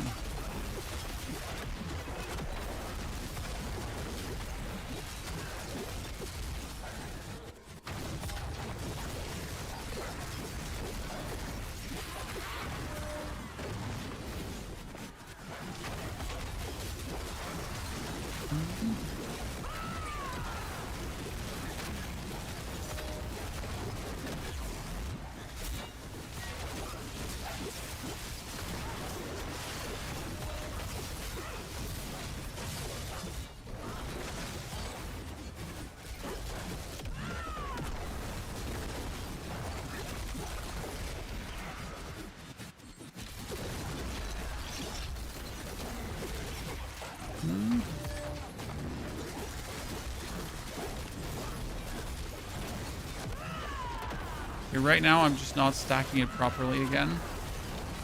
I'm trying to like look at my skill bar to prop this. I mean, the good thing is I actually don't have to look at my character because I know I'll just survive everything, right?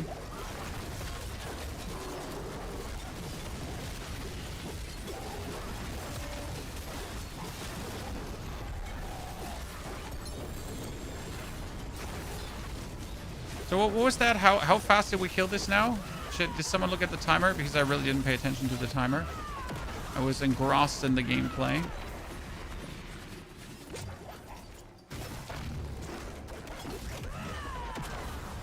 Okay, let's get the Resplendence up further, because again, I want the cooldown reduction of the Resplendence.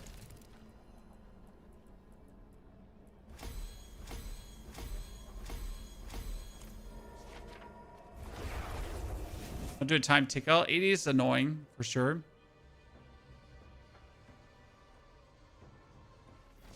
Is it possible to use 2 Starless guys with Lucian? Nope.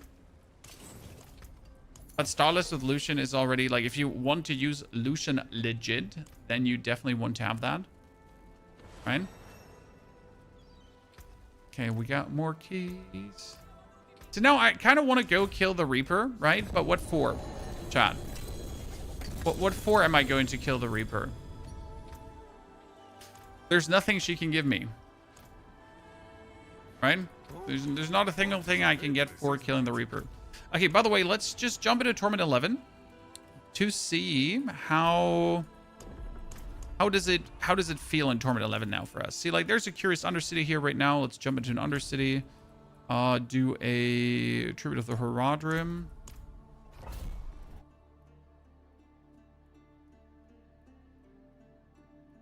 I ended up not using the crown. I mean, for for maximum power, you will have to use it. That's a fact. But for mere convenience sake, it's not going to be fun. It's not going to be worth it. Right? If you just want to like play Paladin, no brainer, have fun. But if we're talking about like pushing the pit, that's like a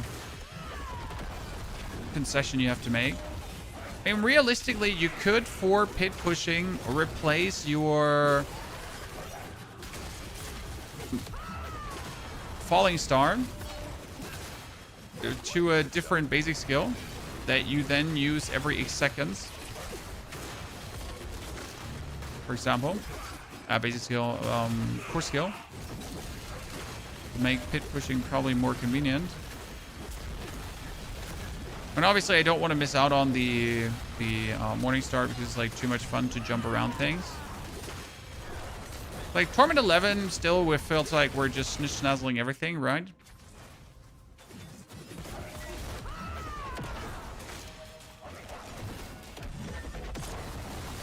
Okay, you're a bit behind in the stream right now.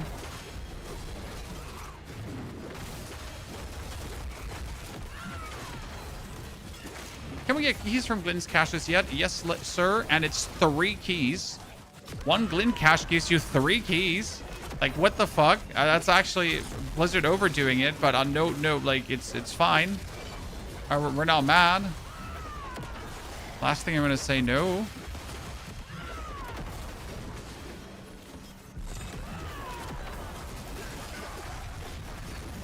Does any of the core skills of the Paladin do vulnerable, Chan?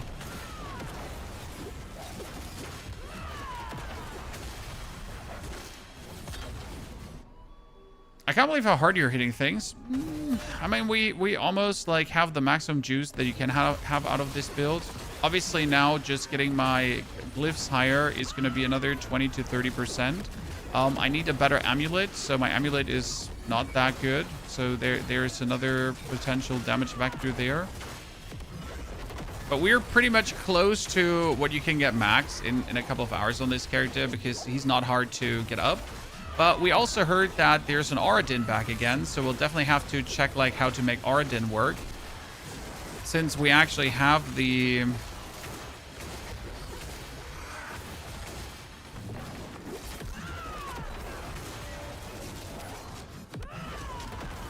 main weapon for Auradin and Mythic.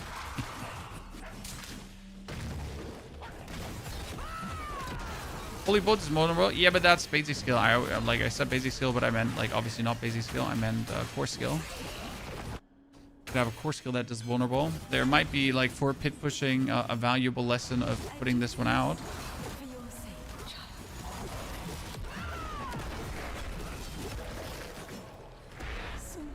See if you say like here for abilities, let's go for vulnerable. If you would use your Divine Lance in the tip of the spear version. No, I was killing vulnerable enemies. Double this bonus against vulnerable enemies? No. So there's no core skill that can make vulnerable. That's sad. That's really sad.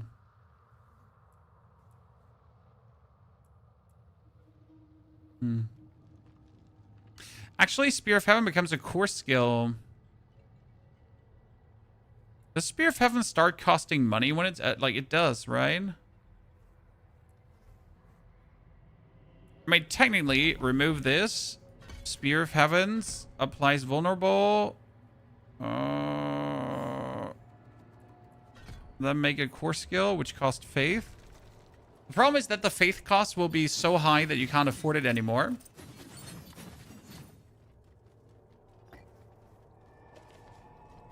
So the basic idea would be that if we then get rid of the Falling Star,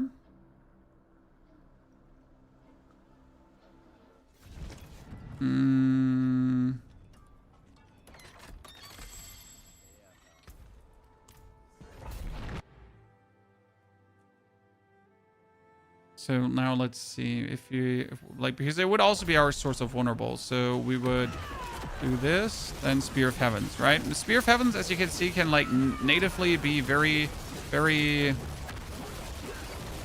See, like one Spear of Heavens down, instantly vulnerable. One Spear of Heaven down, instantly vulnerable.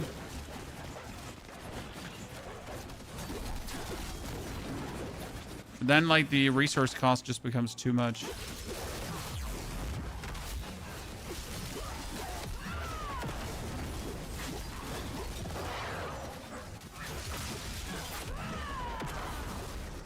The only advantage of Spear of Heavens being your source of vulnerable is you're gonna start, like, literally with putting it in, right?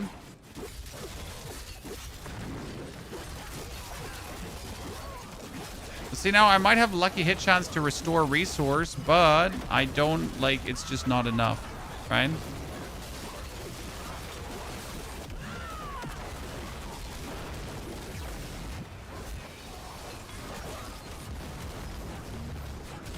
I mean, I guess the auras are just the awkward thingy that we have to go with.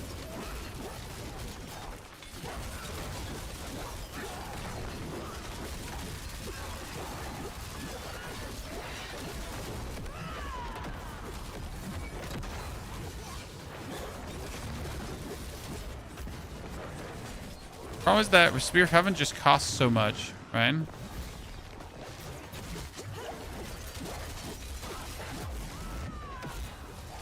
You could technically, as a big technically, use a...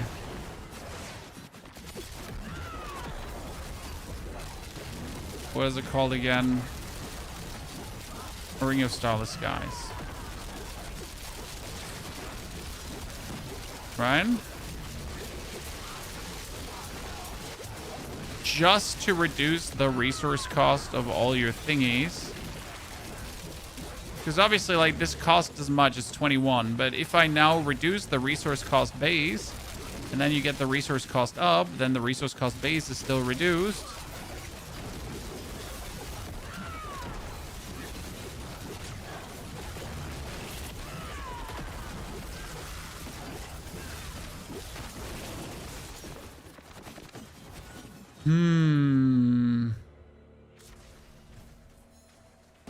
That looks fun. Oh, it's really fun. Like, we can go into Helltide in a second and just show you what we do in a Helltide, pretty much.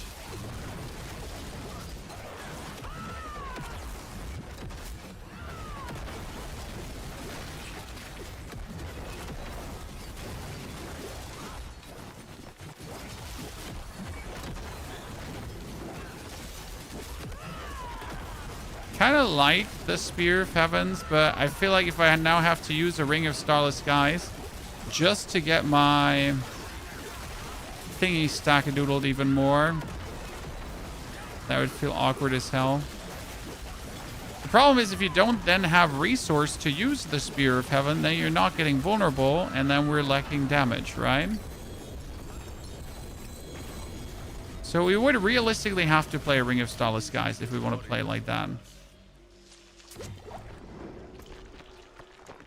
Ay, ay, ay, ay, ay.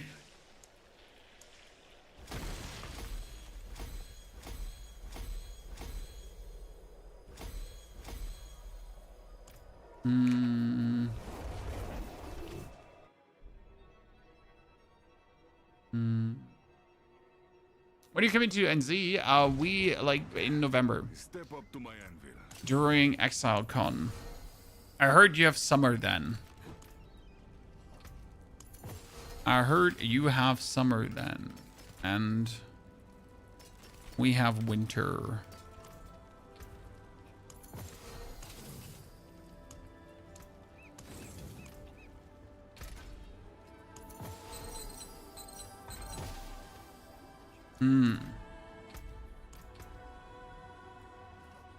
Okay, lucky hit resource works. Undeniable. Lucky hit resource works. Cooldown reduction works. So all of this kind of works.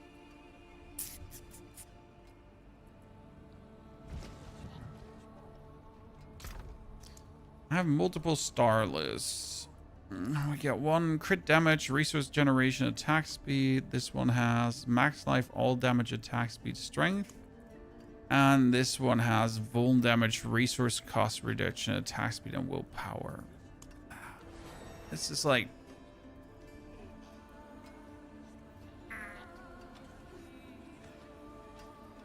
The problem is that Ring of Starless Skies is only for 3 seconds, so stacking Ring of Starless Skies is ass. No. I mean, the problem is like stacking Ring of Stars, guys, is just going to be ass, and I really, really, really don't want to do that. I mean, like the actual, like, what is it called again?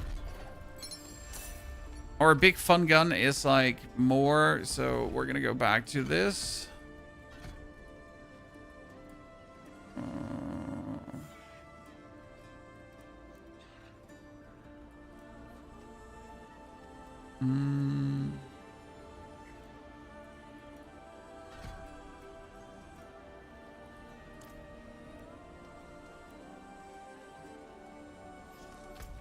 Actually, we could do Falling Star.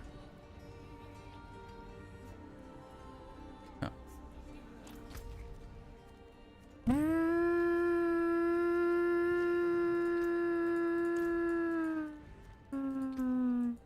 Sorry, I'm doing an alarm. So I wanted to show you how it feels in the open world when you're playing the build, because that's also like something you need to consider, right? A build doesn't only have to be good, like being good, it has to also be good in the open world. Do you have a paladin leveling build at all? Yes, from last season. The Zeal leveling is still absolutely up to date, so you can level with the Zeal skill and it feels really good. Let's replace this through the Fallen Star again. Like if I'm just going through the open world now, I don't even bother with a castle, right? You're just jumping, zooming, hitting, zooming, jumping, hitting. And you activate your auras.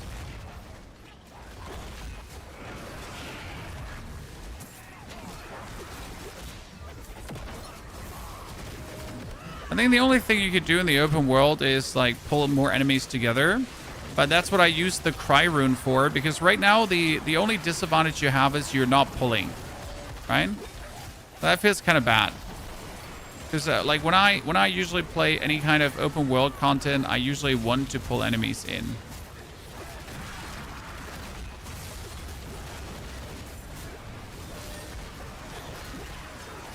You see, this is how you like essentially just jumping.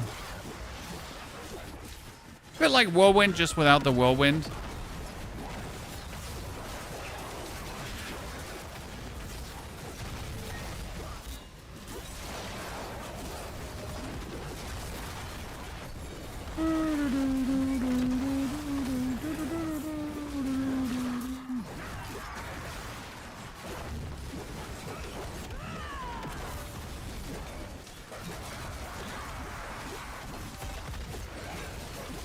That's really simple, right? I think we want to change our runes to actually get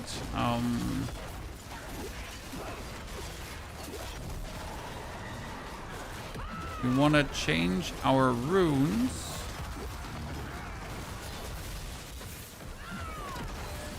so we would get Cry, because I think Cry is mandatory. What's been your favorite build so far? I hate to say it, but I had a lot of fun with the Barbarian. Mainly because it's bleed and it was so effortless. And it was fun to like figure out the defense without going for Melted Heart of Selig. Because as much as people might like the Immortal Bard with the Melted Heart of Selig, it has become such a boring thing. It's like, oh, Immortal Barb, Immortal Barb, Immortal Barb, my Barb's immortal, you know? That's why I wanted to build one without that. Call me stubborn, because I am. But I tremendously enjoyed not making an Immortal Barb. Exactly for that reason. Sorry for the noob question. There are no noob questions. I mean, there might be stupid questions, but no noob questions. Okay, sir? Come on now.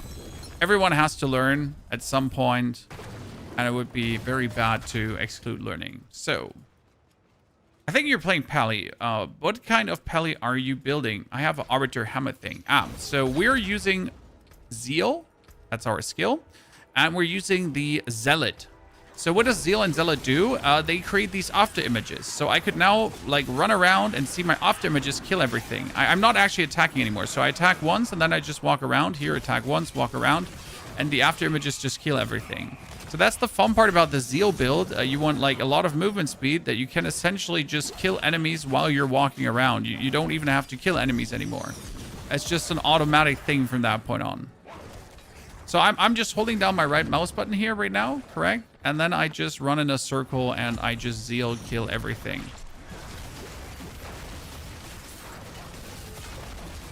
And then you can put your castle down for a huge chunk of bonus damage. And then you're pretty much like, here, I have the stacks now. And now I'm just running, not even attacking, just running. That's the fun part about the build, because like, right, just running, and then you're just running. So I really like that. That's also why you get a stutter step. So when you're fighting a boss, you're gonna like do, you're gonna do like tiny step, tiny step, tiny step, tiny step, tiny step, right? Because you want all your after images to actually strike as well. And just like that, a lot of beautiful damage comes together, and it's very fun.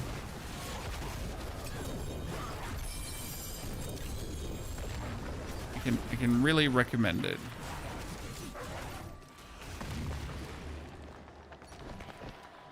It's like one of the more, like, this is for me the most fun way to play Paladin, personally.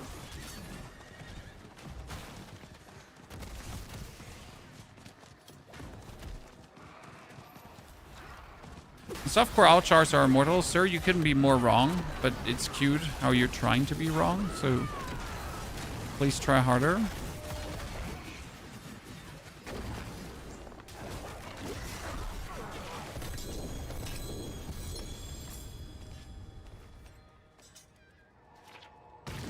Are you building that because the Hammer Barb? No, I just don't like the Hammer Barb. I don't enjoy that one. Not my cup of tea, or not my beer, as we say in Germany again. What did I want it to do? Chat.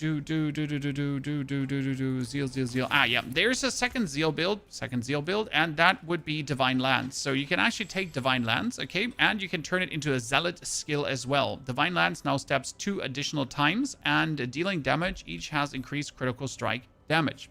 Then you would have Divine Lance do increased damage, and you would have Divine Lance do more damage. The problem is that Divine Lance as a Zealot skill would still cost resource.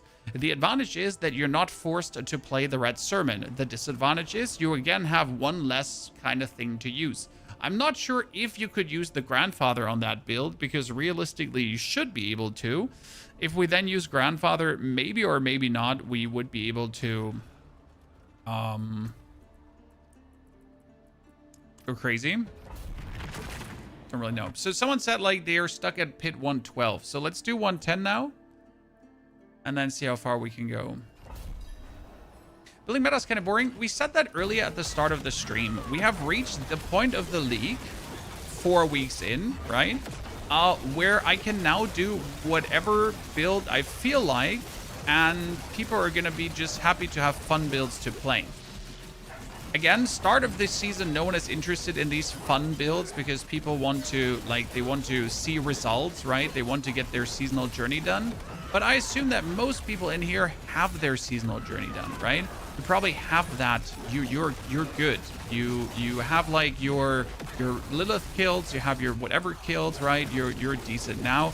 Now you want to have fun and enjoy yourself. So we're here doing like fun, enjoyable builds that are just like having a good gameplay loop that is really intriguing to mess around with.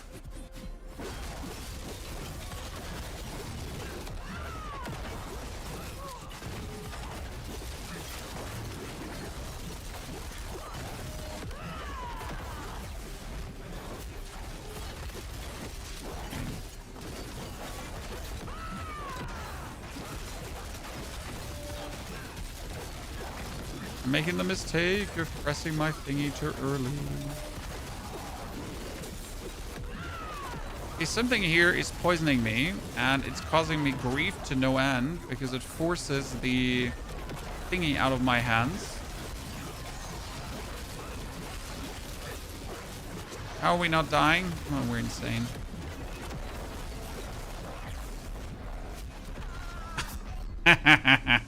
Finally. Oh, so you have a really hard time dying with this build simply because you're healing yourself, and your Fortify is healing yourself, and your life on hit healing yourself. We even made it better by putting life on hit on the weapon. The problem with life on hit on the weapon is that it's like too much. That like the life on hit on the weapon will sadly weaken you significantly.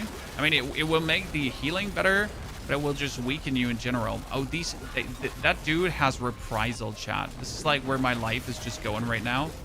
Why it just vanished, so significant. Chrysal dudes. I hate you so much.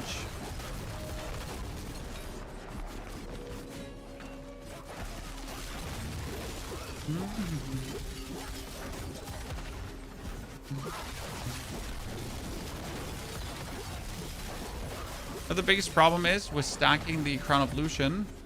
I'm literally losing track of this Crown of Lucian. So it's this one here. That's your Crown of Lucian, right? So you need to look at that one all the time to keep it stacked.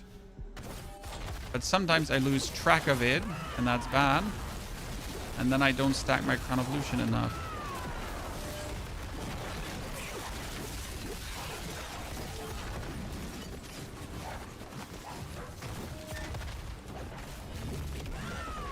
Because again, you know, balancing act to get that Crown of Lucian fully stacked.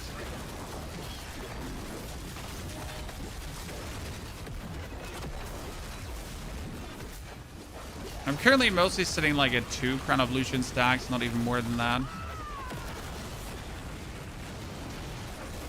That was a lot of like damage from just standing onto these guys.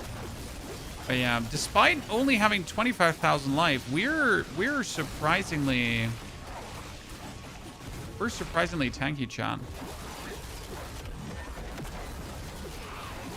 Okay, where's my Crown of Lucian again? It's there.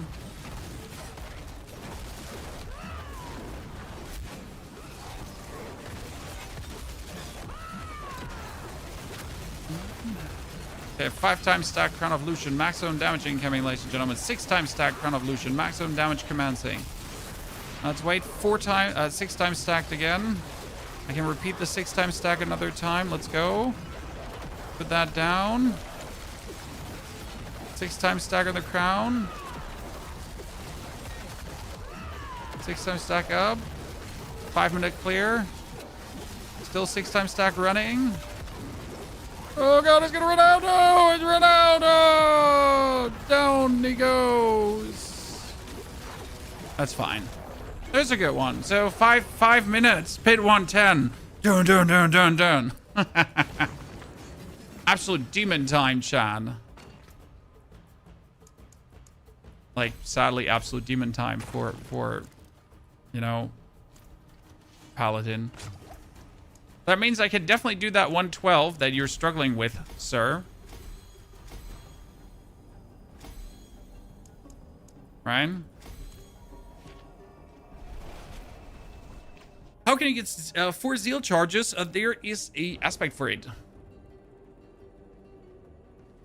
So we got here the aspect additional zealot, additional hits from zealot deal 120% increased damage, and maximum fervor is increased by 1. Very good.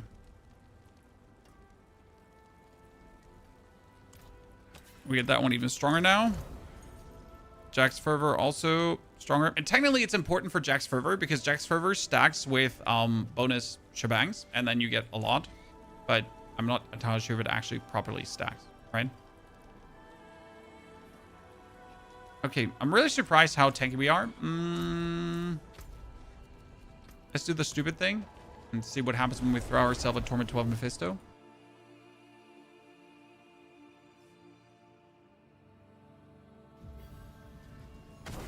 Now, the funny part about that Paladin Pit 110 finishes now, that would put me in the... Okay, so I am officially now here. Chat, I'm in the 154. Right? And if I manage to get Pit 115, I will be in the top 100. Right away. If I actually manage to get Pit 120, it would be top 50. Now, considering that these are all, like, specific made builds here with Mythic Bloodmed Idols, Mythic Rebuke, right? They're, you know, they're stacking like crazy. This is a Divine Lands build, by the way. So that's exactly what we said. There is a build that can technically do more. The problem is, again, Divine Lands, right? Needs to have Light's Rebuke, which is a one-handed item. Bit harder to get. Then you need the Crown of Lucian. And if you're playing Crown of Lucian, you need Ring of Starless Skies. There is no questions about this. And you also need to spam Rally. And I just don't know how that honestly feels, that you have to spam rally. That's like what really turns me off of this, right? But we might make it too. So I think we're first going to give you the Zeal build, chat. And then we're going to give you the actual other build as well. Because I kind of feel like you should have both, right? So we'll probably just figure it out just for the sake of it.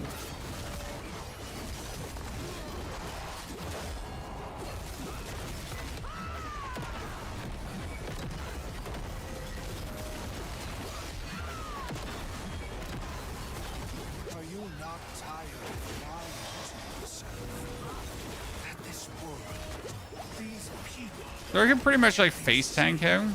This is good. Make sure he's gonna take like 2-3 minutes here right now to get through this guy. Yeah, sure. Not the point. It's more about like, can I just face tank a doodle him? Yeah, I can face tank a doodle him. Oh, that finally killed me. So Torment 11 is still not in our grasp. Torment 10 Mephisto, yes. Torment 11 wouldn't work.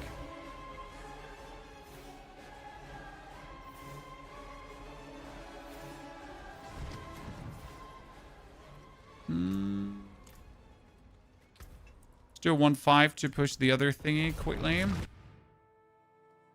you thought about a Thorns Defiance Paladin, we did that already 2 seasons ago, and it might actually work still, but just no interest personally. But I really like the Zeal playstyle, which means that since the Zeal playstyle is this is my favorite one, with the no resource, and then we just have to care also for the Divine Lands one. So I guess we gotta kill some Pandemonium ladies, huh? Chan. We're gonna have to kill some Pandemonium ladies. And obviously get our other glyphs up as well. No, you know what the sad part about the Zeal build is? So the Divine Lands build, you would think like a lot of things is now going to change when we play Divine Lands, right? But the reality is actually not a lot is going to change, because you're essentially playing the same build with the same skills. So like you still have everything running, like right, the Morning Star to make things vulnerable, and you still have like the auras running, and you still play the castle, because none of this is going to change. You're still going to do all of these things.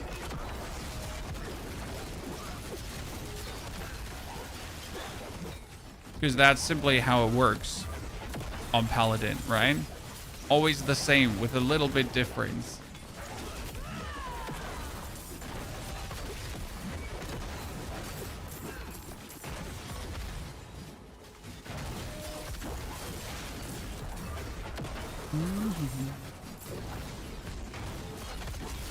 Curse this place. I'm being followed. Heart of stone, heart of stone, heart of stone.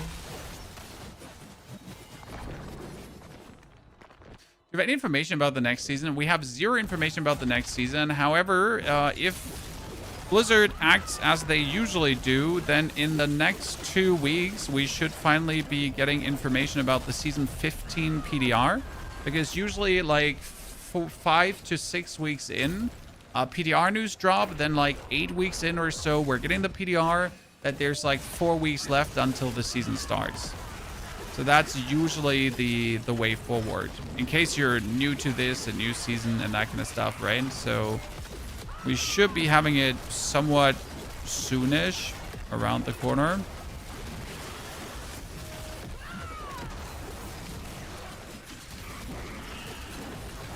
That we get to know more. Now, I really don't know what to expect from Season 15 because, like, I didn't also know what to expect from Season 14.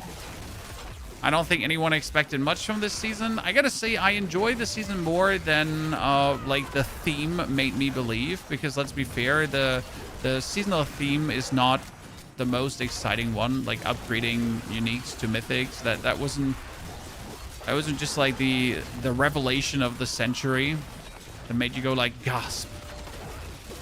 But, you know what? More fun than I gave it credit to at first. Especially now that we can actually get the mythics, right? That we can get the mythics, that we can stack the mythics. things have become more interesting.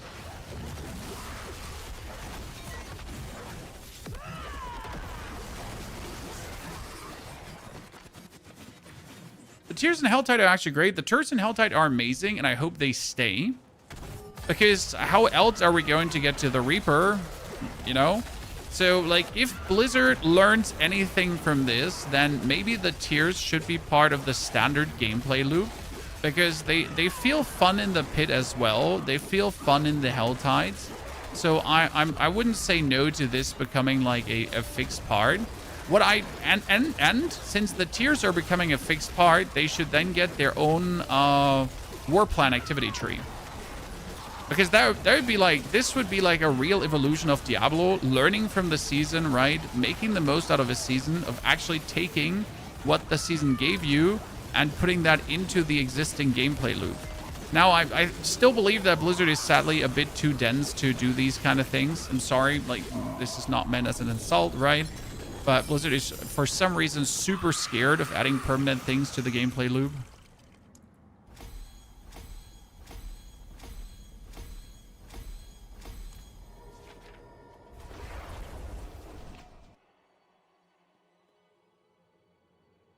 The things are still a gamble, not in Season 15. In Season 15, they won't be a gamble anymore. Okay, ladies and gentlemen. What's the next one? Purge the Undercity. Okay, let's purge the Undercity in Torment 11. It is done. I'm still not sure if I want to have more max life. I guess, like, we should exchange, like, my pants or my chest or my boots probably to have a greater affix. Yeah. At least move this masterwork here over to the maximum life, right? Are we good?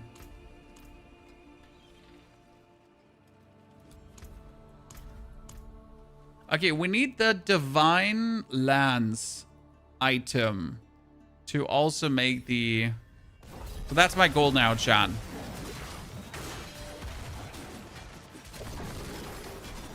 That one we're just going to run through.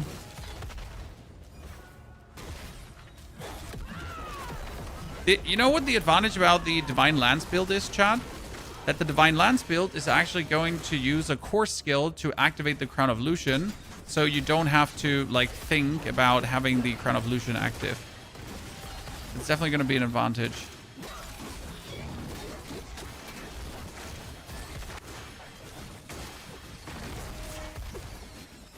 It is like the tiers in dungeons. I mean, you don't have to do them in dungeons. You can just run past them. But I'm with you. The tiers in dungeons seem... Geppetto, have a great day. Thanks for dropping by. Also, Ding, thank you for the 55 months of support. Sorry for missing that earlier. Everyone, happy Wednesday it is, right? We got 4 more streams. Yeah. Then I'm gone for a week, chat. I know. Don't be sad. You can subscribe right now. And then not miss a stream when I'm back. Don't worry, Chad. Just... No, it's 4 more streams. Then I'm gone for a week, 7 days. But don't worry, in those 7 days, I got a lot of videos prepared for you so you don't get bored. With a lot of obscure builds. So you're pretty much going to get, like, the interesting of the interesting builds, right? We get, like, basic skill builds planned. We get, like, can this core skill actually work? So it's going to be a lot of experimentations, a lot of fun. And all these experiments you're actually going to see in the next 4 days here on stream, if it actually then works, right? There's a lot we still have planned. There's going to be a Sork build coming. Yes, you heard right. But for Sork, we're absolutely not going to meta whore. For Sork, we're going to be like, what the fuck? Is this going to work? Boulder is sadly broken Arcan, so you're not going to get that. But I heard there's a landslide build. And you know what the fun part about the landslide build is? And this is crazy. So there is a druid build where we could use this charm that says can equip up to 3 unique charms. And like that's the absolute reason why I want to do it. You know?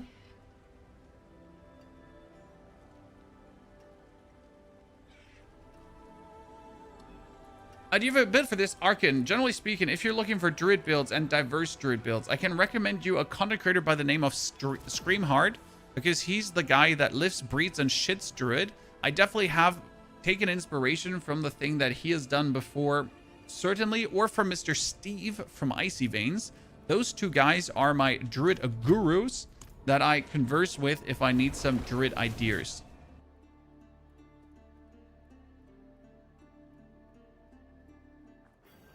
You've been on the hunt for a mythic seal. There is no way to guarantee get a mythic seal. I'm sorry. They're just random in the world.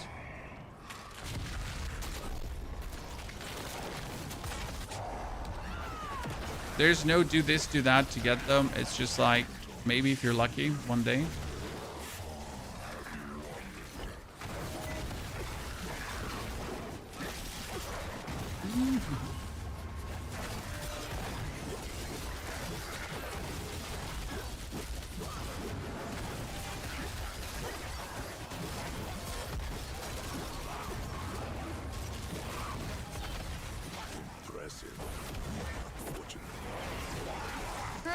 This is like for like Torment 11, we're now absolutely zooming. I think for Torment 12, I'd have to level up my glyphs like all to 100, and then I would probably feel like really comfortable to Torment 12. So we're gonna do that, right? We're gonna level the glyphs to 100, and then see how that feels. I mean, goal is today to beat Pit 115 because Chad struggles with Pit 112.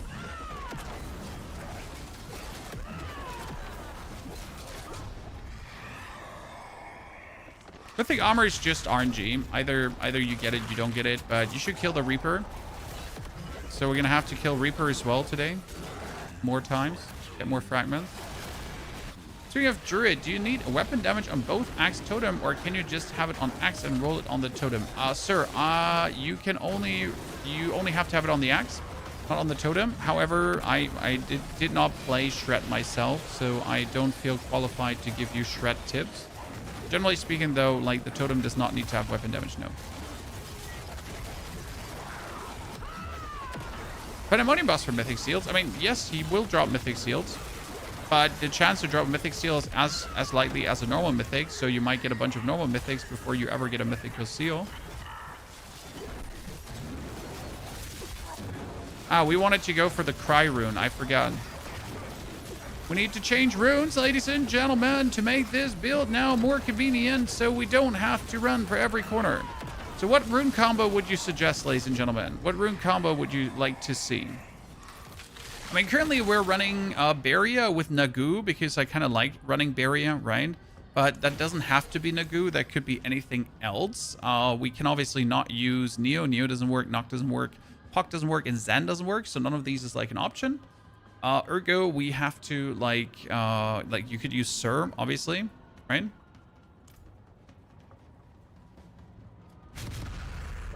Are you farming in particular or loving something? We're doing the war plan right now. Because I need to get my war plans leveled up, preferable also my boss war plans and my hell type war plans to actually be doing things. So that's what we're doing right now. I mean, I want all my characters to have a decent war plan level so I can do like different pieces of content on each character. I mean, right now, for example, if I wanted Pandemonium Fragments, I would just whoop out the Barbarian and just farm them on Torment 12. Like if I merely want Pandemonium Fragments, right?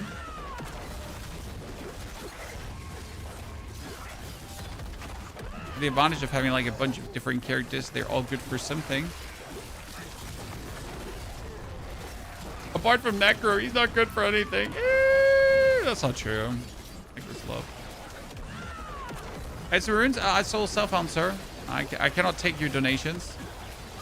It's me, myself, and I versus the game. Just the way I like it.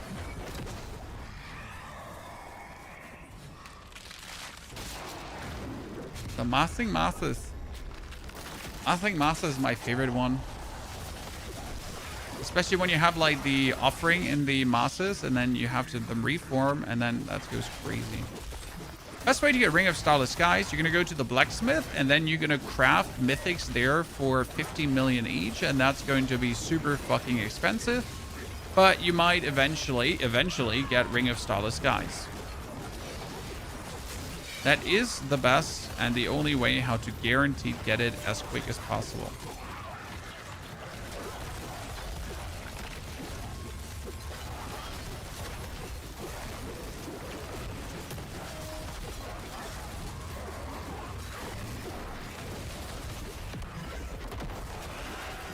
That you can't focus craft anymore? Yeah, I don't know why they took that one away for the iconic mythics. Seems a bit silly. Mainly because of the cost, right? I don't want to craft a random mythic for 50 million gold. Like, seriously. I mean, if the bug gold farm didn't exist right now, it would be an absolute hell. And that's just a fact, chat. Can you summarize patch, please?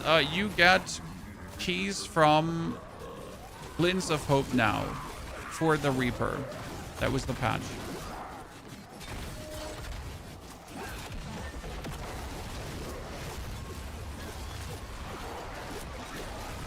Yeah. There wasn't like a patch. That was the patch.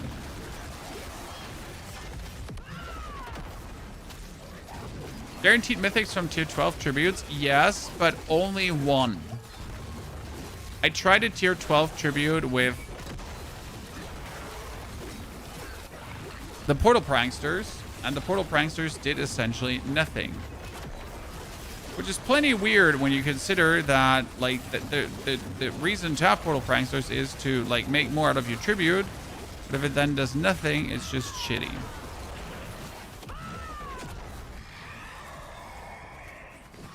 Yep, I know. It's stupid. It is what it is. Should Arbiter build, but yeah, I never liked Arbiter. Nothing, something about that never agreed with me.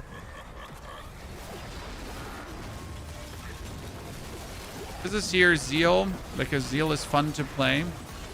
Main reason we're doing Zeal. It's a build that essentially kills things by running past them. That's not cool. Then I don't know what cool is anymore. I'm actually surprised how much ether we get in this run. And actually like 400 ether, chat. It was pretty impressive. Hello, Mr. Etherlord. Let me just put down my castle on top of you. And essentially double my damage.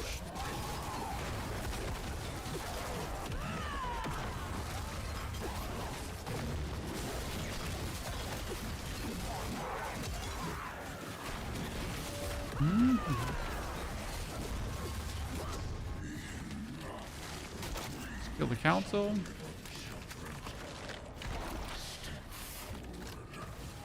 Did the console also get the hotfix or only PC? I don't know. I assume console also got the hotfix.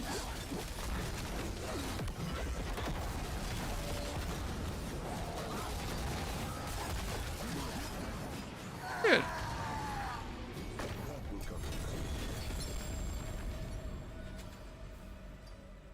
Doing materials.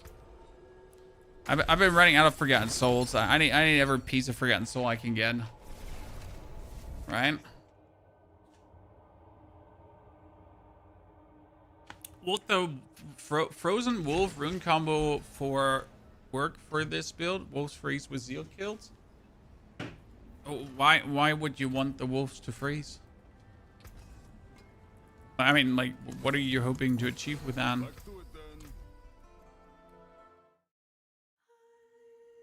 Technically, you could play Zeal also with Azure Wrath. Like, put like Thol Rune in Azure Wrath and then nuke things, but it, like,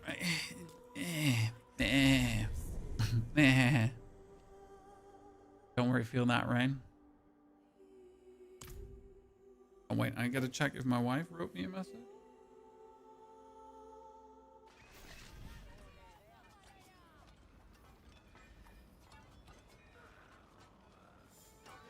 Oh, I'm good. Okay, runes, banana phone, runes. Okay, we could do a Buck. We could do a Igni. Definitely an Igni. We could do a Tom, cast a non-channel core skill. I mean, we technically cast non-channel core skill the whole time. The problem is that the cry would just be...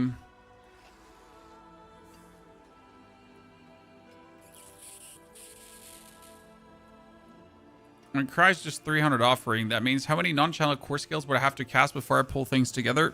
Just doesn't seem really worth it. Or technically, Neo should pull things together. I mean, right now, Sir is just the best. Sir would at least be every 3 seconds, right? Whereas the Tom rune, I mean, I would have to cast 12 skills, right? 12. 12.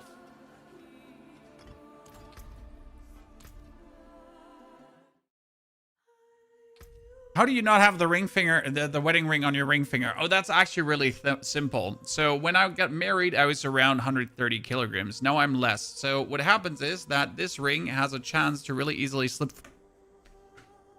from the finger. Now I could make this band smaller, but it costs money and I simply didn't have the time ever to actually do that. So I wear it on the middle finger. Yeah. And that's the reason.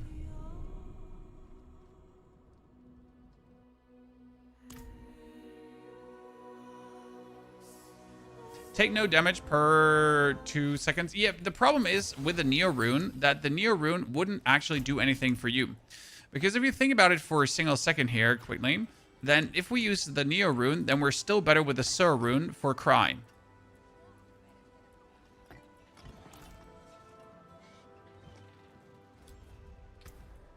Kind of.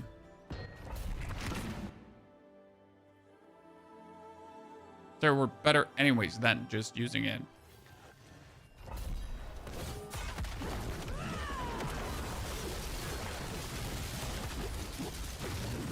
I mean, like this, you're now every 3 seconds pulling things together, and every 3 seconds is like good enough. Right here, you can already see how efficient this is, just pulling things in and in and in and in.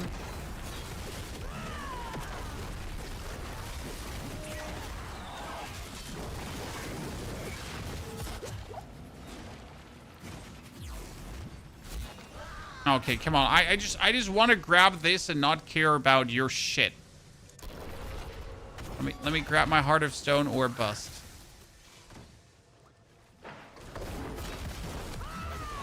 Dude, this is why you want to play the Cry Rune and how useful that instantly is, right? You just walk in, boom, things pull together, boom, things pull together. And like like especially like when you do now Hell Tides, when you do anything. So alone for that, I want to use the Cry Rune.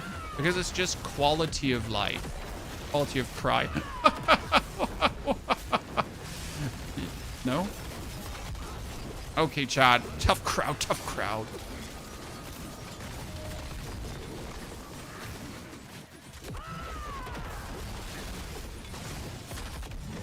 The Necro build update. The Necro build planner is actually updated, my friend. But we haven't made the video yet. Because, again, today was the hotfix video. I mean, like you're getting the video, promise. I mean, the Barbarian is not going to happen before the Necro. I already made the thumbnail, so yesterday evening I sat down and made the thumbnail already. I'm making progress. I'm only one man. Chat has no chill, honestly. Terrible.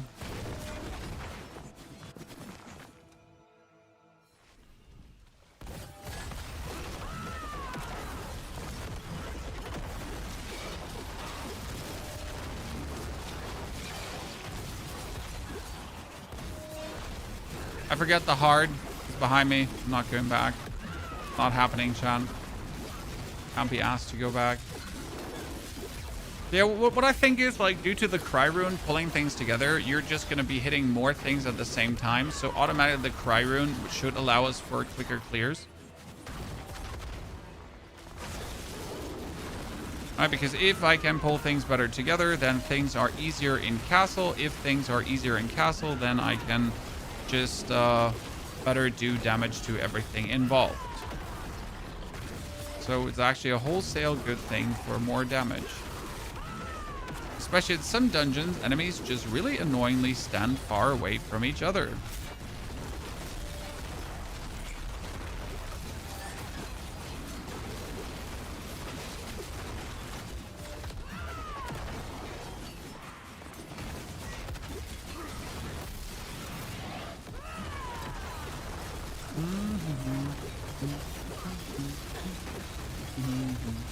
Oh, he just died. Jeez.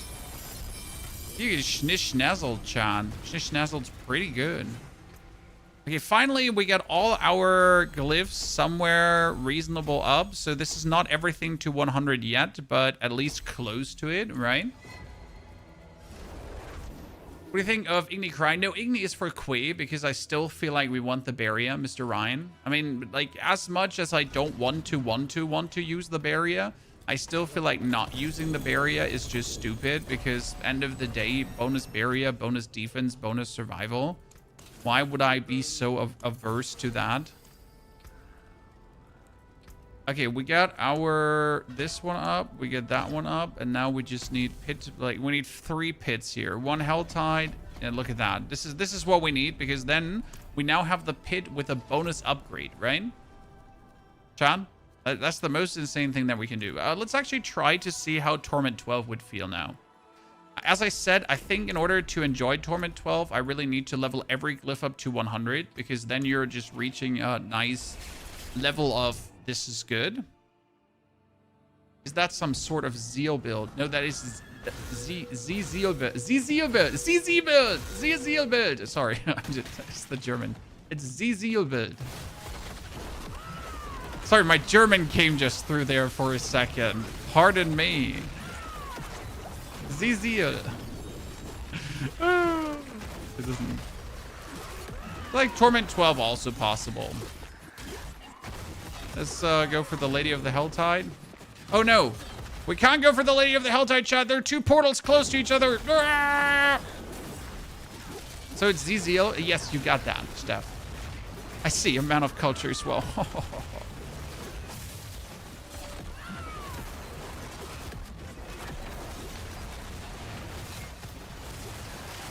I guess the only annoying part about Torment 12 is that I'm better off when I actually use my castle. So I kind of don't want to use my castle in a open world engagement because I feel like that's kind of stupid if I actually require a use of castle, right? But it just makes things better. So what can I say?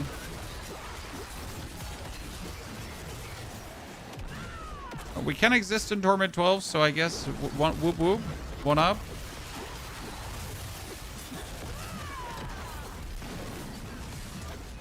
Oh, we can also quite handily exist in Torment 12, I gotta say.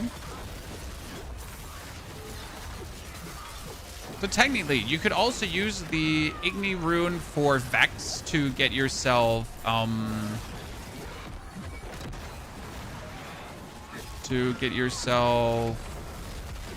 more skill ranks. You could use it also for mini cooldowns, for example. You could use it for the Druid's Warcry. You could use it for the Druid's Warcry, Barbarian's Warcry. We could use it for challenging shouts. So there are a couple of options when you say you wouldn't need the barrier. But I feel like the barrier allows us to stay bonus alive. Now, the question obviously would be, if the barrier allows us to stay bonus alive, wouldn't the challenging shout essentially do the same, right? But, what can I say? I just like my barrier. I have a hard time letting go of barriers.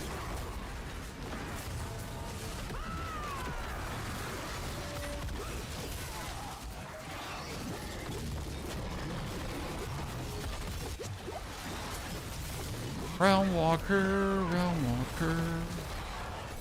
Is this build online? I mean, we made this build last season, but this one here is an improved version because last season we had a different source of vulnerable, for example. So we didn't have to do vulnerable the way how we have to do it now. So this is pretty much the 2.0 version, if you might say so. Hey, I really didn't expect Torment 12 to go this smooth already. I'm gonna admit that, Chan. I didn't expect it to go so smooth out of the house. That Cry rune is helping a lot to make this feel better. Like I'm gonna say, like the main reason is probably the Cry rune too. It just feels so good. I can't play without Barrier and Fortify. I mean, playing without Fortify is dumb because Fortify is damage reduction, right? So as soon as you're fortified, you get 15%, 10-15% damage reduction. So yeah, Fortify is too good. Fortify is also heal, so it's kind of like why do you hate fun if you don't use Fortify? Like everyone needs to use Fortify. Like if you're not fortifying, you're just missing out on a core game mechanic of the game. It's like I don't understand Diablo 4. How did the Necromage build go? Pit 120 easy, Torment 12 Mephisto down. I'm pretty much now in need of farming the rest of the Mythics, the problem is that Azeroth is bugged, which means if one of your minions freezes the boss and you don't freeze the boss, that Azeroth does not work against the boss, and that is complete stupid. If minions and Azeroth would actually work as they're intended to work, like, build would be even more insane than it is right now.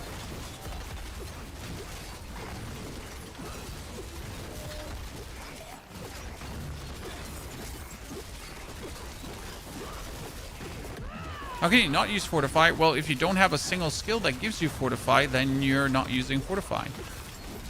When you gotta use skills that fortify you in some way. Yeah, this is good.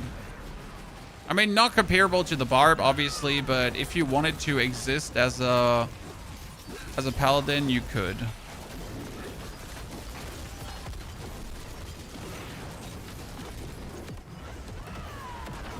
I mean, again, we got to check the Divine Lands build, though, in comparison to that as well. So right now with this one, I would recommend, like, staying in Torment 11, technically, because it just feels better, right?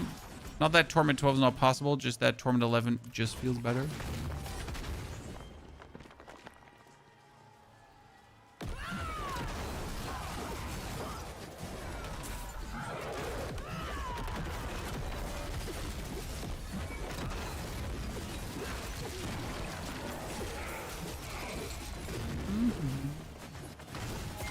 Come on, you can jump over this. Yeah. I didn't have to, but I just wanted to.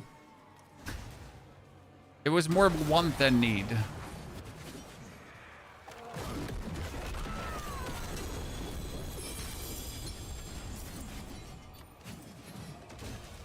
I got a fly attack me, chat. A fly attack me! Ugh! I'm curious about the Divine Lance build. We can do that tomorrow.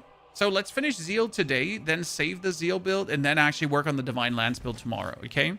Because right now we're, like, the good thing is that the Divine Lance build can be done faster, because the Divine Lance build is essentially the Zeal build, but with lands, so all the aspects all the glyphs I leveled are overlapping, right?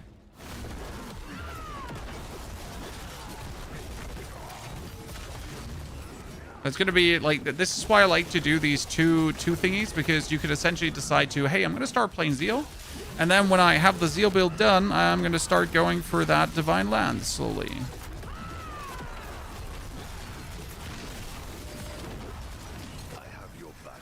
I mean, this character has like only 20,000 life, right, chat? And it has arguably way less defense than all my other characters combined. But due to me just consistently healing up while I'm just hitting shit, and just, you know, generally being the demon you are, and fortifying and fortify draining and healing yourself like this, you're just a monster.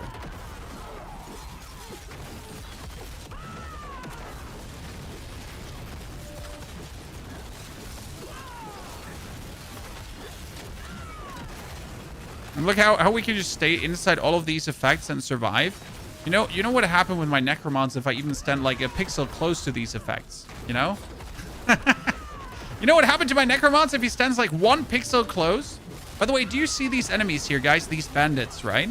So there's one of these bandits that can go invisible and stab you in the back. They're called the Throat Slitters. Does any one of you remember Diablo release? Because during the Diablo release, we used to have something that was called a Tier 100 Nightmare Dungeon. And these Tier 100 Nightmare Dungeons were absolutely overtuned beyond belief. And what used to happen when you play a Necromancer is that these Throat Slitters, they can one-hit you. So they would literally go invisible, and you would have to try to invisible hit them, and they would just appear behind you and you die. Like your full character with thousands and thousands of HP and whatsoever, he would just implode virtually. I mean, like additionally to ballistas just shooting you off screen, but that's a different story. The ballistas shooting you off screen.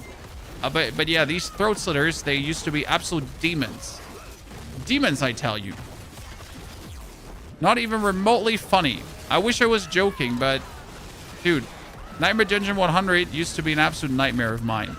Because virtually everything would just kill you. Like you would walk around a corner, you're dead. What happened? Well, you can't see it because it happened off screen. I still remember those times fondly. I also knew way less about Diablo. I mean, if I look back at the builds I did back in the days and the builds I do nowadays, I've become smarter. Like, repetition matters, right? Doing things over and over again matters. The videos from back in the days compared to the videos nowadays also. They say you gotta make 100 bad videos to start making good videos. When does it start, Chad? When does it start? When does it stop with the bad videos?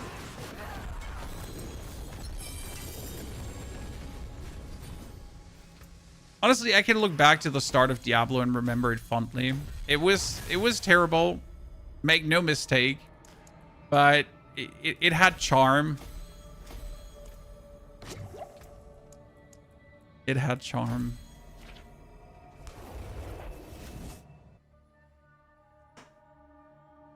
Nothing beats Abattoir Zur when it comes back to being one-hitted. Sir, I played Necromancer during the Abattoir Zur times, and the only way how Necromancer could survive in the Abattoir Zur was if Necromancer was permanently, and I say permanently, in his Blood Mist.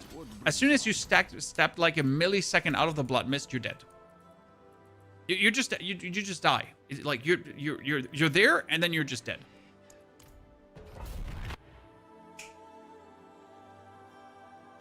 Just like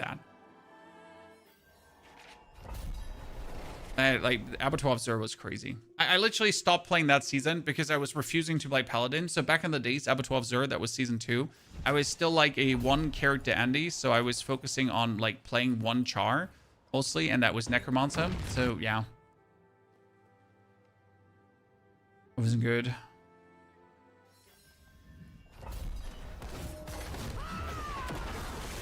Okay, there's a pit 110 again. Oh, we didn't do a 110. So we did a 110 in 5 minutes before, right?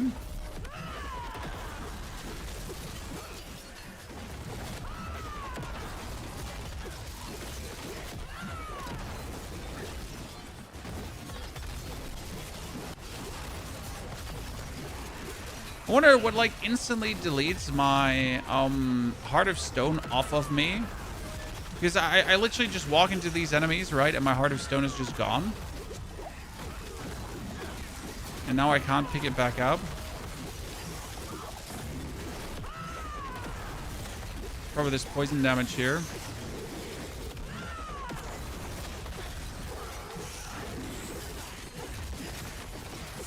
Don't forget to make micro stutter steps.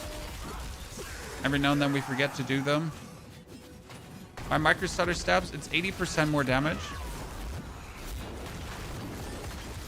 And that one really needs to get buffed because 80% more damage, but for 2 seconds. Okay? So if you don't micro stutter step every 2 seconds, like 1, 2, 1, 2, 1, 2, 1, 2, 1, 2, 1, 2, right? You're losing that bonus. I mean, at least 3 seconds, Chad. But a bonus for 2 seconds just feels like, why do you hate me? Whatever ever done to deserve that, right? Can't be expecting me to like pay attention to a 2-second stacking buff.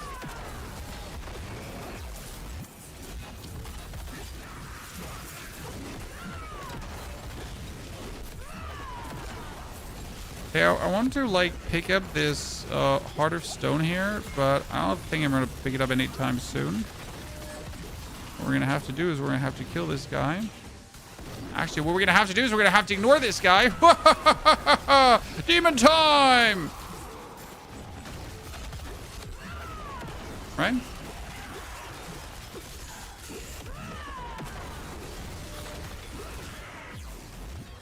By the way, am I active looking to stack my Crown of Lucians right now? No, I'm just like really ignoring the Crown of Lucian stacks and I'm just doing it. And if I manage to by chance hit the stacks, then I manage by chance to hit the stacks, right? Guess at some point you just gotta be happy that you have it or don't have it.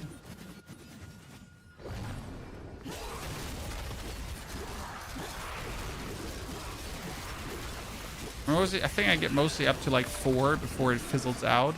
Okay, see, like I don't understand what makes me lose my Heart of Stone so quick. Because yeah, sure, I'm burning myself, but burning myself should obviously not count for losing the Heart of Stone, right?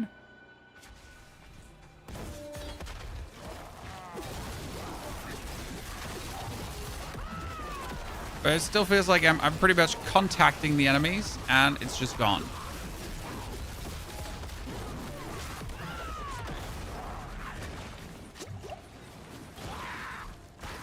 I'm totally willing to risk my death just to pick up the Heart of Stone.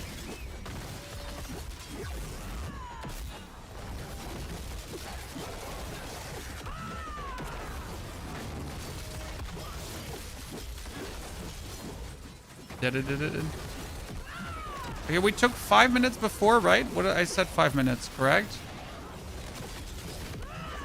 Okay, let's see that we get this stack now.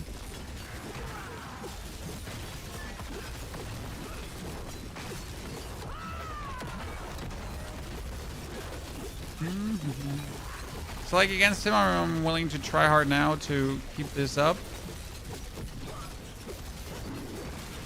I said that, right? And then I instantly didn't keep it up.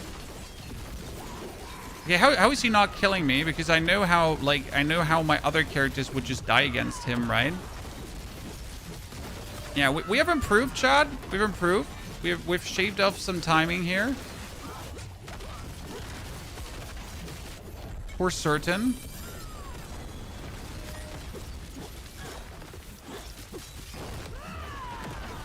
It's good to see. So our actual improving is improving. We still have to get a better amulet because our amulet is not the bestest. 2, 3. 1, 2, 3. And 1, 2. See, all to 90. Off we go again. As you'll remove it, it almost seems like that your self-burn is removing it. But the thing is, I'm just like, I guess, taking so much damage, but healing so much damage that I'm taking so much damage that I'm healing so much damage that I'm taking so much damage that I'm healing so much damage that I'm taking so much damage that I'm healing so much. Yeah. I think that's what's happening. Realistically. Okay, we haven't gotten a seal. So what we're going to do right now is we're going to go over to our... Barbarian. Yeah, 430 right now. I think I can do a 115, so we definitely have to do that. Out of principle.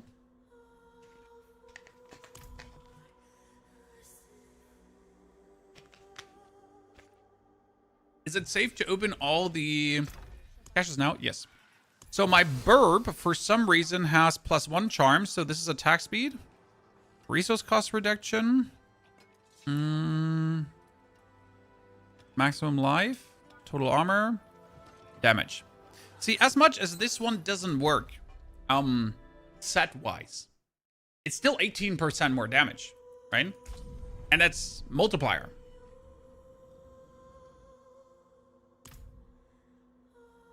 Jinkis, I would not expect a single actual fix to something that's not working. Like, bug fixes, yes, right? Broken things, but like, fixing sets or something, I don't think that's going to happen this season anymore. So, maximum life out, 18% damage in, ladies and gentlemen. Let's do the Helltide again, because we had to. I remember what we actually set out to do.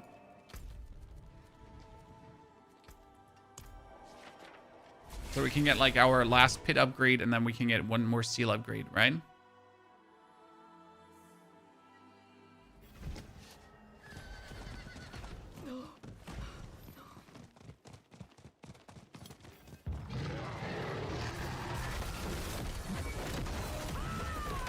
Oh, we're still in Torment 12, I forget. I mean, that's fine, but I'm actually looking to hang out on the other Torment tier.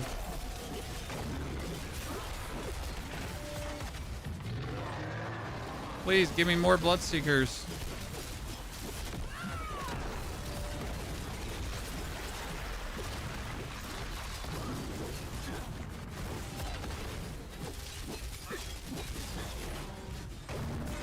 I need a portal.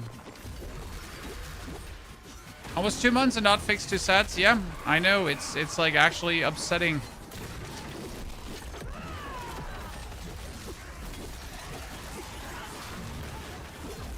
I just say in that regard, Path of Exile is doing a better job. when it comes down to actually fixing stuff that is broken in a season. Not everything, but step by step, iterative.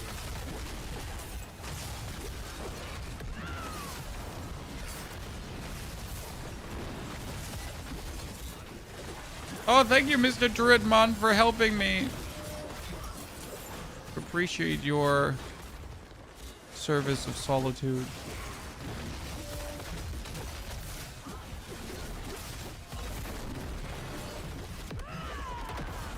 What's your build? This is a Zeal build, my friend. We're using the skill called Zeal to create after images, and these after images are then hitting our opponents as we're just zooming through the world. We are also burning ourselves, so every single cast of our skill is actually costing us life, which could lead to us dying, but usually it doesn't happen unless we're really, like, as you can see there, in a lot of damage. So we can survive almost everything, which is actually crazy, like what we can partially survive, what we shouldn't survive and still do survive. So that's amazing. And we could even get more tanky, because I think I should probably swap out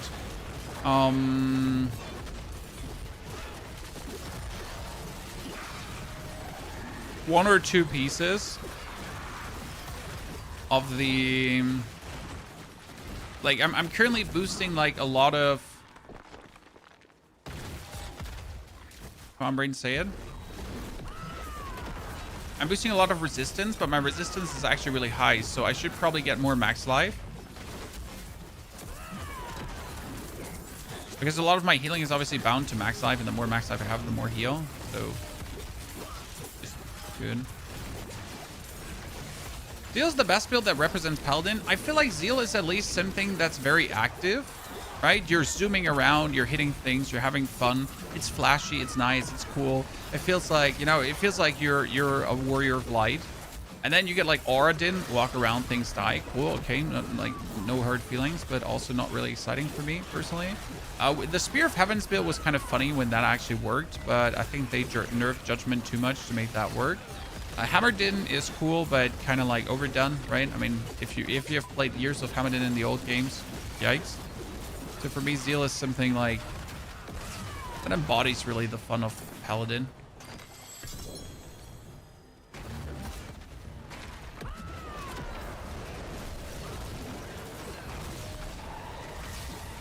Divine Lens we're gonna do tomorrow. So we're gonna start with Divine Lens tomorrow, and we have a second build for you. So it's not just going to be Paladin tomorrow, but it's definitely going to start with Paladin, okay? And then we're gonna be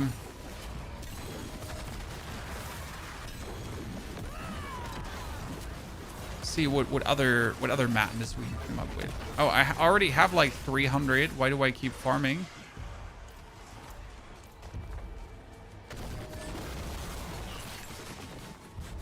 Why do I keep farming, chat?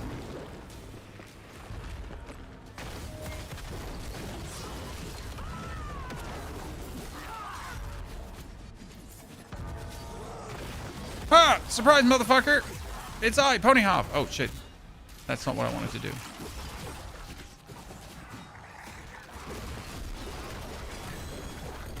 That's not what I set out to do, chat.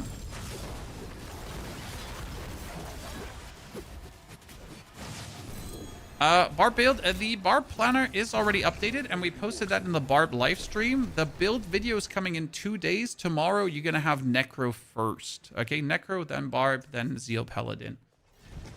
Oh, what is a waitress, isn't it? They're all coming. They're all happening. But I can't give you more than 1 video per day, because then my brain explodes. I don't want my brain to explode. Yeah, I really don't.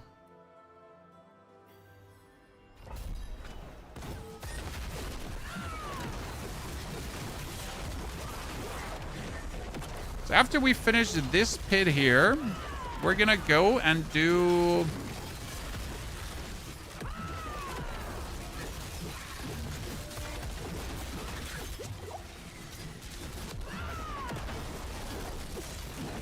a tower 110 probably, just to see how quick we can beat that. Also to move the Paladin just in the leaderboard, right?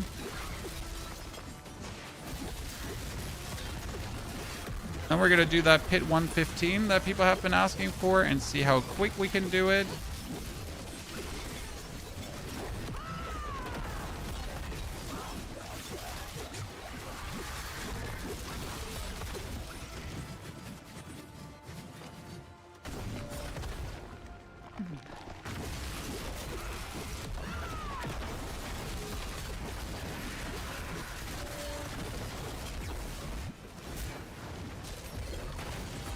Full crit. It's not like we don't have almost 100% crit chance anyways. I'm trying to find a Bone Spirit build to zoom Torment 12. Bad news. The nerfs to Bone Spirit have sadly been so significant that I do not think that you can make it work. And feel good. So you could probably make it work, but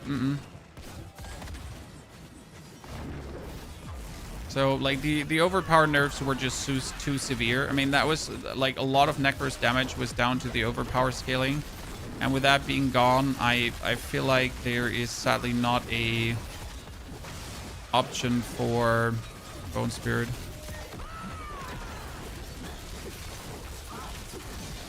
Now, I mean, please prove me wrong, because I prefer to be proven wrong on that topic, because I love Bone Spirit and I think it should exist. Okay, where's that stupid Heart of Stone? Like, I'm trying to see it right now, correct? I'm hovering my mouse here, but I don't seem to be... I just let me pick it up, Jesus Christ. If one more Undeath effect just touches me there, we're throwing hands.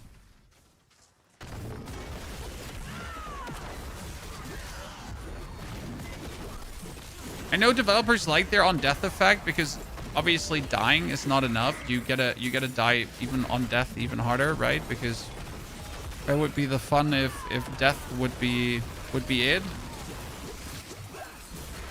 No, we gotta hurt the player beyond the norm. Because otherwise he's not gonna feel it, right? And Undeath effects in Path of Exile used to be so bad that they had to make them more visible because they were so bad that you couldn't even really see them in all the clutterfuck, right? And then their solution was, instead of removing Undeath effects, it was like, no, we made them more visible. So you can now see what kills you. Because obviously that's exactly what we wanted. Surely.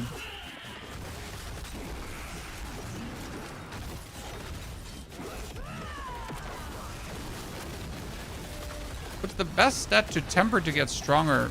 Depends on your build class and skill you're using.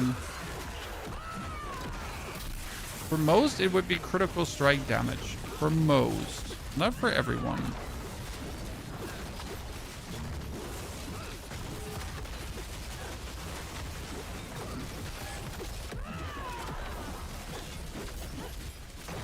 Okay, I can't really schnizzle her because she's standing like here inside the wall. And that is bad for what we're doing with...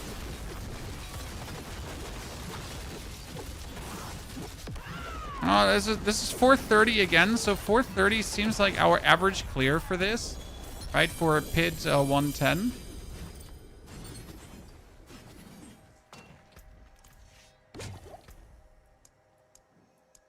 Let's get Resplendence up to 100.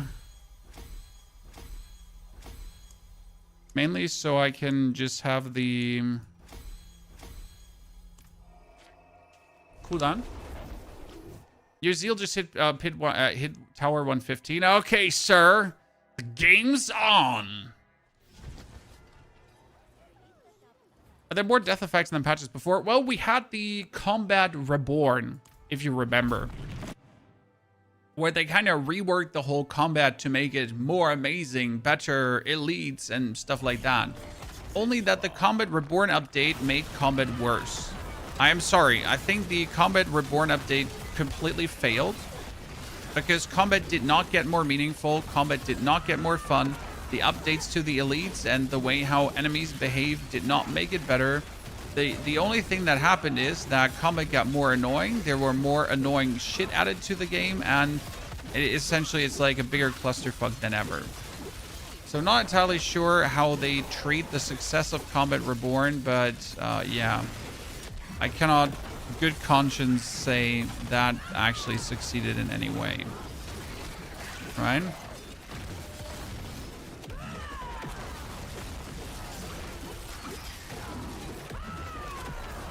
And there's a heavy imbalance, and also how a lot of these skills like hit you, right? And I don't know. But yeah, Combat Reborn was a dud for sure.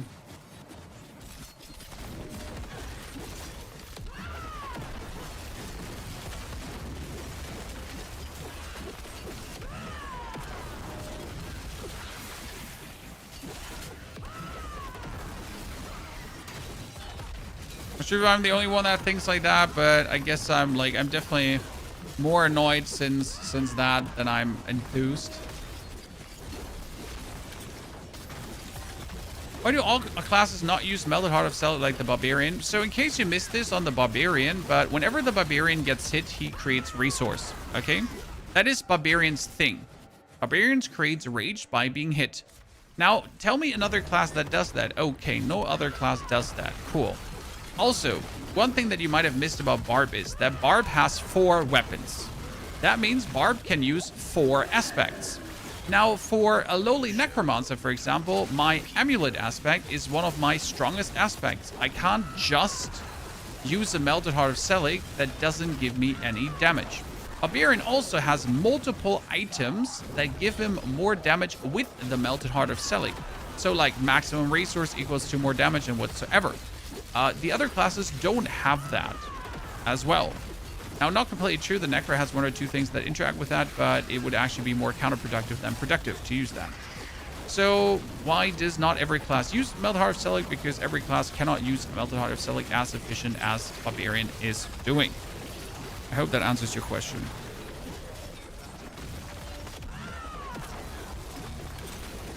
Good hunting. You've done well. Keep going.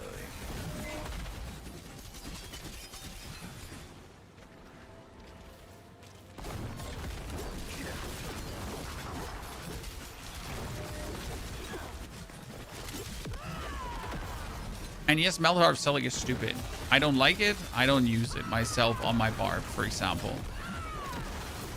Because I find the act of building with Melted Heart of Selig just dumb.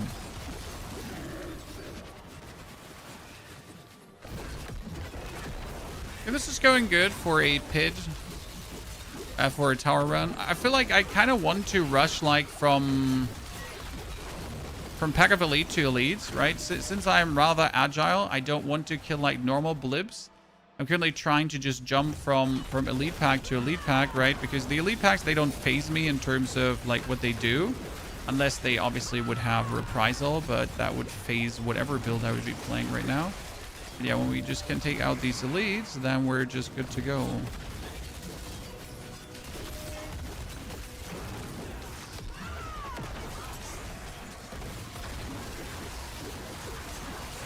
Everything else just gets schnazzled on the way. The Tower Guardian has spawned. The Tower Guardian has spawned! Okay, sir.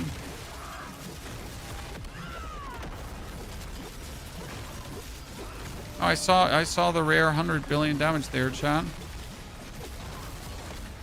Okay, so are we fighting like in a pool of poison and a pool of lightning and everything? I think we are, right?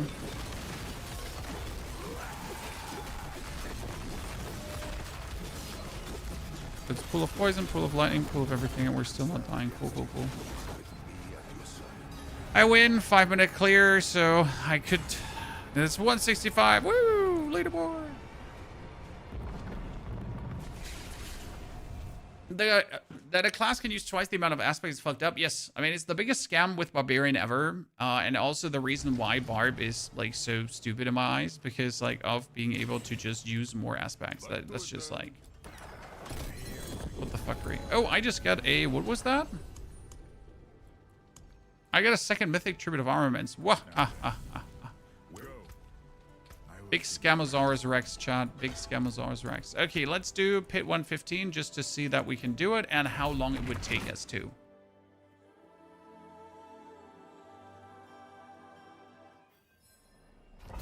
Oh, that's tower. Sorry, no, not tower. Better question, which matters more, multipliers on gear or base additive damage? More multipliers, and then you obviously also do need the additive damage. But the additive damage you can also get from the Paragon board, so let's not forget about that. You have the Paragon board, which is good additive damage. Then you get the multipliers on your gear, and obviously let's not forget about the tempers, right? Which are also useful. Which means a little bit of everything.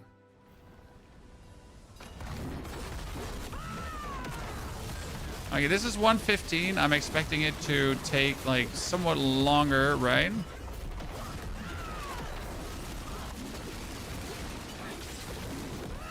Especially since I'm probably going to just lose my Heart of Stone left, right, and center over and over again, right? I don't actually be able to pick my Heart of Stone back up against that one elite. You know what? We're just leaving that one elite behind because I really don't want to fight that elite with the saw blades around him. It doesn't sound like fun at all.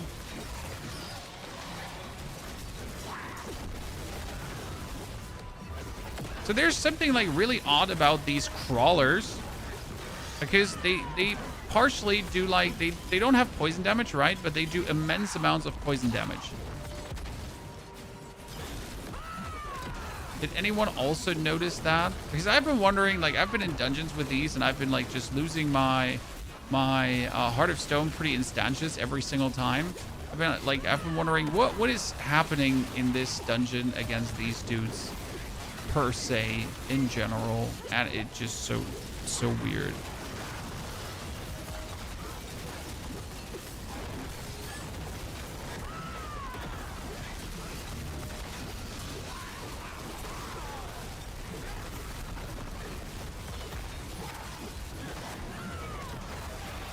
So, could you guys just, like, stay in the middle instead of just wandering around? No? Too much? Yeah, I know, chat. I'm asking for too much.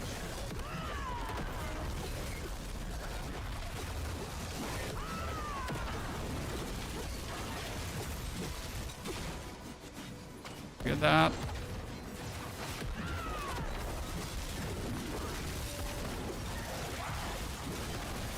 Why can't my enemy type not just be normal spiders or something like that?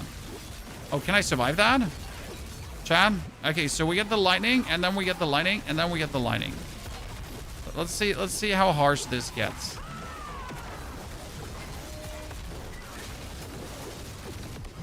And there's some burning fire on the ground if I see correct, right?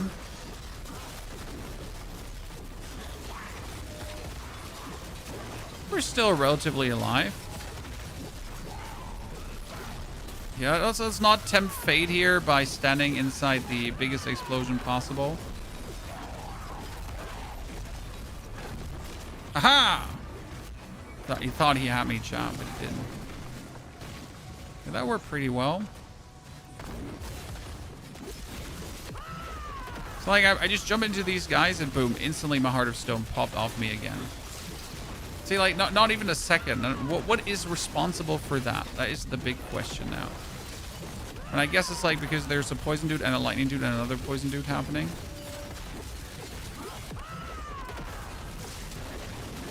Am I bet you use Rally? I mean, Rally is useless for Zeal, FYI. Because you don't need Rally for anything. If you now play Spear, then you need Rally. Thing is, I don't use Resource, okay, sir? I'm using, what's it called again? I use my life as a motorboat to cast things. So this build is using life instead of faith energy.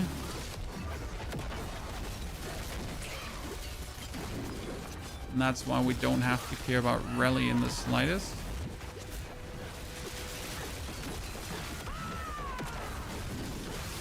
I think my Heart of Stone vanished, chat, or my Heart of Stone is right here somewhere. Oh, this is bad. This is bad. This is too much. Finally.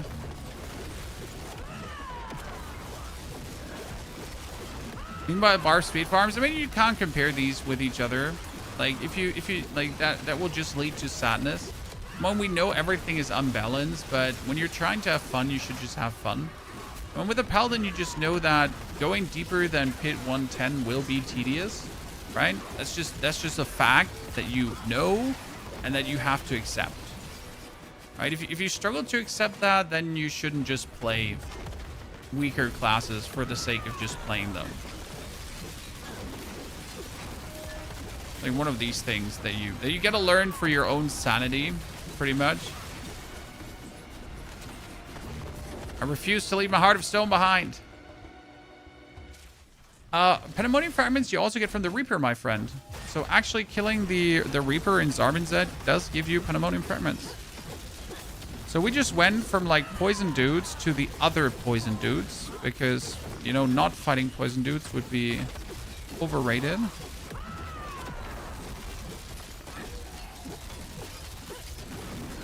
See, but now I've fought these guys here for 2 seconds already. And my Heart of Stone has not been bumped off. So it definitely is that one enemy type, chat. These weird ass buggers that just blasted off me right away.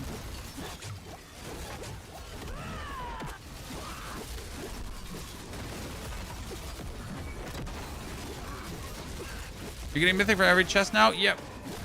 Don't get used to it. It's essentially now to just keep you playing. I'm pretty sure next season is going to be god-awful again. They're like, so now everyone had their fun. It's time to nuke it. You know how Blizzard is. Blizzard doesn't do half measures. They're like, oh, we see you've been having fun. Like, let's nuke it. Our statistics are saying everyone had too many mythics. Clearly that means people need to get nerfed.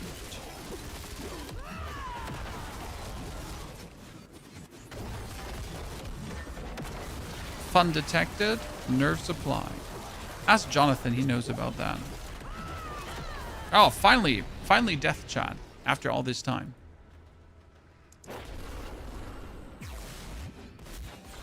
I'm still genuinely surprised how few death we're having. Because I feel like we should, again, harp more into max life. But hey, it's working. Okay, so we're sitting at a 10-minute pit 115 clear. I don't feel so well, Mr. Stark.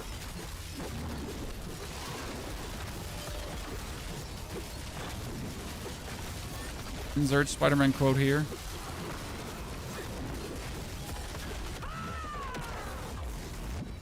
Ah, Jack, can someone explain me why I should be excited for that Doom Avengers Doomsday thingy? I'm like so out of the loop with all the Marvel stuff. I haven't really cared in a while. I guess since like Endgame I haven't really cared. So why should we care about Doomsday again? What have I missed? What do I need to know? I know Robert Downey Jr. is returning as Dr. Doom, as some like weird story plot revival shenanigans, soul swapping, blah, whatever. I don't even know. I'm just so out. Like I didn't even watch the. I started the trailer 3 times and then it started buffering and I just stopped the trailer because I just couldn't get myself to care. I don't know how to say it. I hope I'm not the only one that's like weird about it.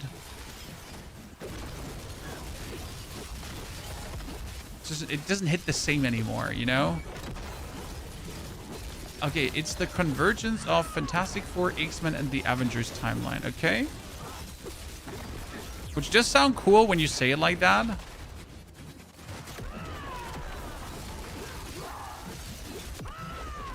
You then like the different franchises.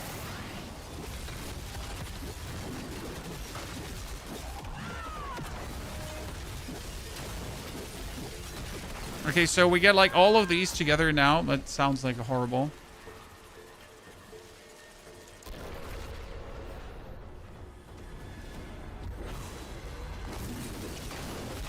Sublime, no. Resolve stacking doesn't work anymore, Sublime. You're working on old knowledge. Resolve stacking is still damaged, yes, but you can't stack to 58 anymore. So you're literally working on outdated old knowledge there, my friend.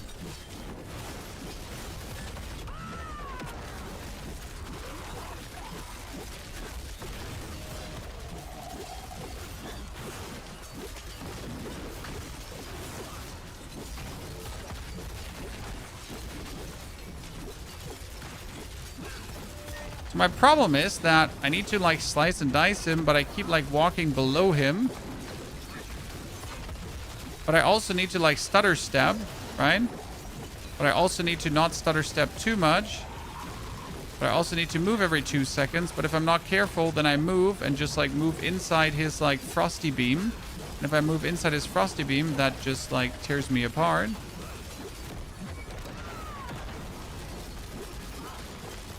But do we have to move? Because otherwise we're not getting our buff. See, like, if I then move like shitty, then we're just getting that frosty. It does like significant damage to us.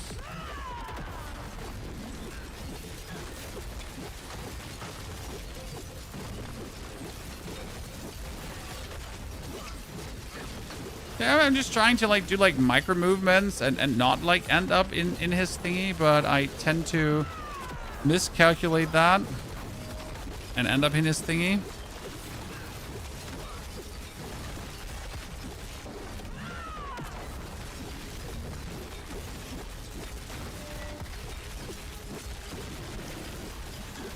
It's probably like the worst of the bosses for me. Because a lot of the other bosses I can just stand like pretty much not AFK against, because again I have to move, right? But I can just rotate around them willy-nilly.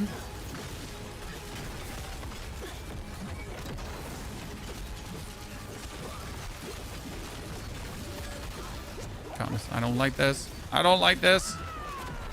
Very frustrating.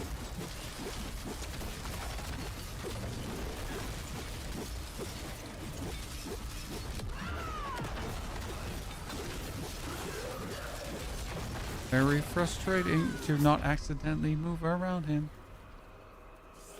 I mean, Exiler, if one day Paladin's damage gets properly balanced, it's actually going to be unearthly, right? Because if we consider like the amount of zeal hits that we can deal, and if then the damage would be appropriately to the amount of hits that we're doing, you're looking at absolute demon specs, right? We jumped through him. This is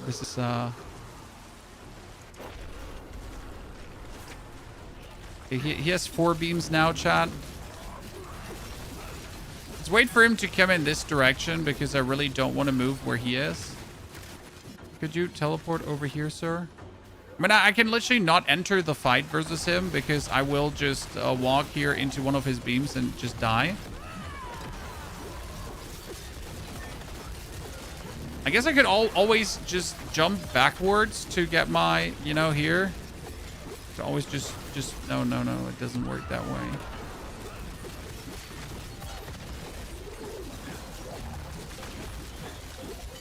Okay, we're just gonna say goodbye to my 80% bonus damage for this fight so I can just get it done with, right? Let's not just use the power of our build that is all about moving around. No, let's just stand still just to get it done. Okay, that was like a very annoying pit 115. I'll say that. But we get it done, so I'll take it. We could have definitely had it faster, so that's not that. Okay, what we got? Resplendence up.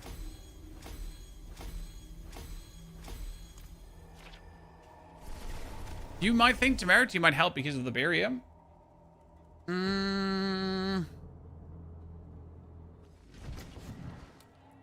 You would lose 40% damage reduction for using Temerity, and you don't have the amount of max life that really makes Temerity good.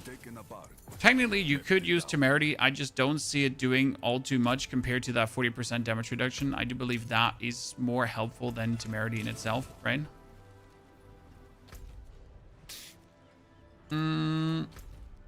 Let's do...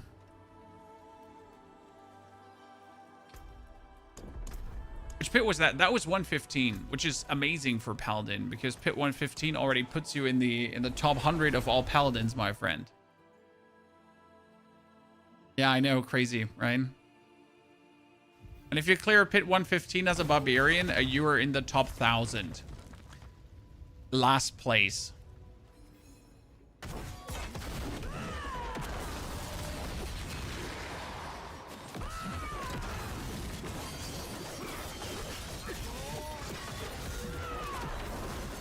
I wonder how much of his damage we can tank.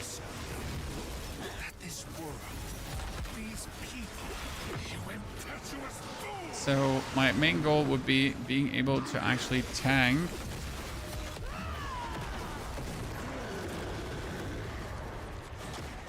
Sadly, you cannot tank that because that will just kill you, right?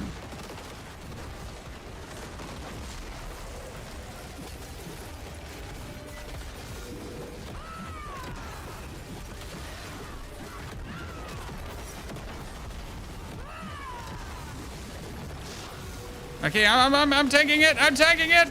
I'm taking it. I'm doing it live. It's happening. Can't touch this.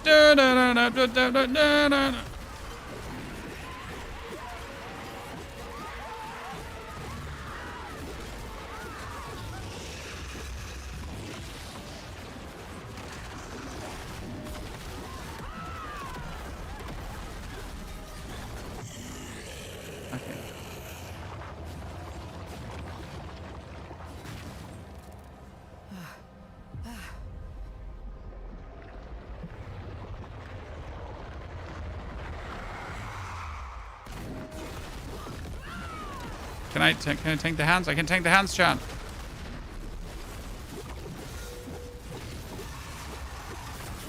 Might not be great for Torment 12, but hey, I can kill that Torment 10. Aha! Back shots, back shots, back shots, back shots. Strike at me. You wish this flesh means nothing. Okay, bullshit. Well, we're stuck. We're stuck. Mom, we're stuck.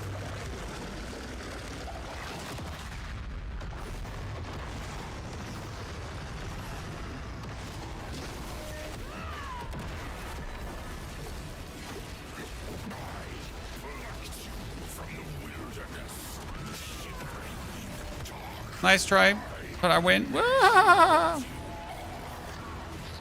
But this is Zeal Paladin.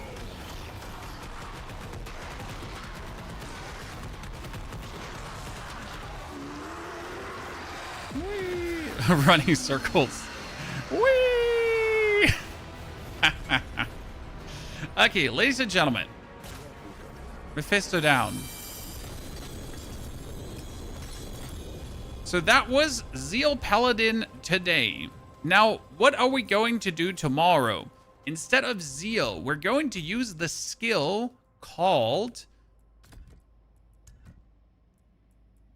Divine Lance. And Divine Lance can be turned into a Zealot skill as well. And you're pretty much doing exactly the same. Let me save Zeal so I can show you how Lance looks in comparison to Zeal. Thing is that you just need to play the build completely different, because we need to use the Crown of Lucian, and that means we need the Ring of Starless Skies. So you're already forced to get one of these bad boys here. Then we get a... Wow, that's a beautiful weapon, Chan.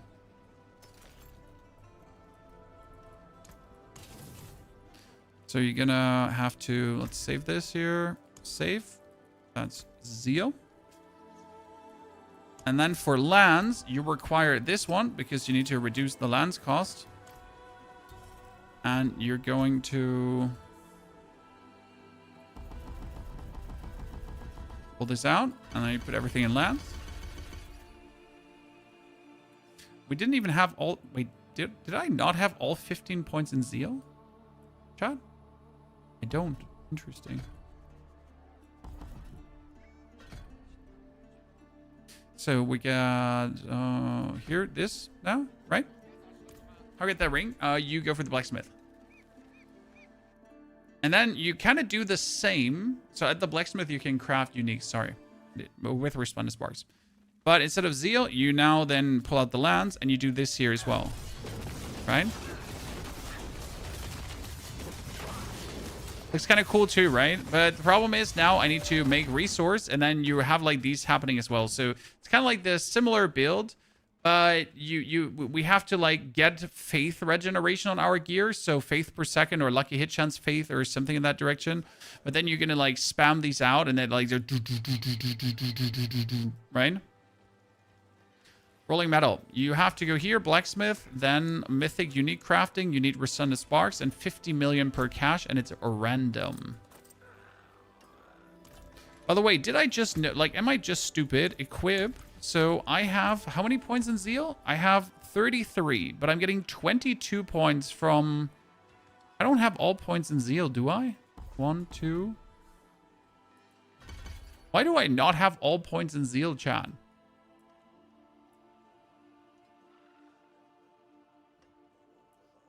Explain to me like I'm dumb.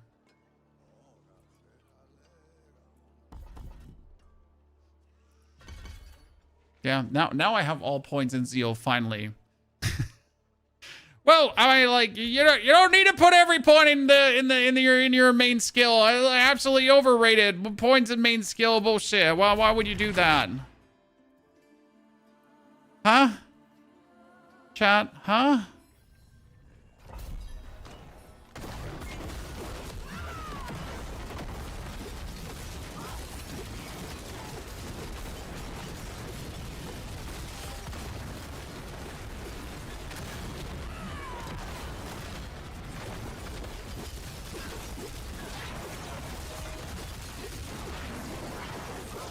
Okay, let's see how that feels now when we have like the right amount of skill points put in.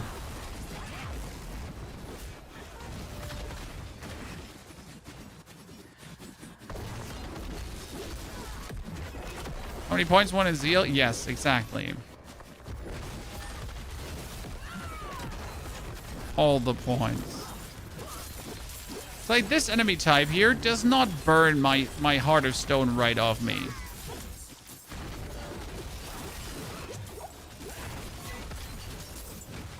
Make it make sense.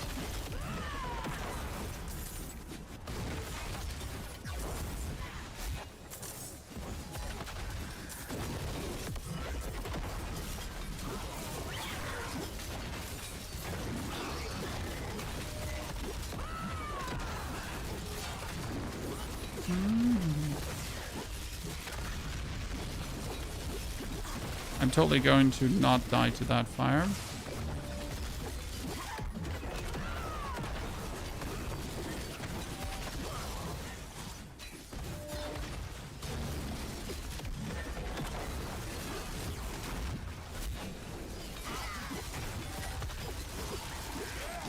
Once in a while when that doesn't get like plonked of me right away.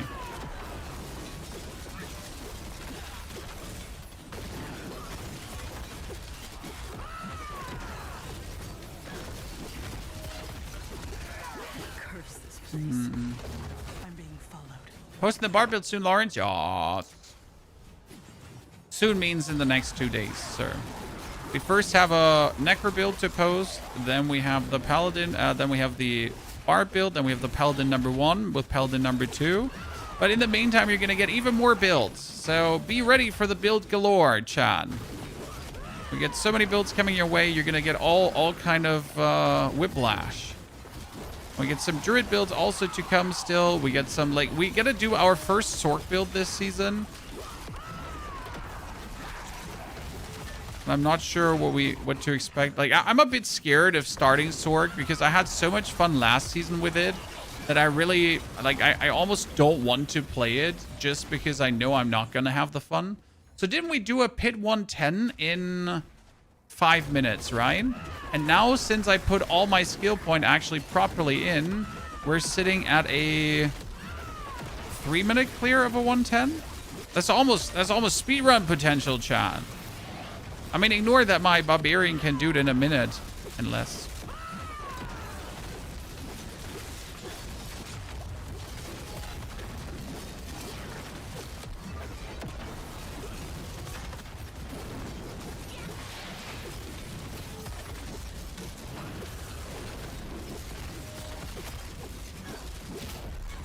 Easy.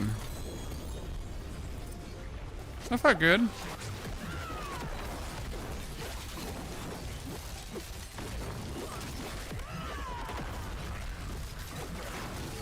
God, he doesn't want to die, chat. He doesn't want to die, I repeat. Barb, we did a whirlwind barb. but it was a Whirlwind Barb with without Melted Heart of Selig and with Bleed as a bonus. Cool.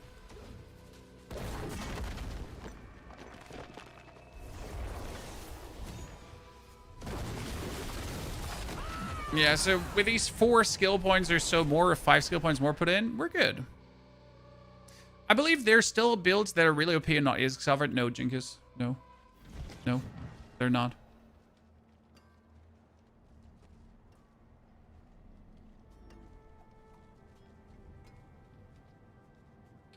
Sadly not. Would be cool if there was, though. I'm fully with you. So that's a T-Bolt's Will. Technically, we could use this T-Bolt's Will over my current one to get myself... I mean, by the way, it's a really good T-Bolt's Will with Strength, Max Life, and Armor. So this is like really nice, actually, for my Barb. We can reroll the potion capacity into all resistance. I mean, this is, by the way, one of the best T-Bolt's Wills I've ever seen. This is like, what the fuck? So good. Oh, you know what? We could use that for our... We can use that for the Paladin. Haha, ladies and gentlemen. Things are interesting. Okay, well, you know what we're going to do now? We're going to say bye. And I'll be back tomorrow. And tomorrow we're going to do Divine Lands. Okay, chat? In case you missed the patch update, it's already out. We have uploaded it with all the information. Also on how the infinite Nightmare Dungeon escalation method works. This is going to be the video for tomorrow. It's the video for tomorrow. Okay? Until then, take care. Wish you a good one. Happy to have you all with us. Hope you've been enjoying what we do there. I use the same Zeal build, and I suck at T12 and can barely kill elites. What I'm doing wrong. You don't have enough Paragon points, Katiki.